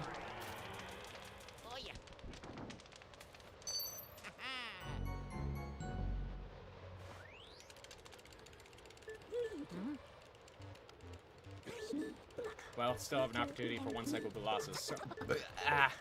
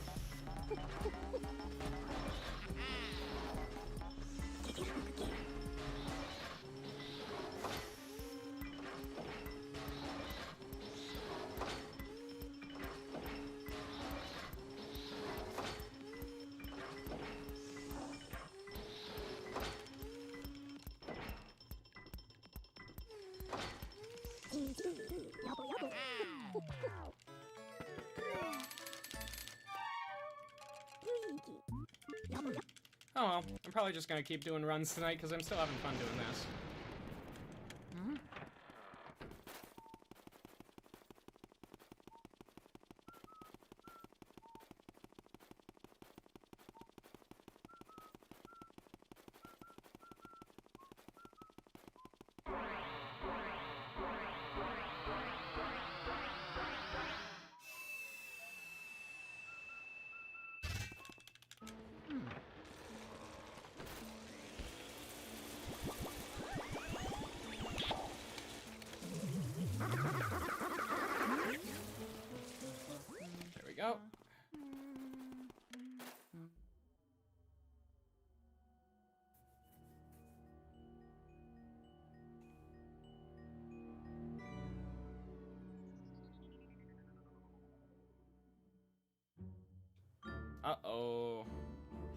Bye-bye, Mario. Bye-bye, Mario. Bye-bye, Mario.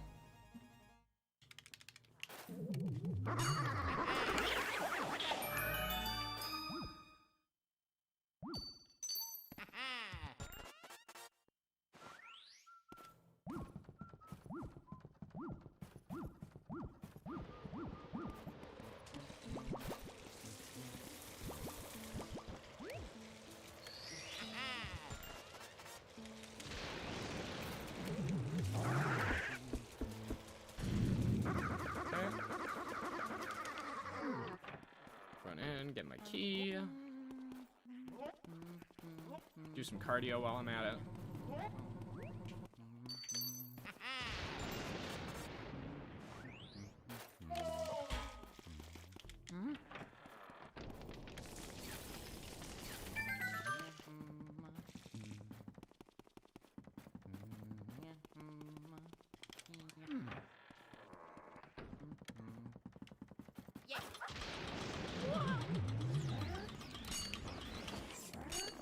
Oh, come on.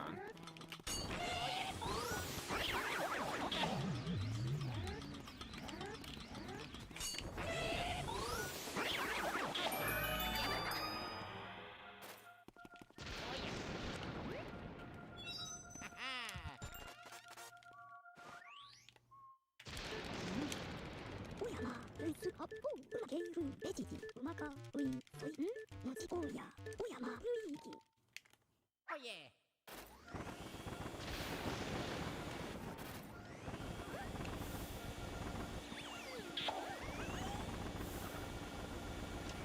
In there? Damn it. God, fuck.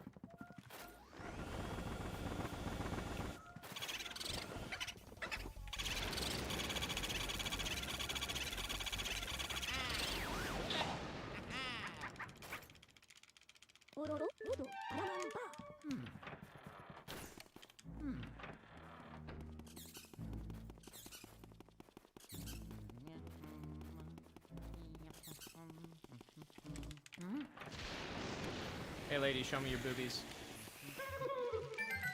Hot.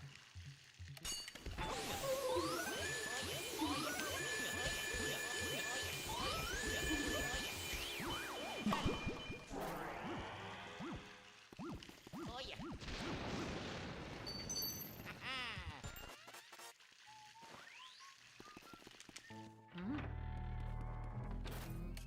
Mario.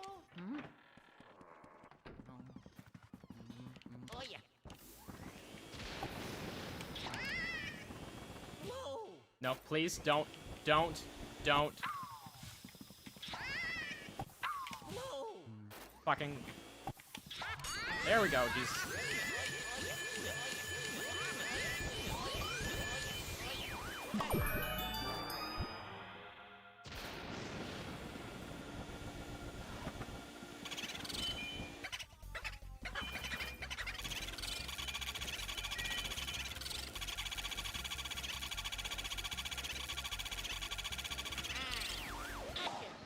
Dog. Kind of speeding through this section. Oh yeah.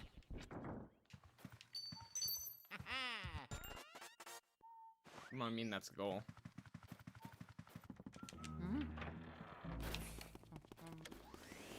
Nope. Next one.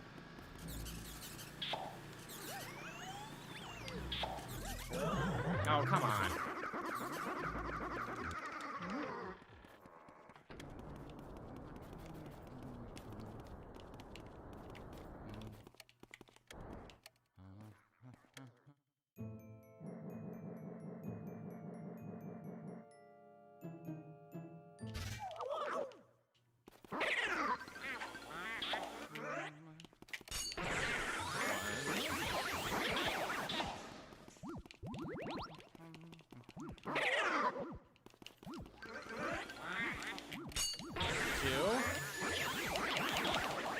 Perfect. Come on, one more.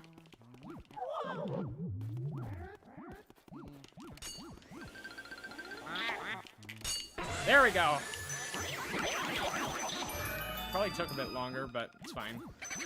Shit. This one? Come on.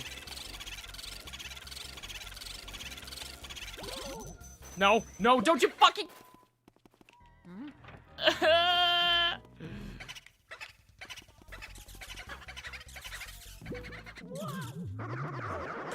Damn it. Oh well. Okay, I'm on my next loop through here. It's fine.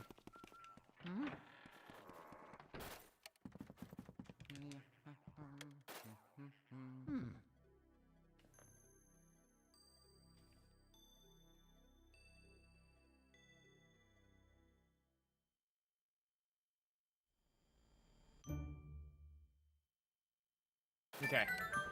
Come on, Moonshot. When the moon eats your eye like a big pizza pie, that's amore. Fuck! I said, when the moon eats your eye like a big pizza pie, that's amore.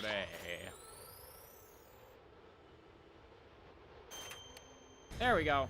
Still a gold, somehow.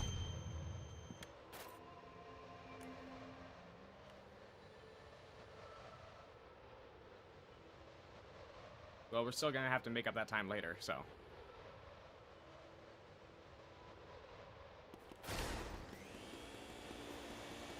And there's still even way more time to pick up to put that in that as well, so that's nice.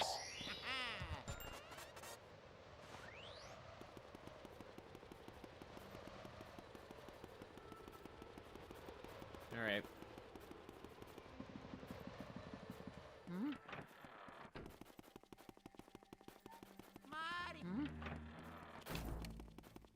Back down I go. Don't need to pick up ice. I remember that at least.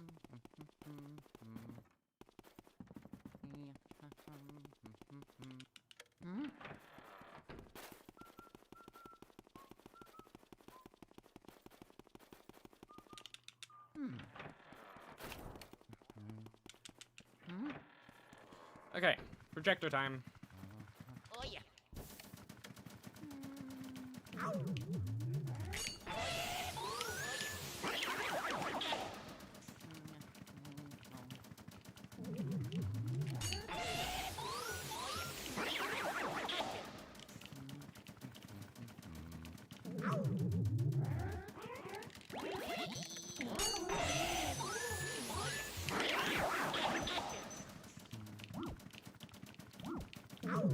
Okay, up a little bit, down a bit.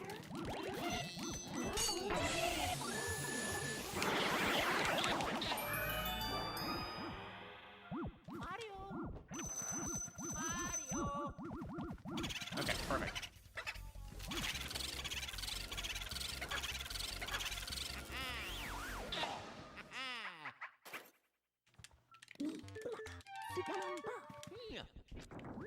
I almost thought that I wasn't gonna get the text box for a second because I got stuck in the chest.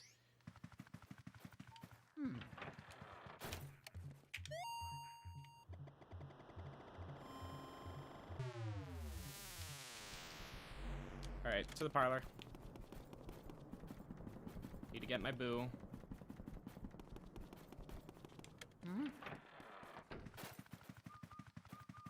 Mario.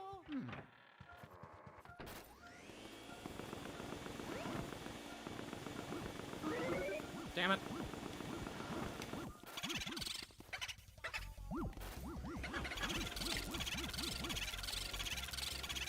Okay. And didn't get hit by the poison shroom. Good job. Proud of me.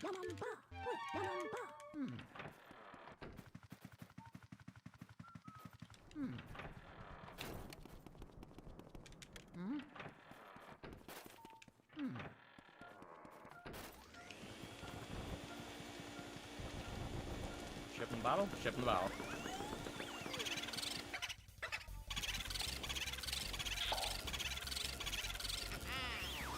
There we go.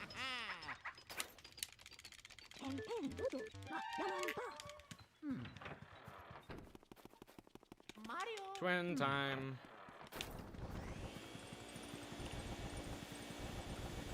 Okay, come on. Hate that fucking turntable. Mobile? Mobile. That's the word. I hate that mobile. Mario.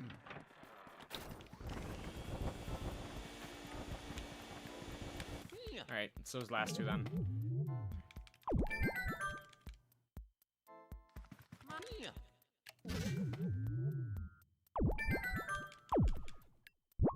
Okay.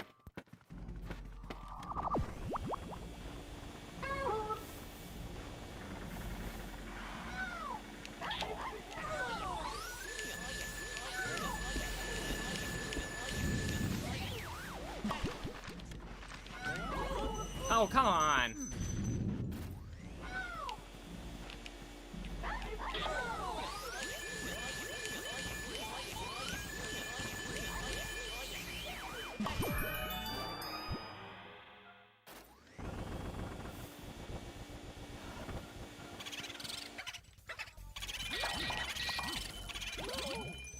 Damn it.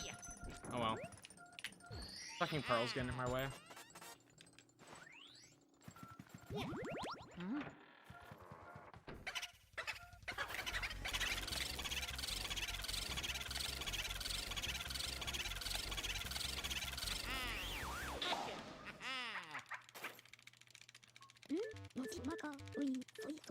Ah, damn it, Van Gortex. Come on, I just want to gain some time.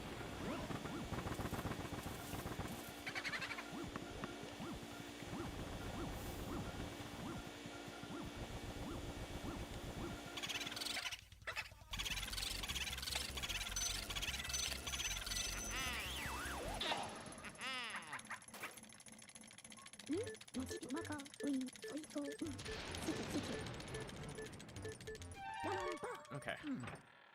More.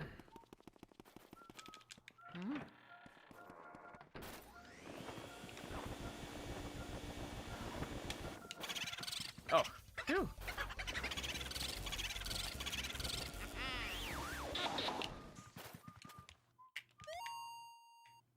Nope. Not the damn stand. The mirror.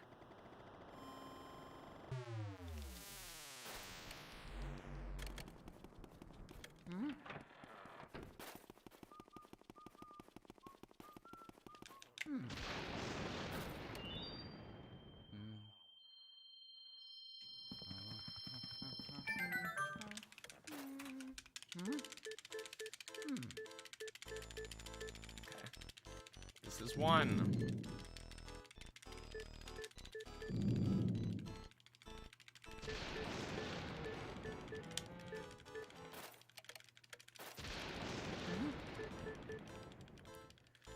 Two.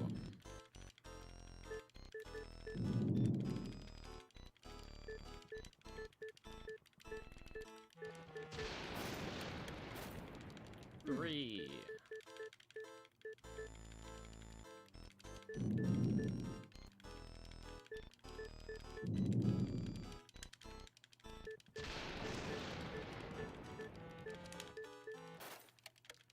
Four.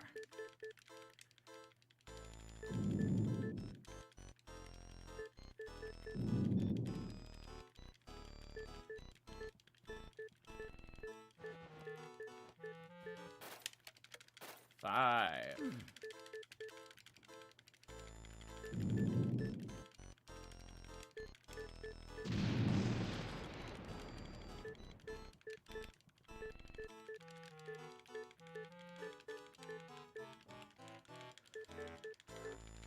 Yep.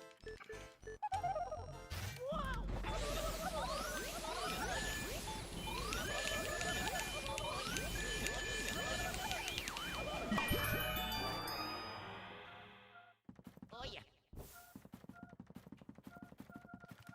Get the center.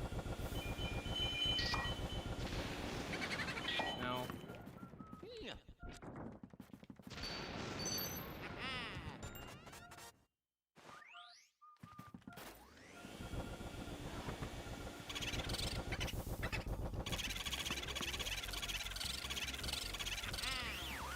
Go.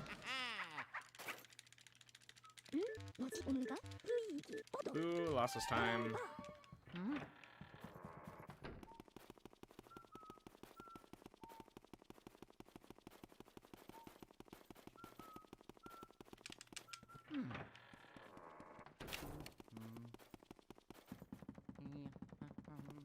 This time I grab ice.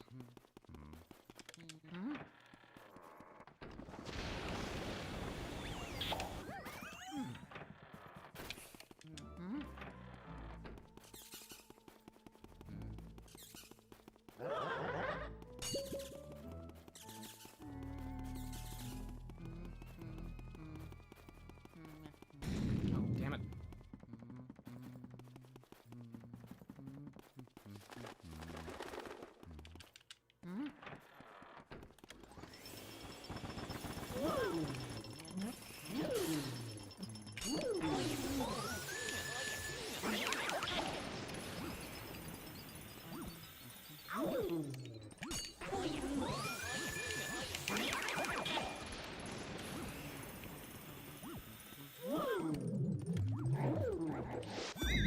Ah, damn it. I messed it up. That's what I get for trying strats that I'm not used to.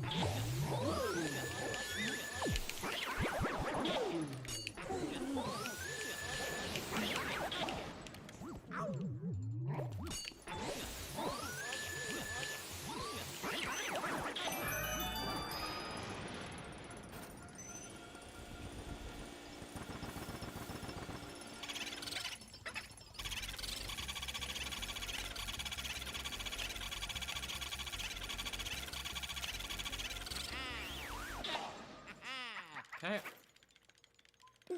やどやどヤマンバ Oh yeah.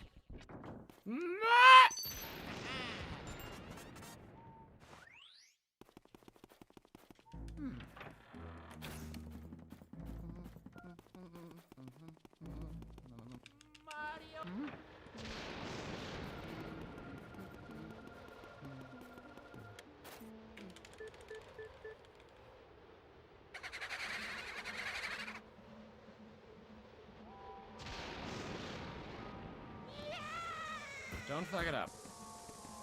Don't fuck it up.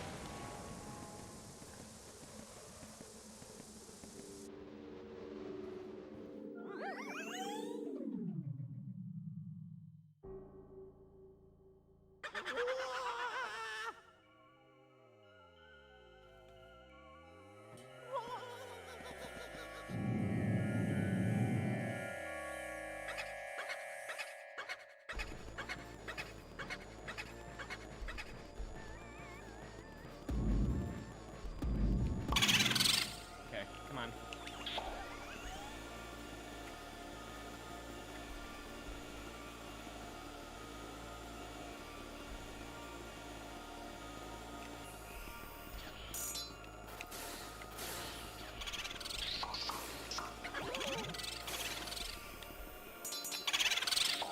Damn it.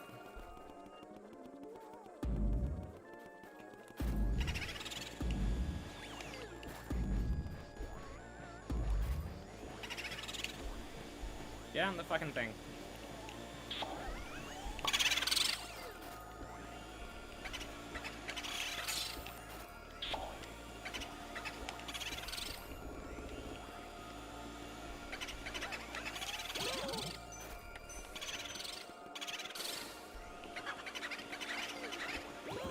Fuck.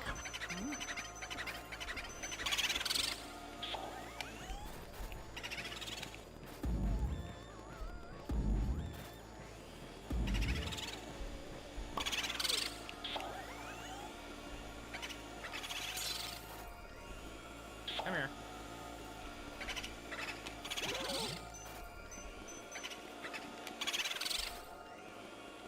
How do people get this consistently?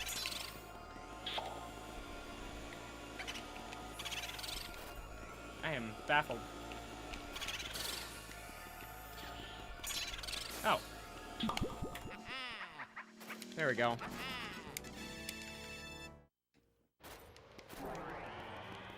Oh yeah. Well, I know Uncle Grimley gave me some trouble last time, so maybe I can get some time here. If I'm a good boy. ペンペンオドツーケケペンミウィオムガルイーキオドペンペンオドママホエ No, don't know. Am I a good boy? Probably not. So I don't have friends.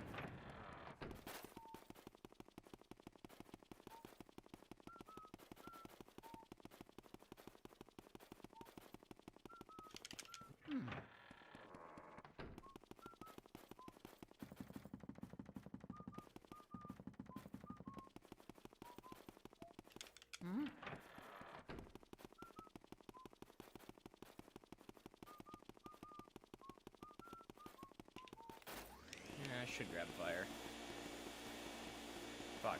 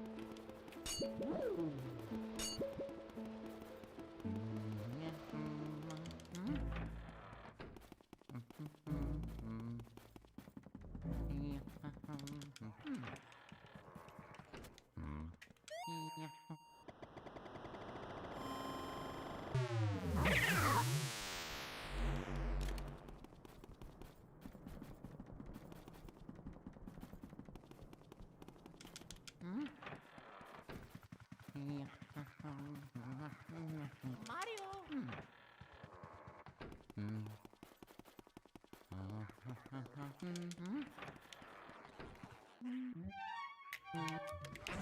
Again.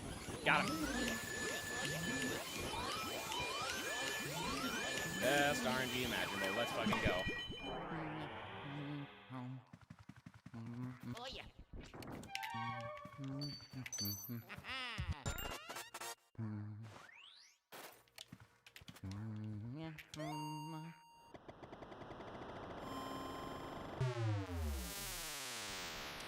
Ah, shit. Forgot to split.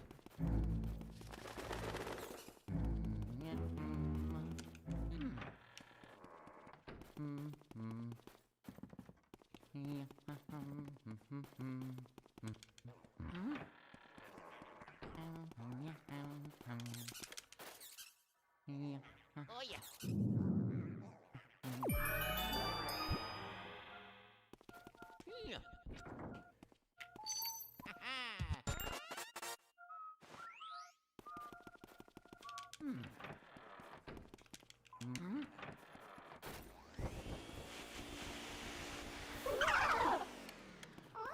Mario!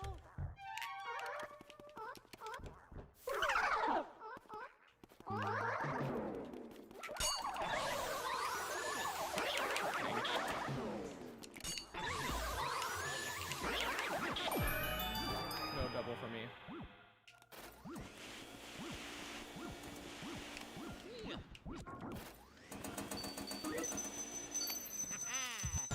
Fucking Quiet poison mushroom.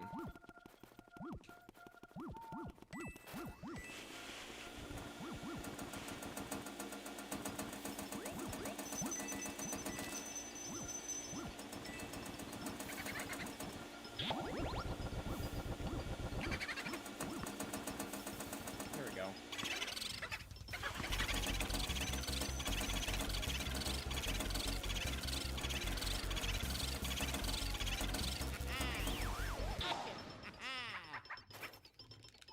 Hoppo Blaka, Chakaman Ba.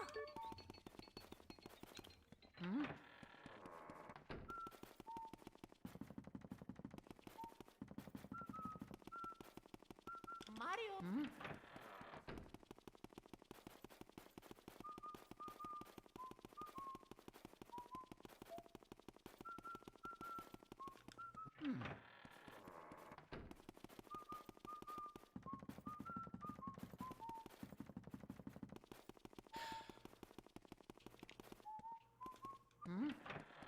Don't need ice.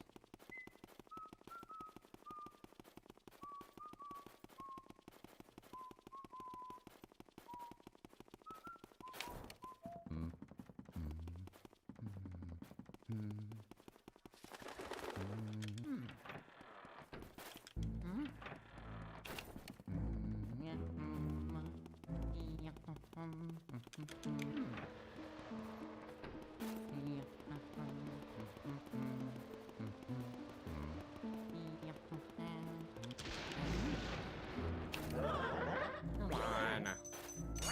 How'd you even do that?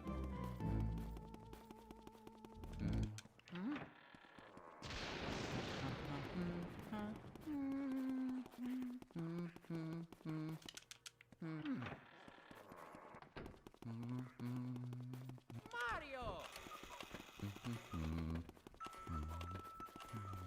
Oh yeah. Mario.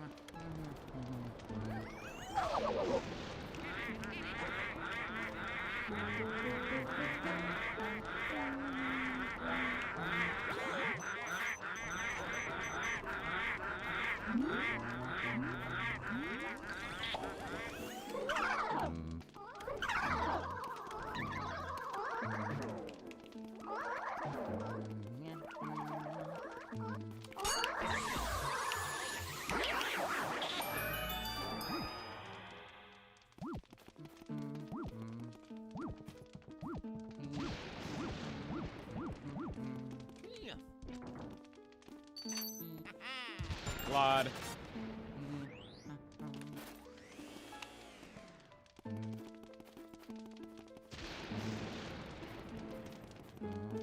Oh yeah.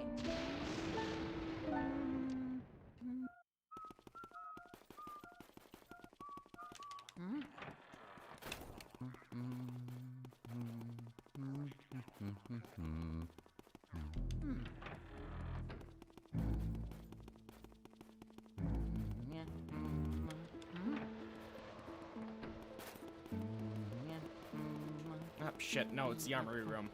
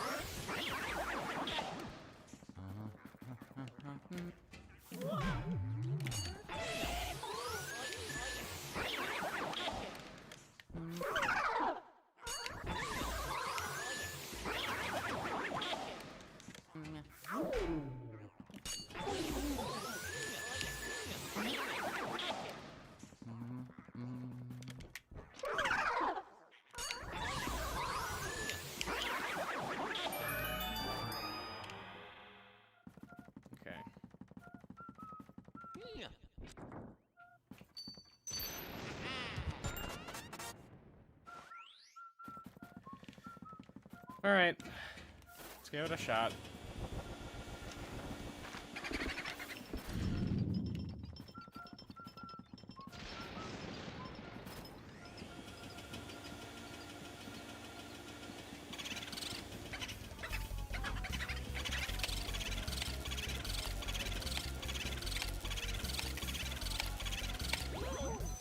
Damn it.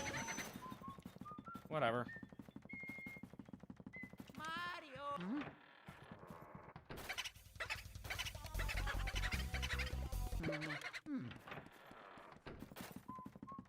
Get the fuck back here.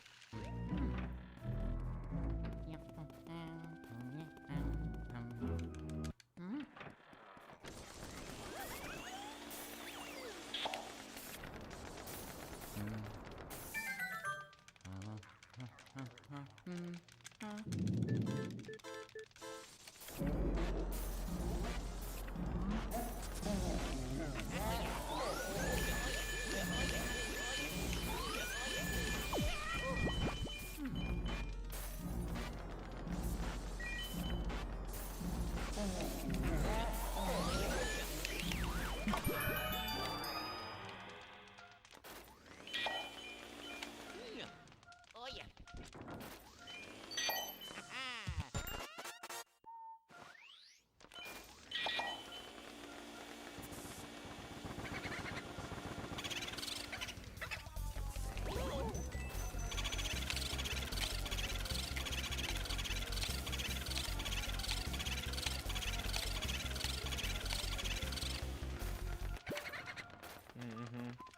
I'm not even surprised anymore.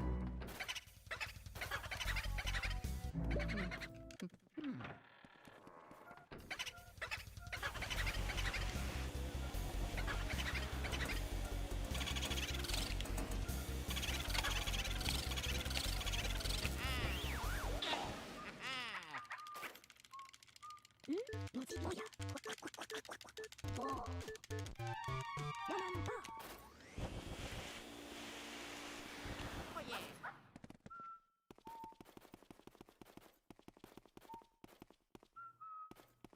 Yes.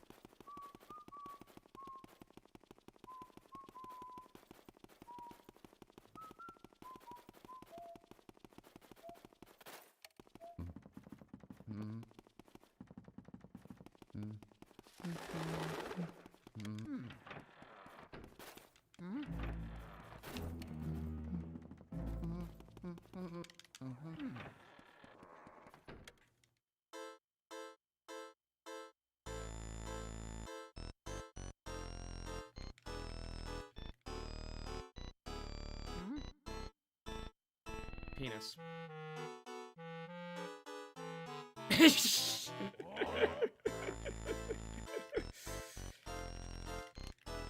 I'm gonna be silent for so long, that's what I have to say.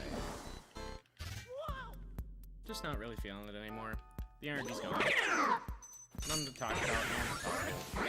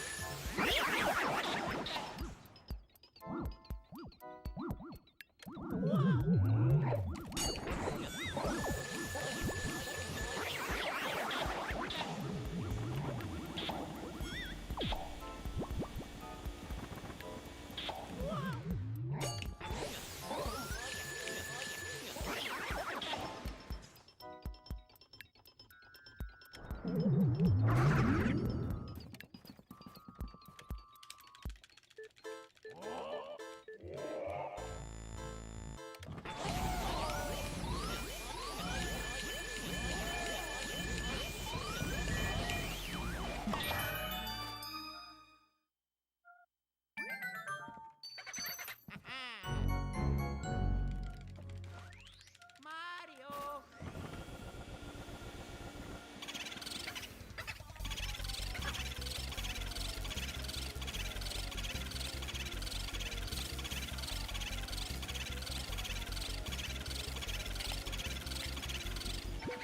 Mario!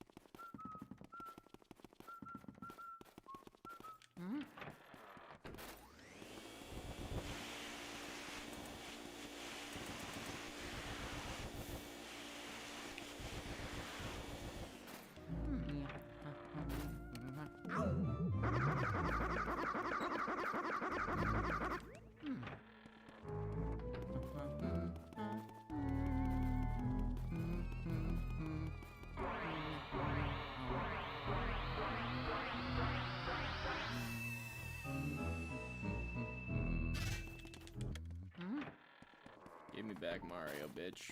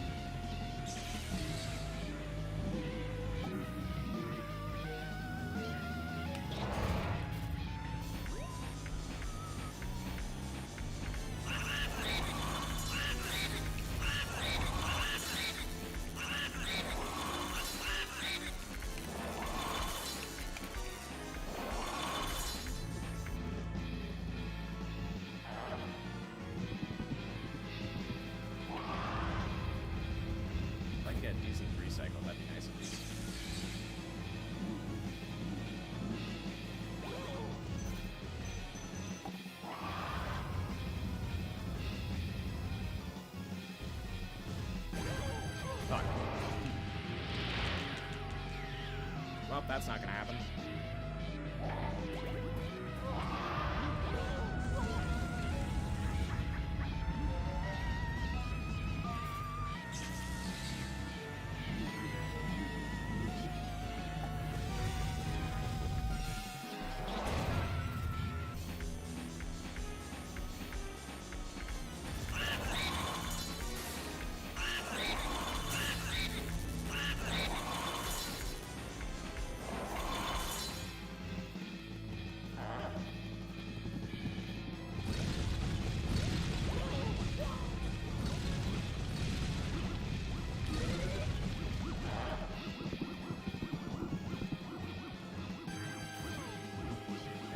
Chunky.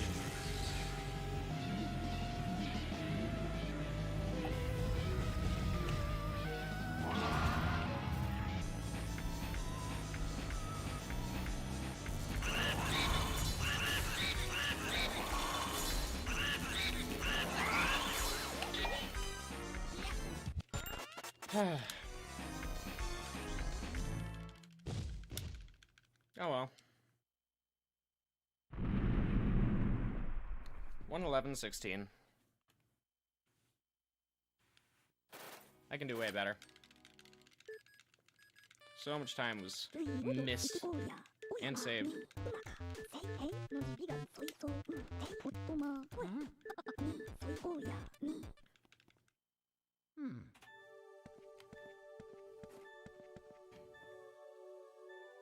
I'll do another. Oh yeah.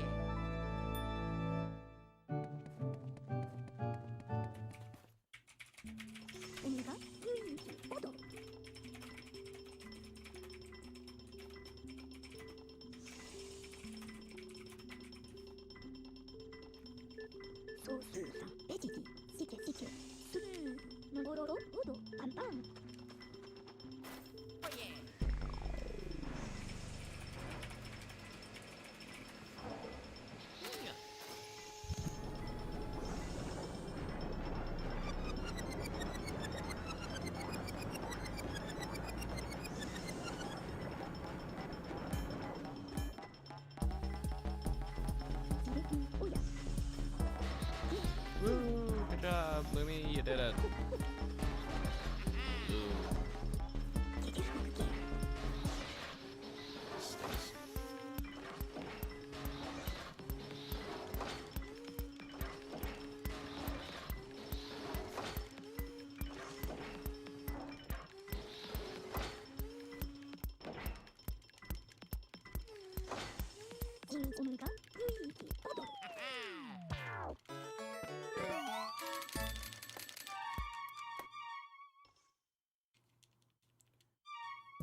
All right. Run number 2. Let's get it.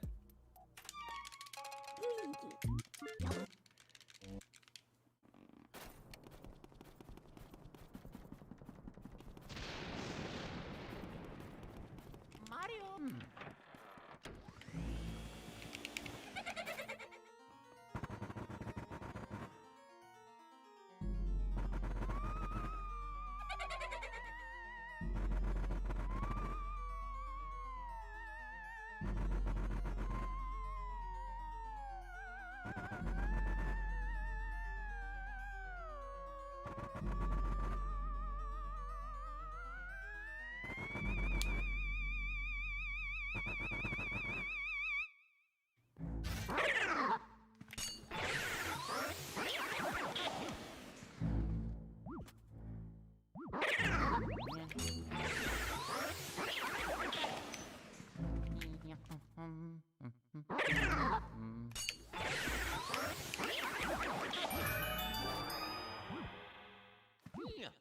Oh yeah.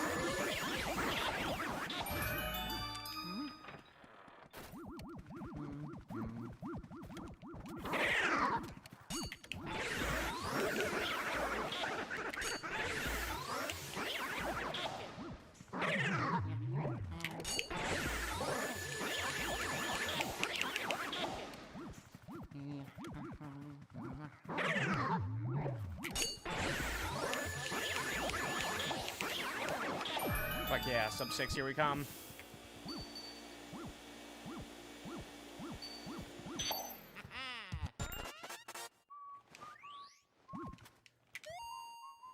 Damn it, why did I do that? Oh well, it's not that much slower.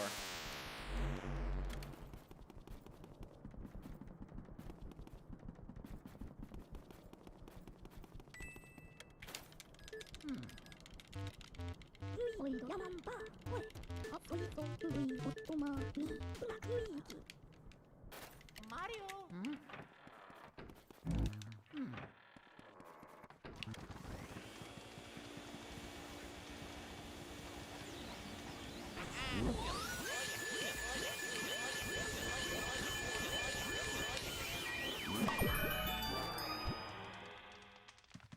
Oh yeah.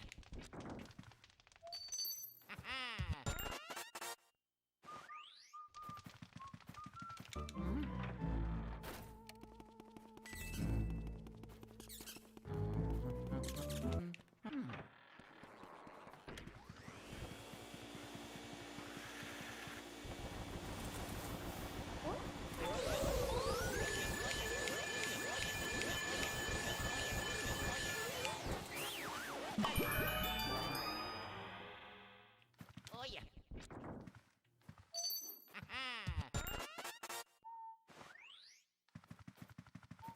Alright, come on, baby, let's go. We're fucking cruising. It's a good start. I like it.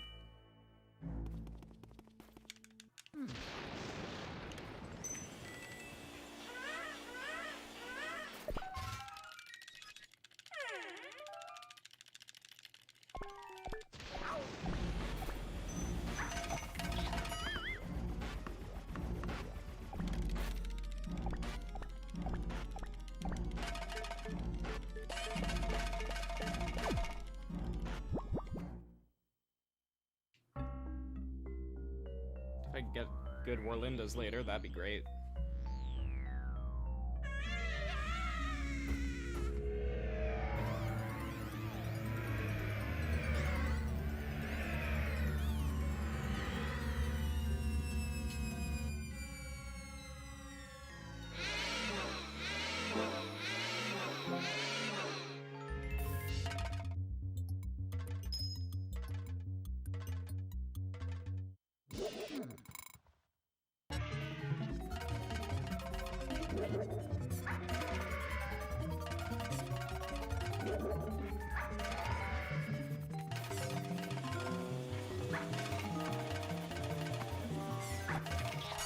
Oh, I didn't think that would hit for a sec.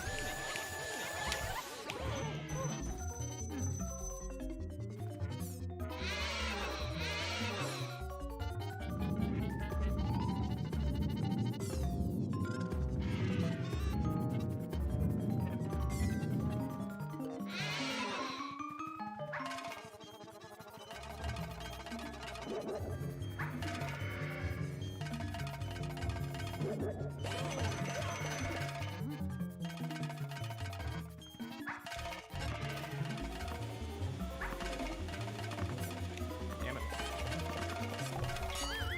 Come on.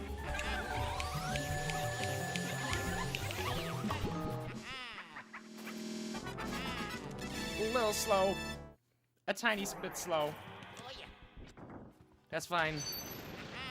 It's understandable, because I failed the second grab. It would have been sub 6 if I'd gotten it.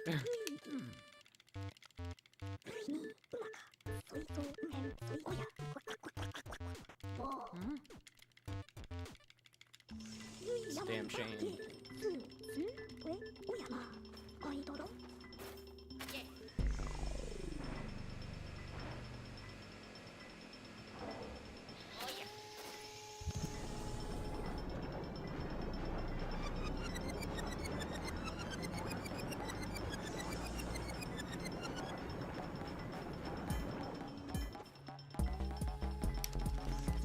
Oh yeah.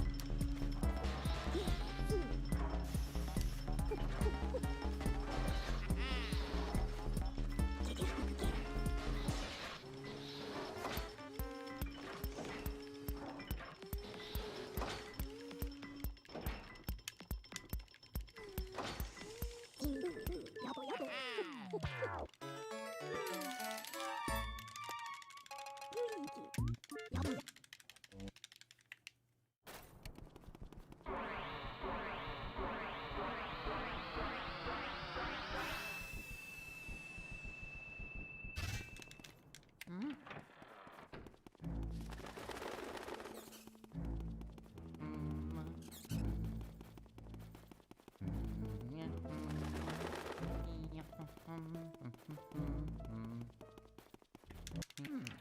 This time, can I not fail to grab?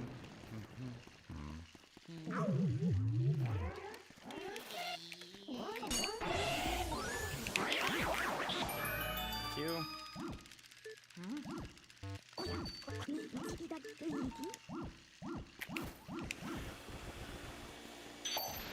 Perfect.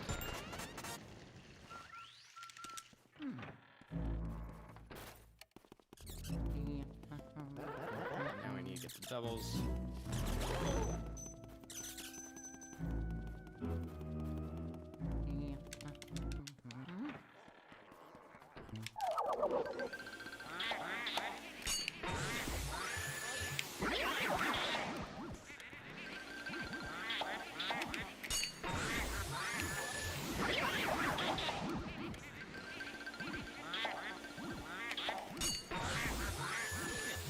Perfect.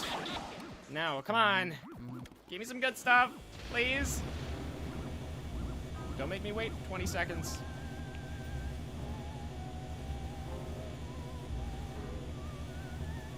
Fuck! What is that, a 30% chance of happening, like twice in a row? Oh shit, okay. Guess it just happened.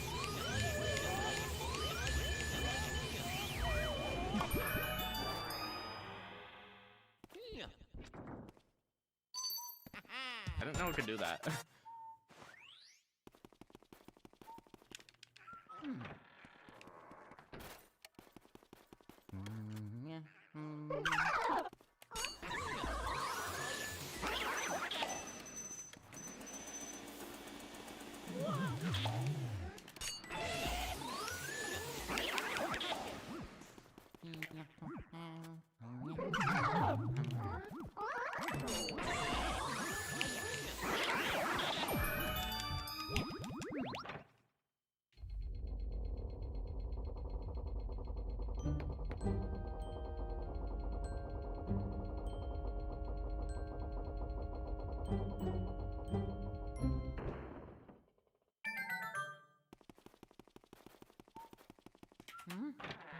Ooh, there we go.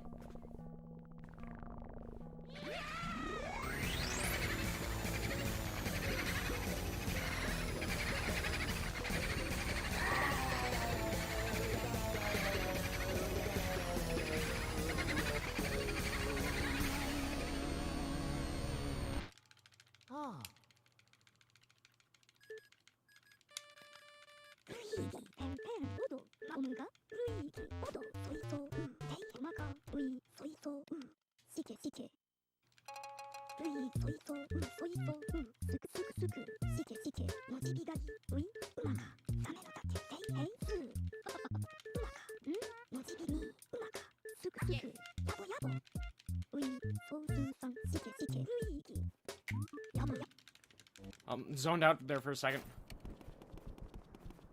I was about to pick the wrong option.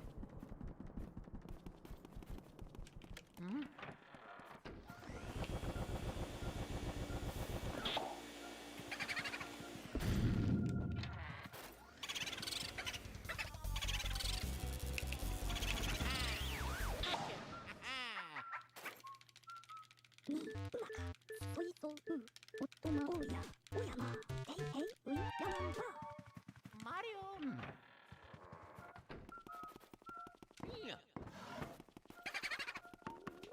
yeah.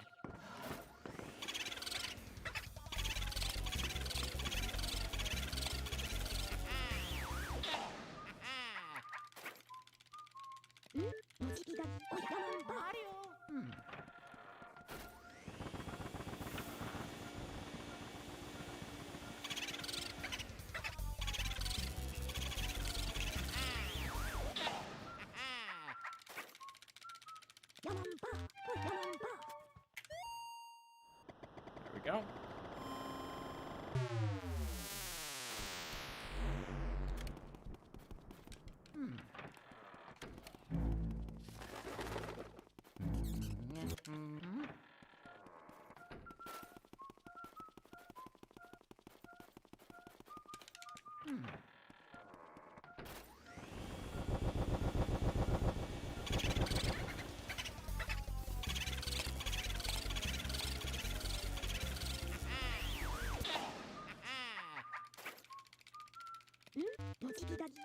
Mario!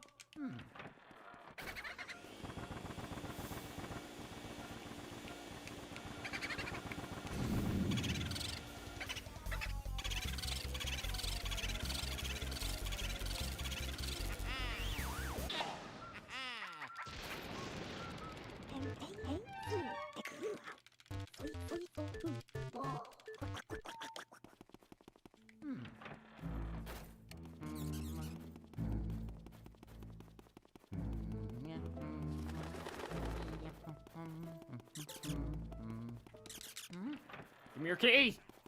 Oh yeah!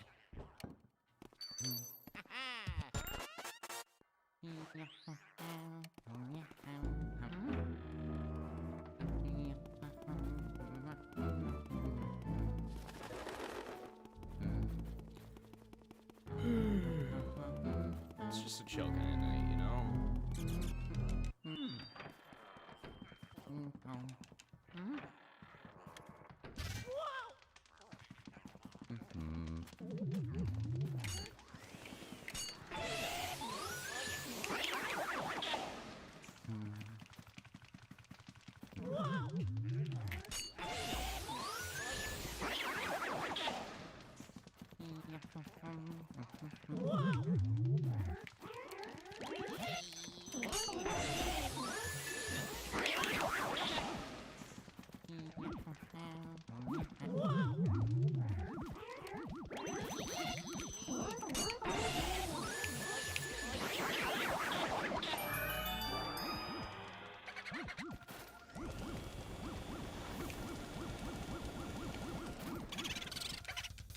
Oh yeah!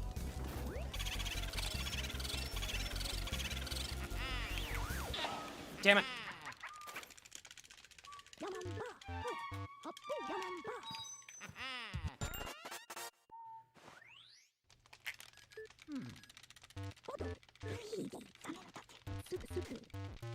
Gotta get this, but it's fine.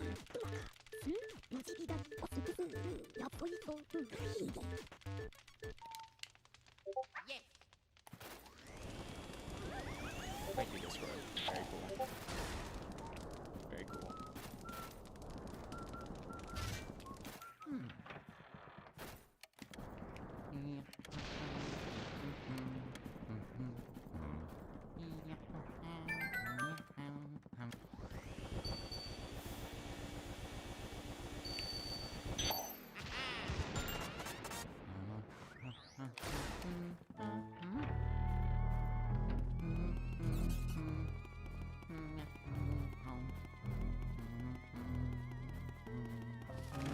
God damn it.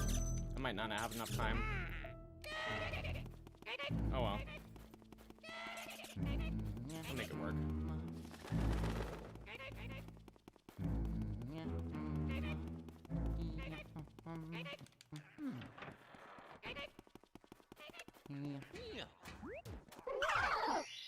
Oh, oops.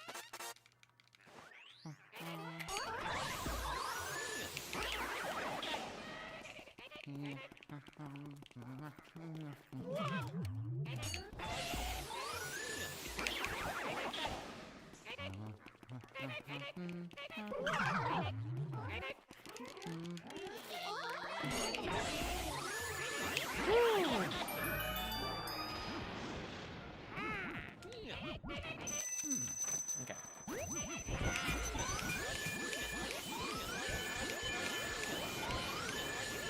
Got your ass. Got your bitch ass.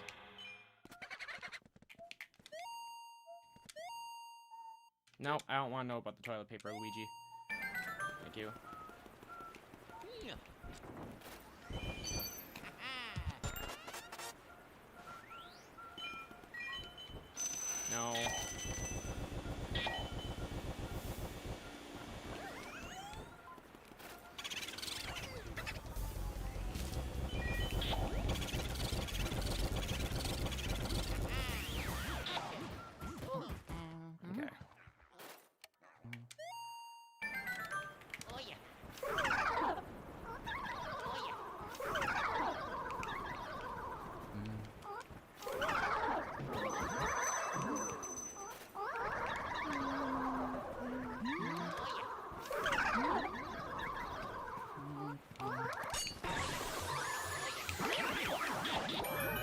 go. Let's not mess it up this time. Oh yeah.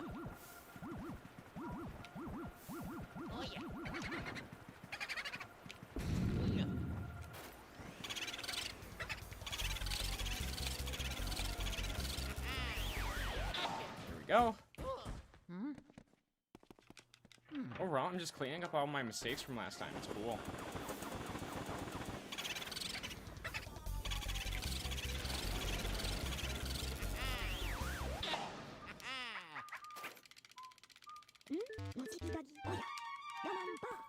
Oh, no, well, that's one mistake I didn't clean up. Well, that's a new mistake, actually.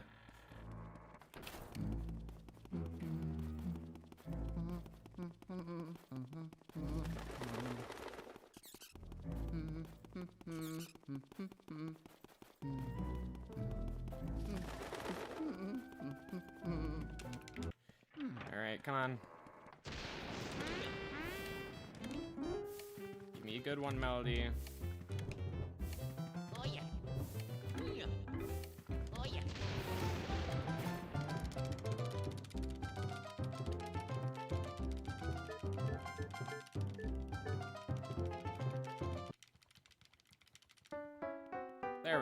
There we go.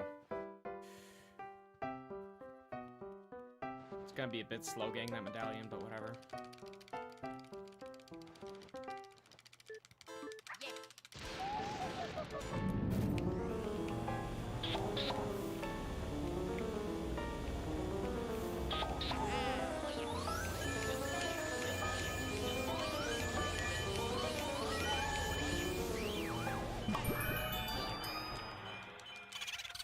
Perfect.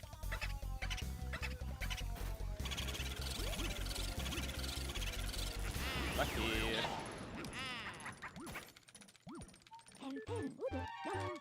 Oh yeah.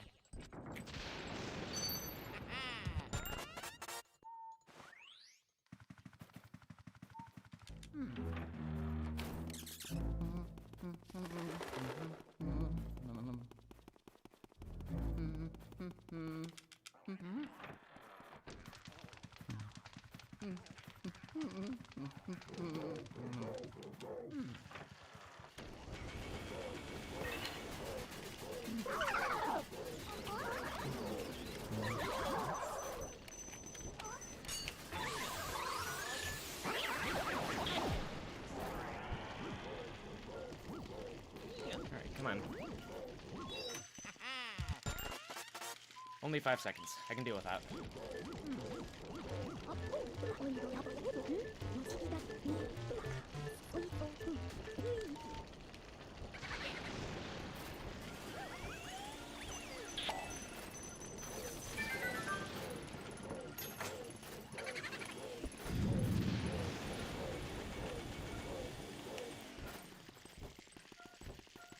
Oh, come on.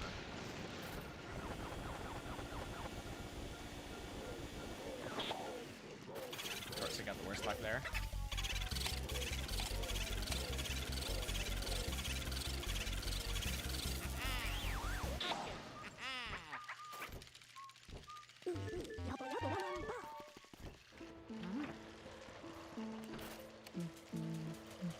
Puppy.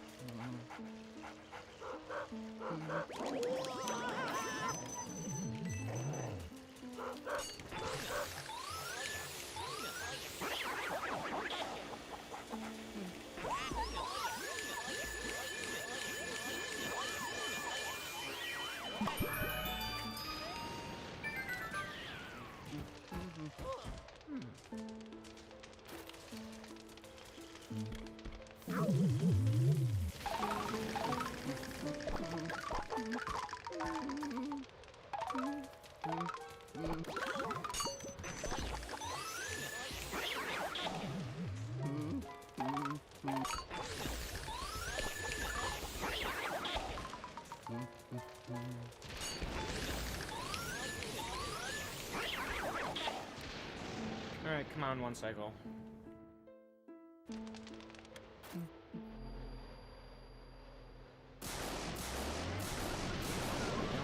can save my ass right now.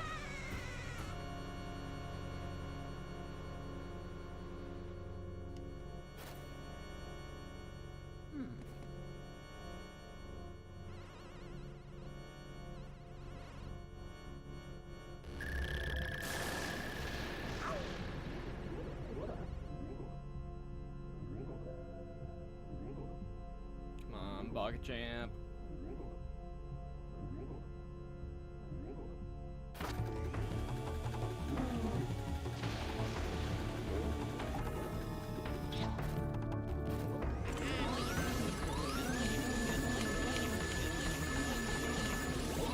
Yo!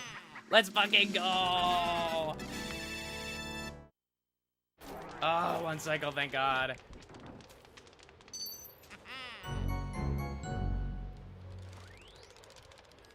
I still cut off a few more minutes though over the course of this run, so I can't slack here.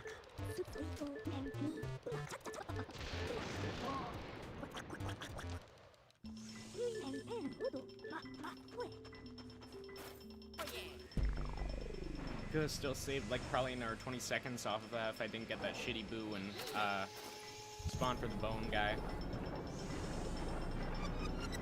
I got the double there as well. Everything else was shit, but I got the 1 cycle, so who cares?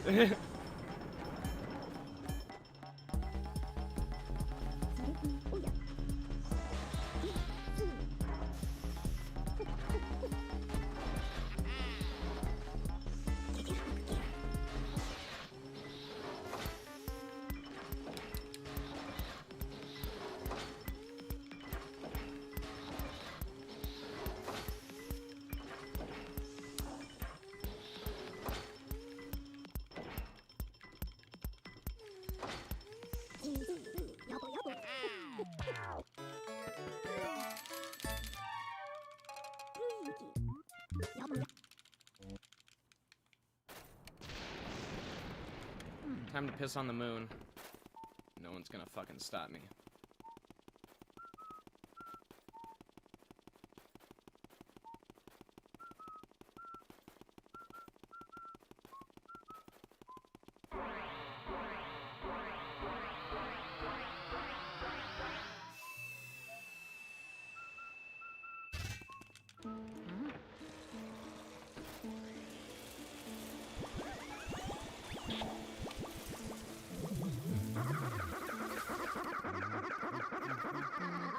Gib. Gib key. Don't care about Mario. Gib key. Gib key.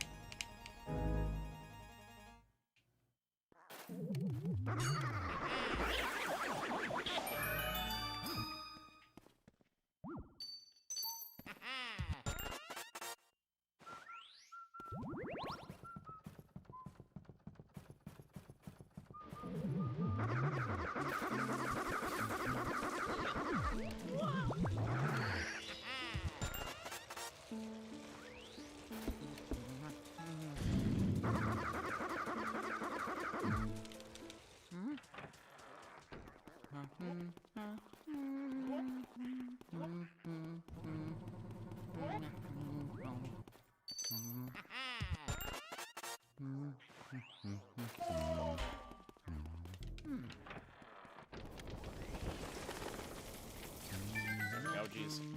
Struggled.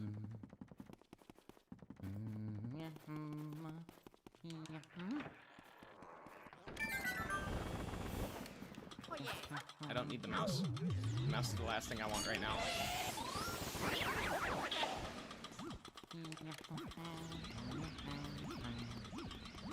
Hello? Hello?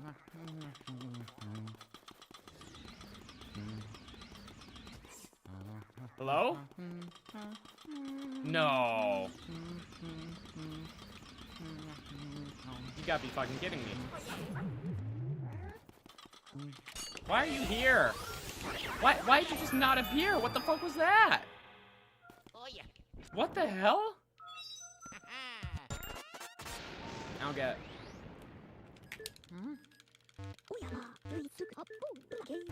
I have no clue what the fuck that was. Maybe some side effect of the golden mice appearing? I don't know.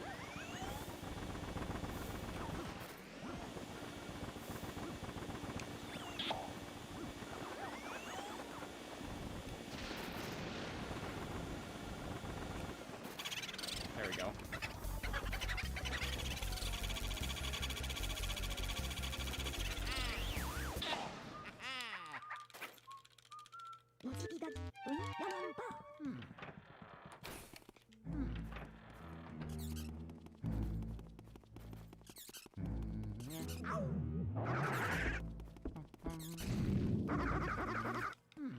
Open up, it's penis inspection day.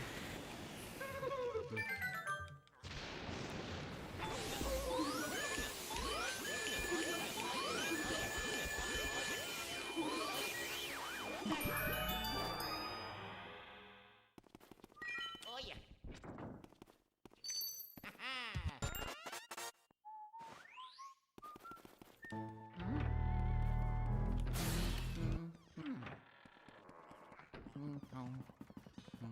Yeah.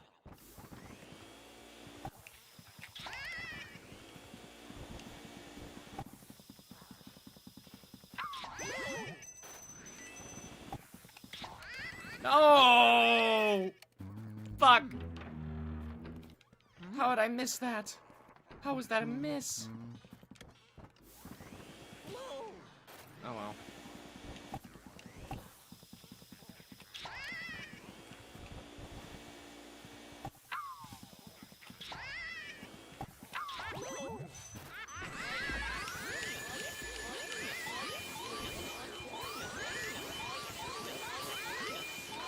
Fuck.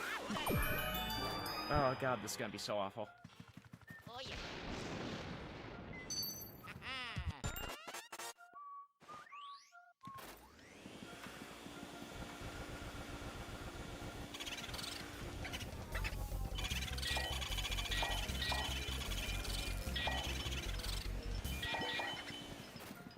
Damn! I'm literally just getting screwed over by fucking everything right now. Stuff that isn't even my fault, and that fucking sucks.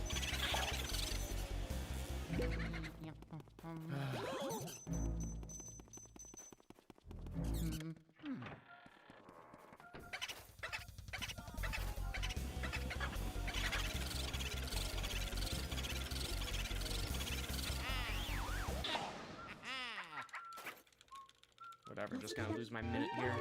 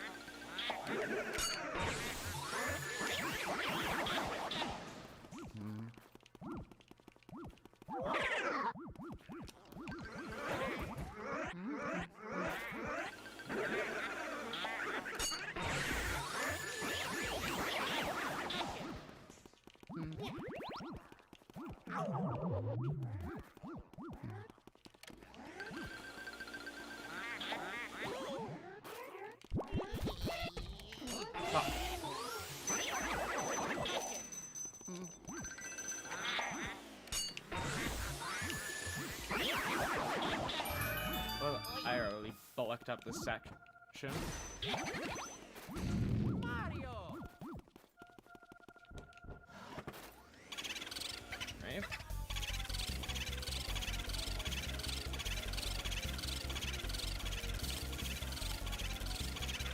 There we go. Pog.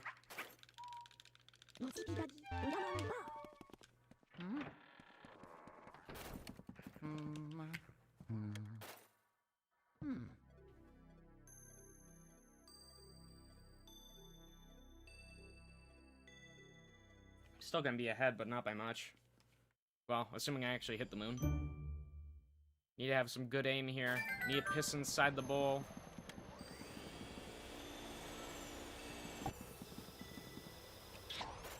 Damn it!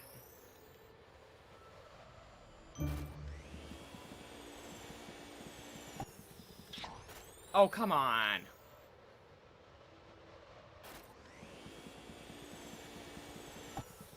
Okay. How about there? Perfect.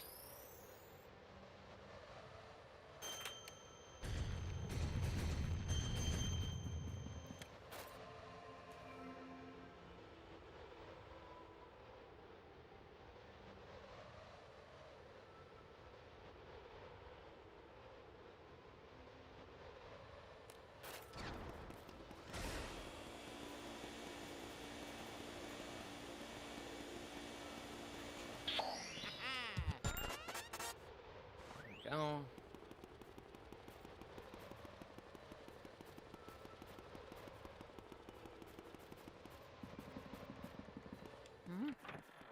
Head on back.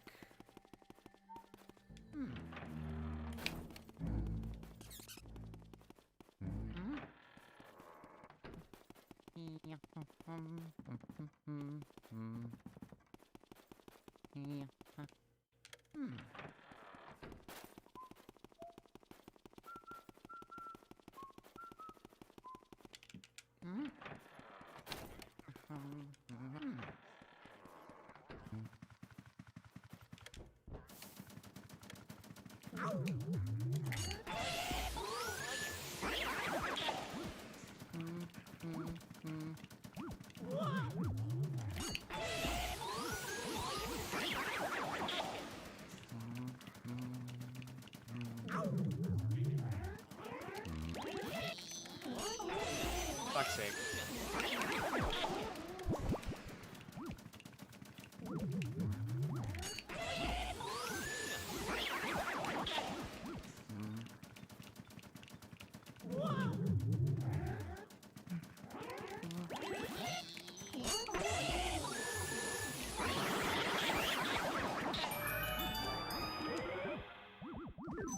Oh, God!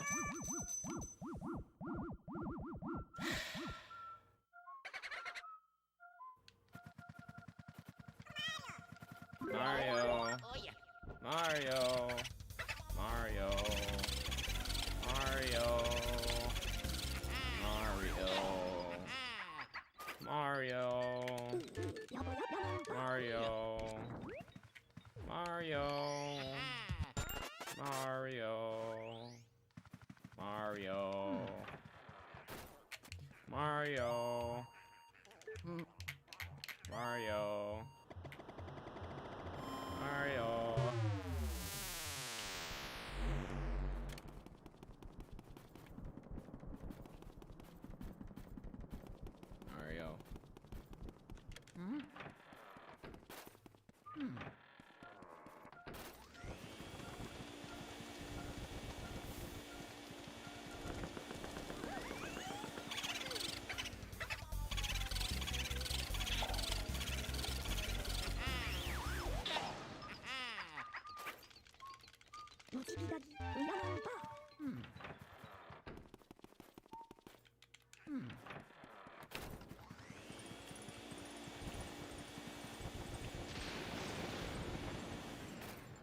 There we go.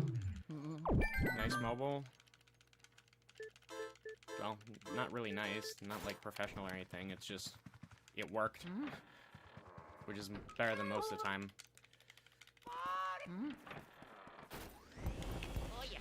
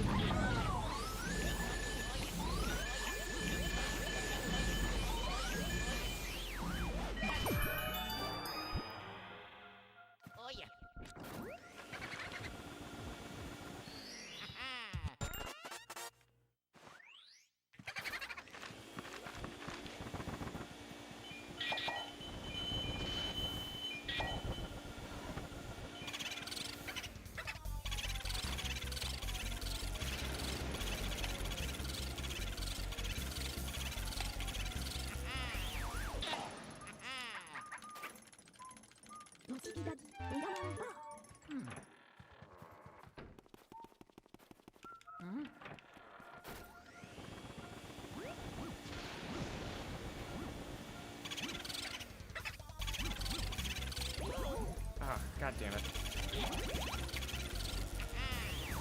At least I got it. よしそいそおっとまためのラマンバ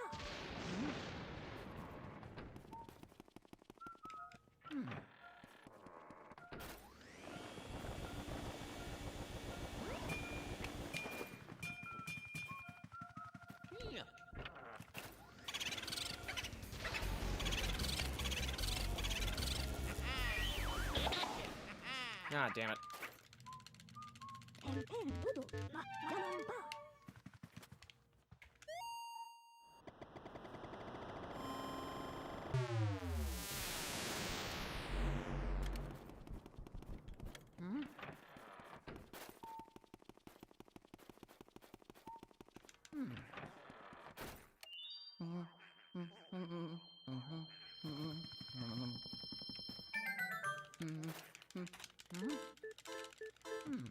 How is that gold?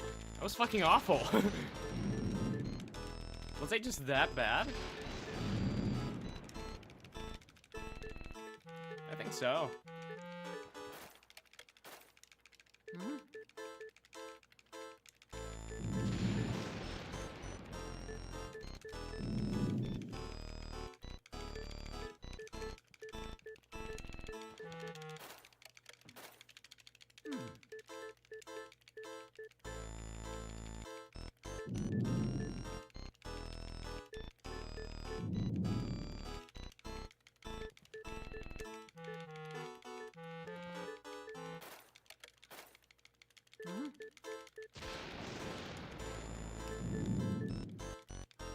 Twitter time.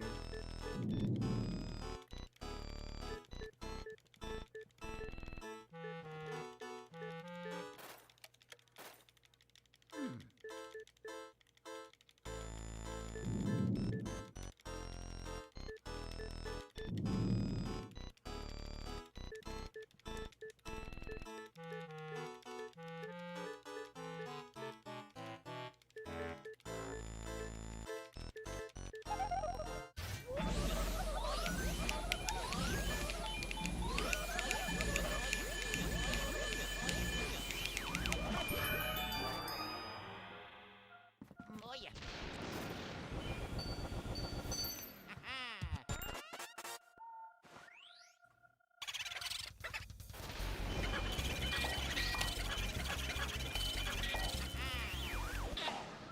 There we go.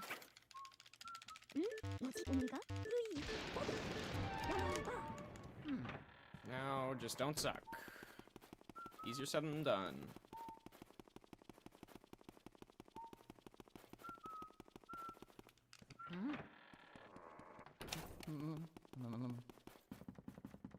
Grab the ice.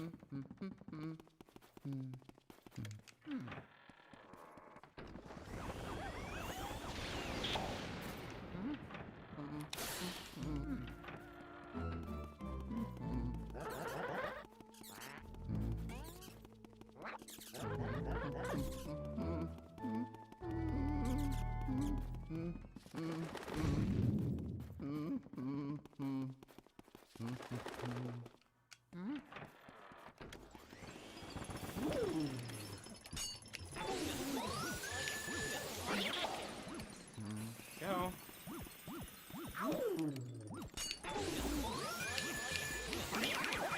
Not even gonna bother.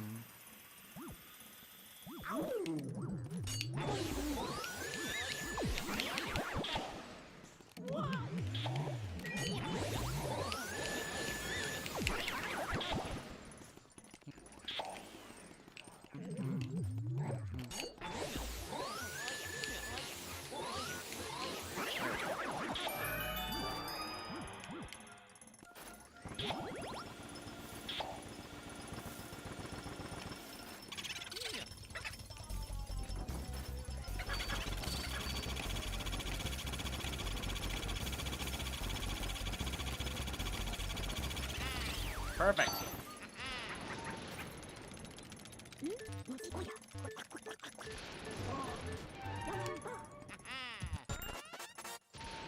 Okay. Now, if I can one cycle Bulasis, I'll be a very, very happy man. Mario!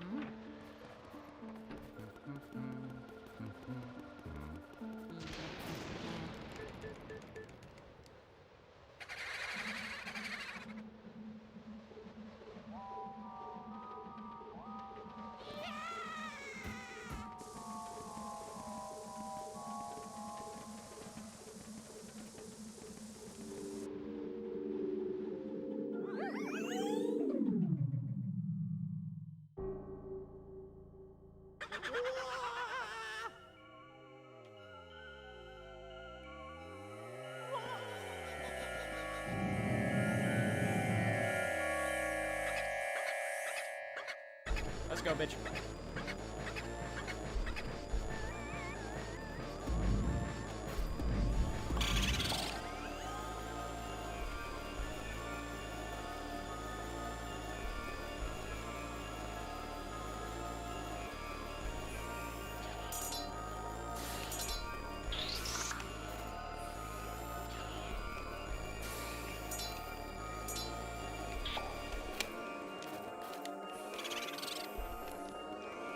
Come here. You're the last one as far as I know.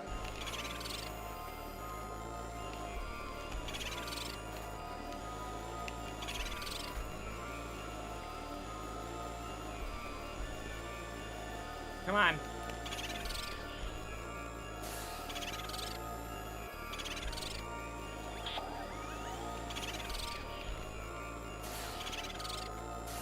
Come on.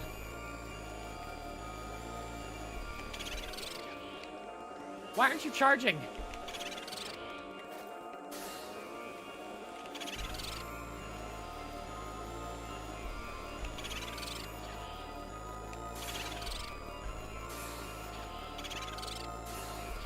There we go. Woo! Still bad, but not awful. Still a gold.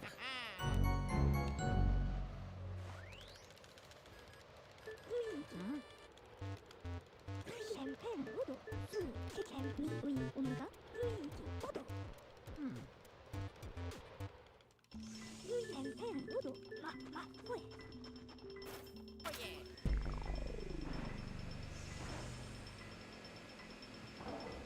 Would be like 3 minutes ahead if I didn't drop everything.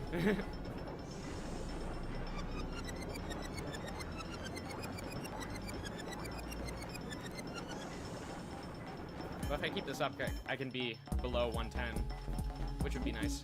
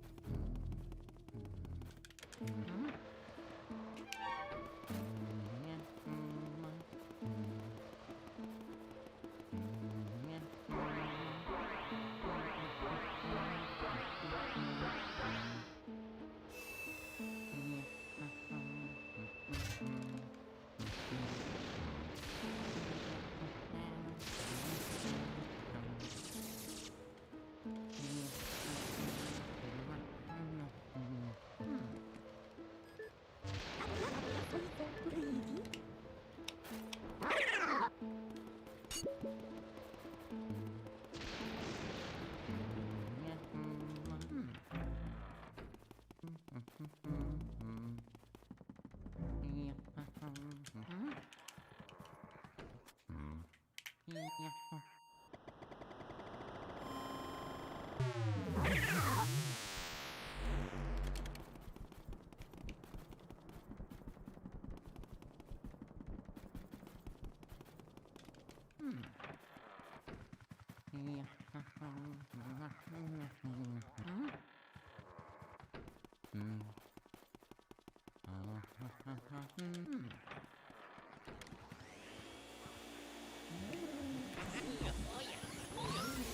you for the good RNG.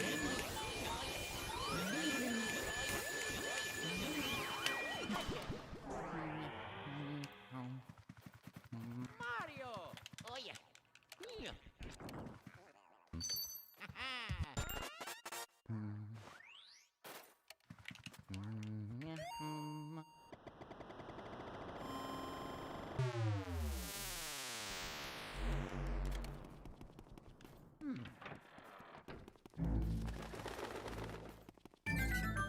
Don't care about the golden mice. Fuck you.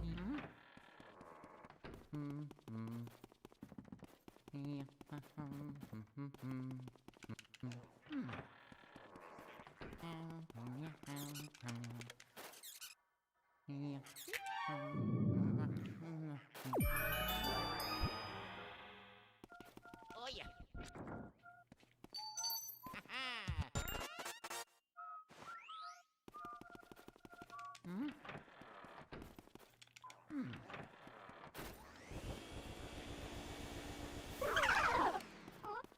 Mario!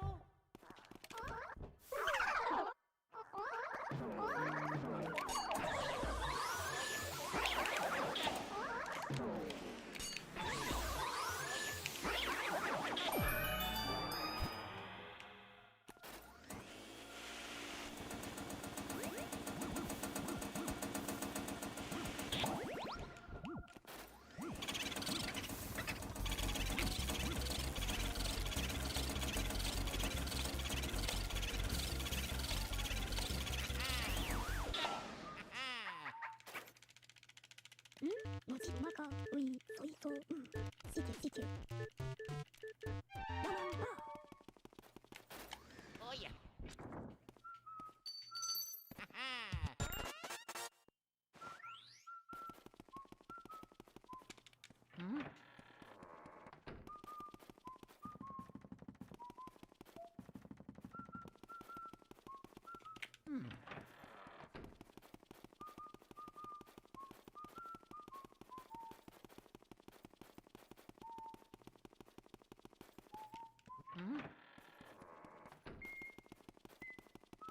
Sorry for not doing much commentary, guys. I'm just tired.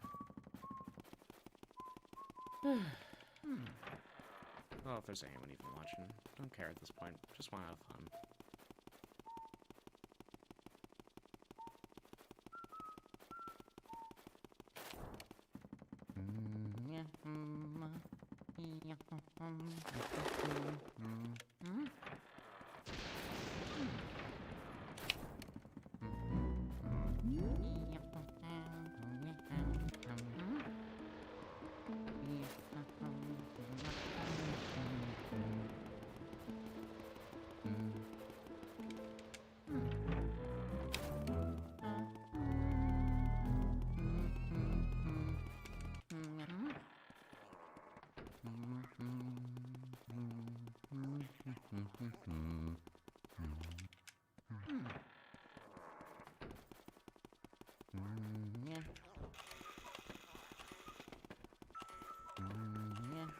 Mario!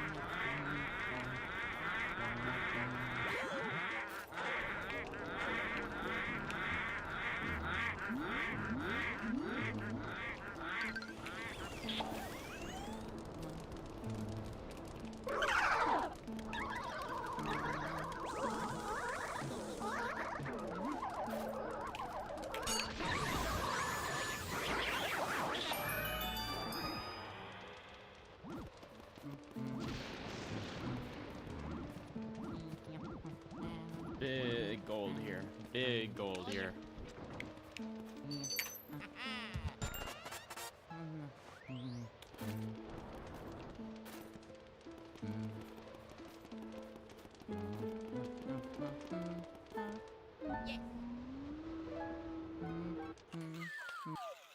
Armory room now.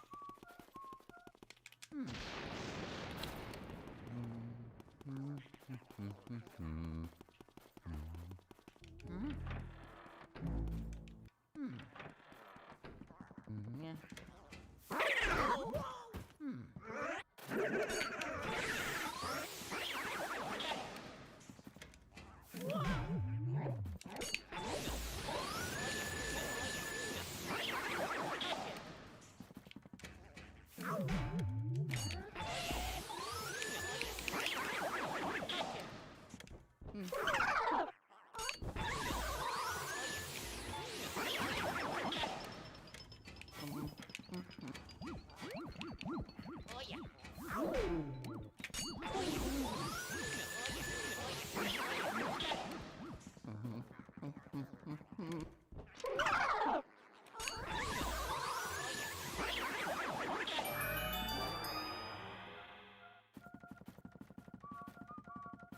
Oh yeah.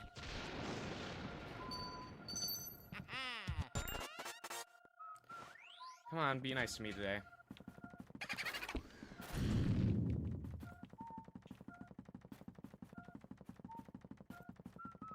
That was not very nice today.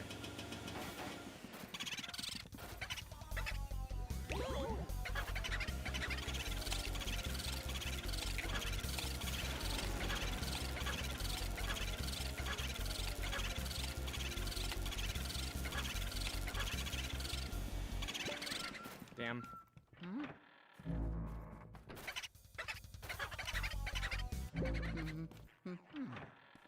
Whatever. Just go north. Thank you.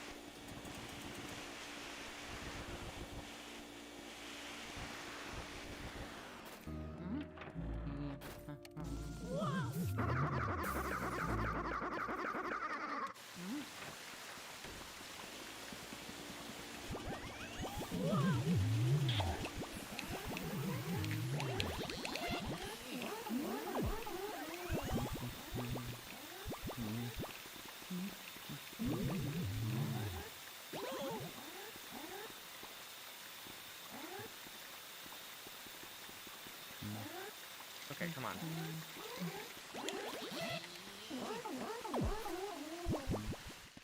Oh yeah. Oh yeah.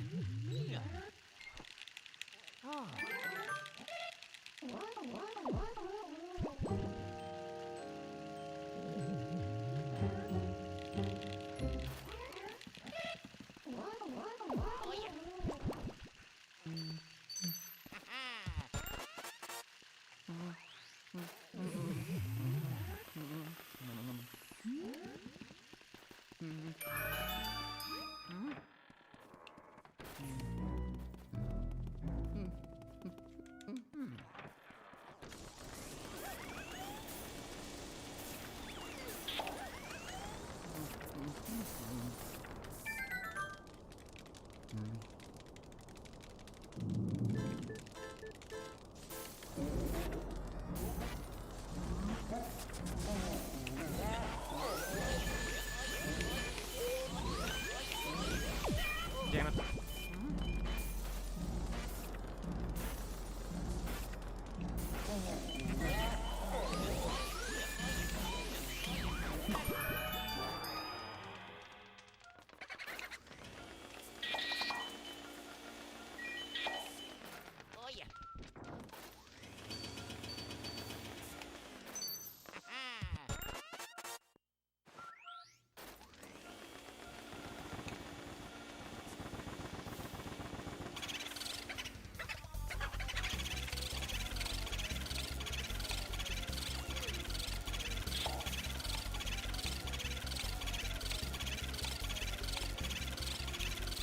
Damn it! So close.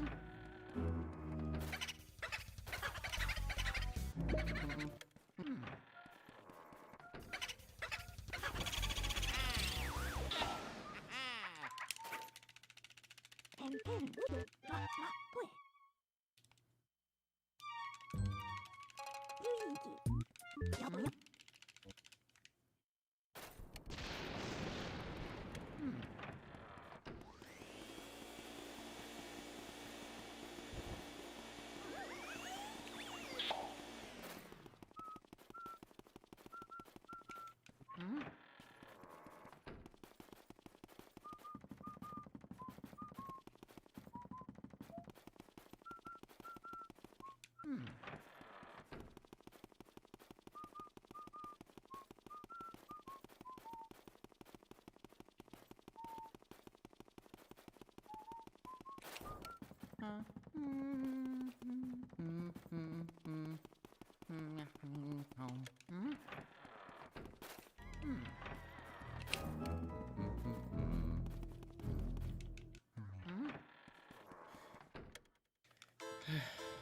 Just show me your ass, Van Gore. Let me eat it.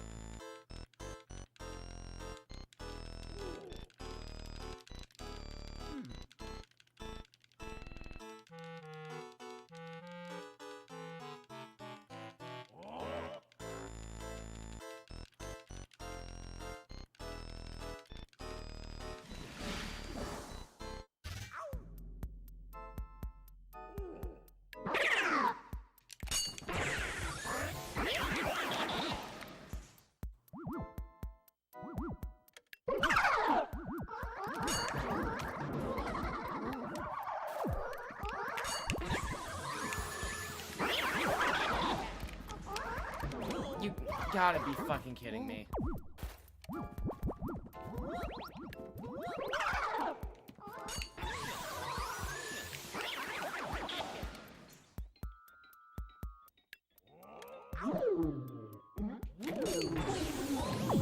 You gotta be kidding me.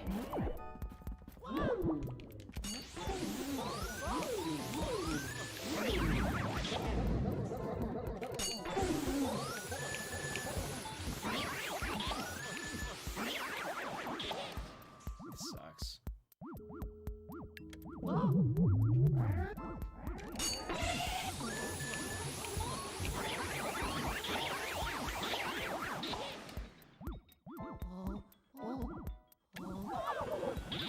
Just throw away my PB real quick.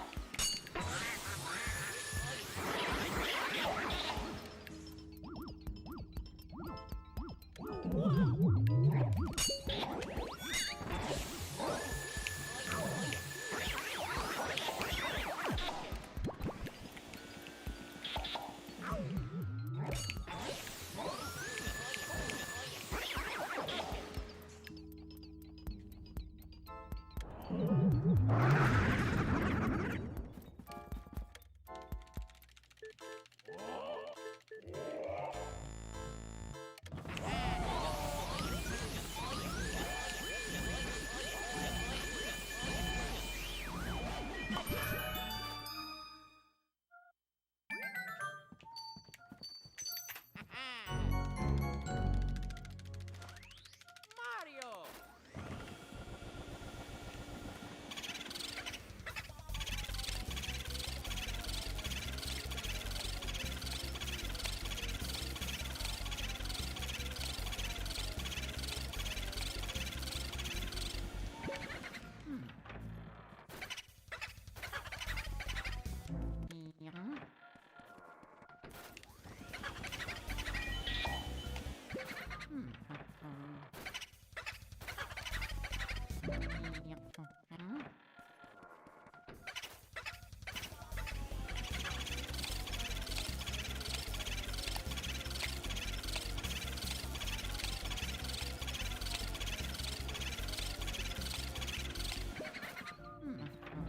Sucks.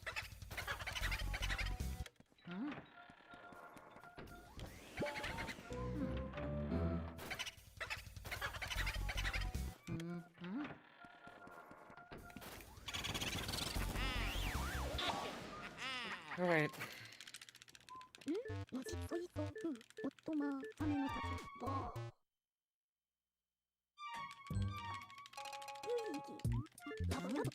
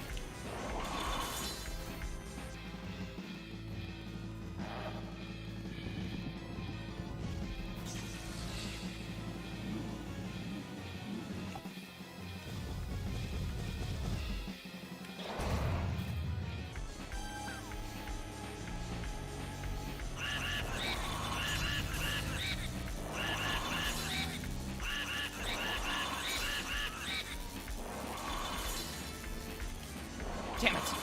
I almost had a 2 cycle. Fuck.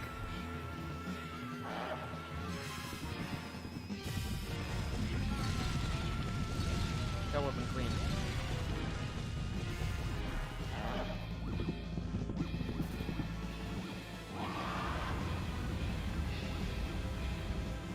Just throw the fucking balls. Throw those big balls at me, big boy.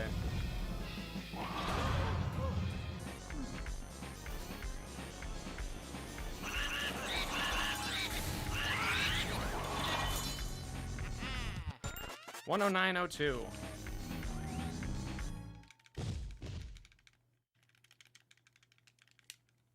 Pretty good. Almost sub 109, but you know what? Whatever.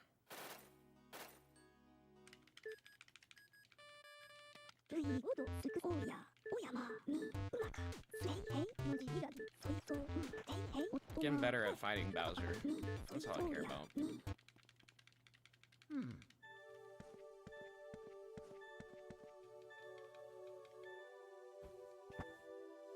Oh yeah.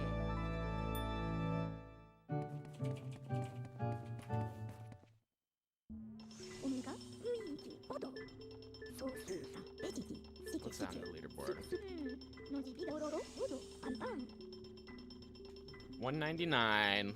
Literally broke into the top 200 with that. Nice. Oh yeah.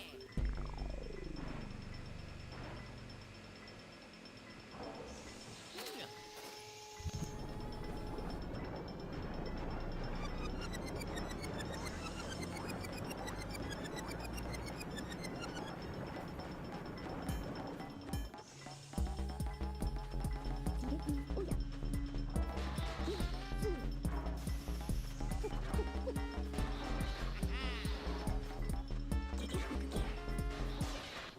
Well, that sucked.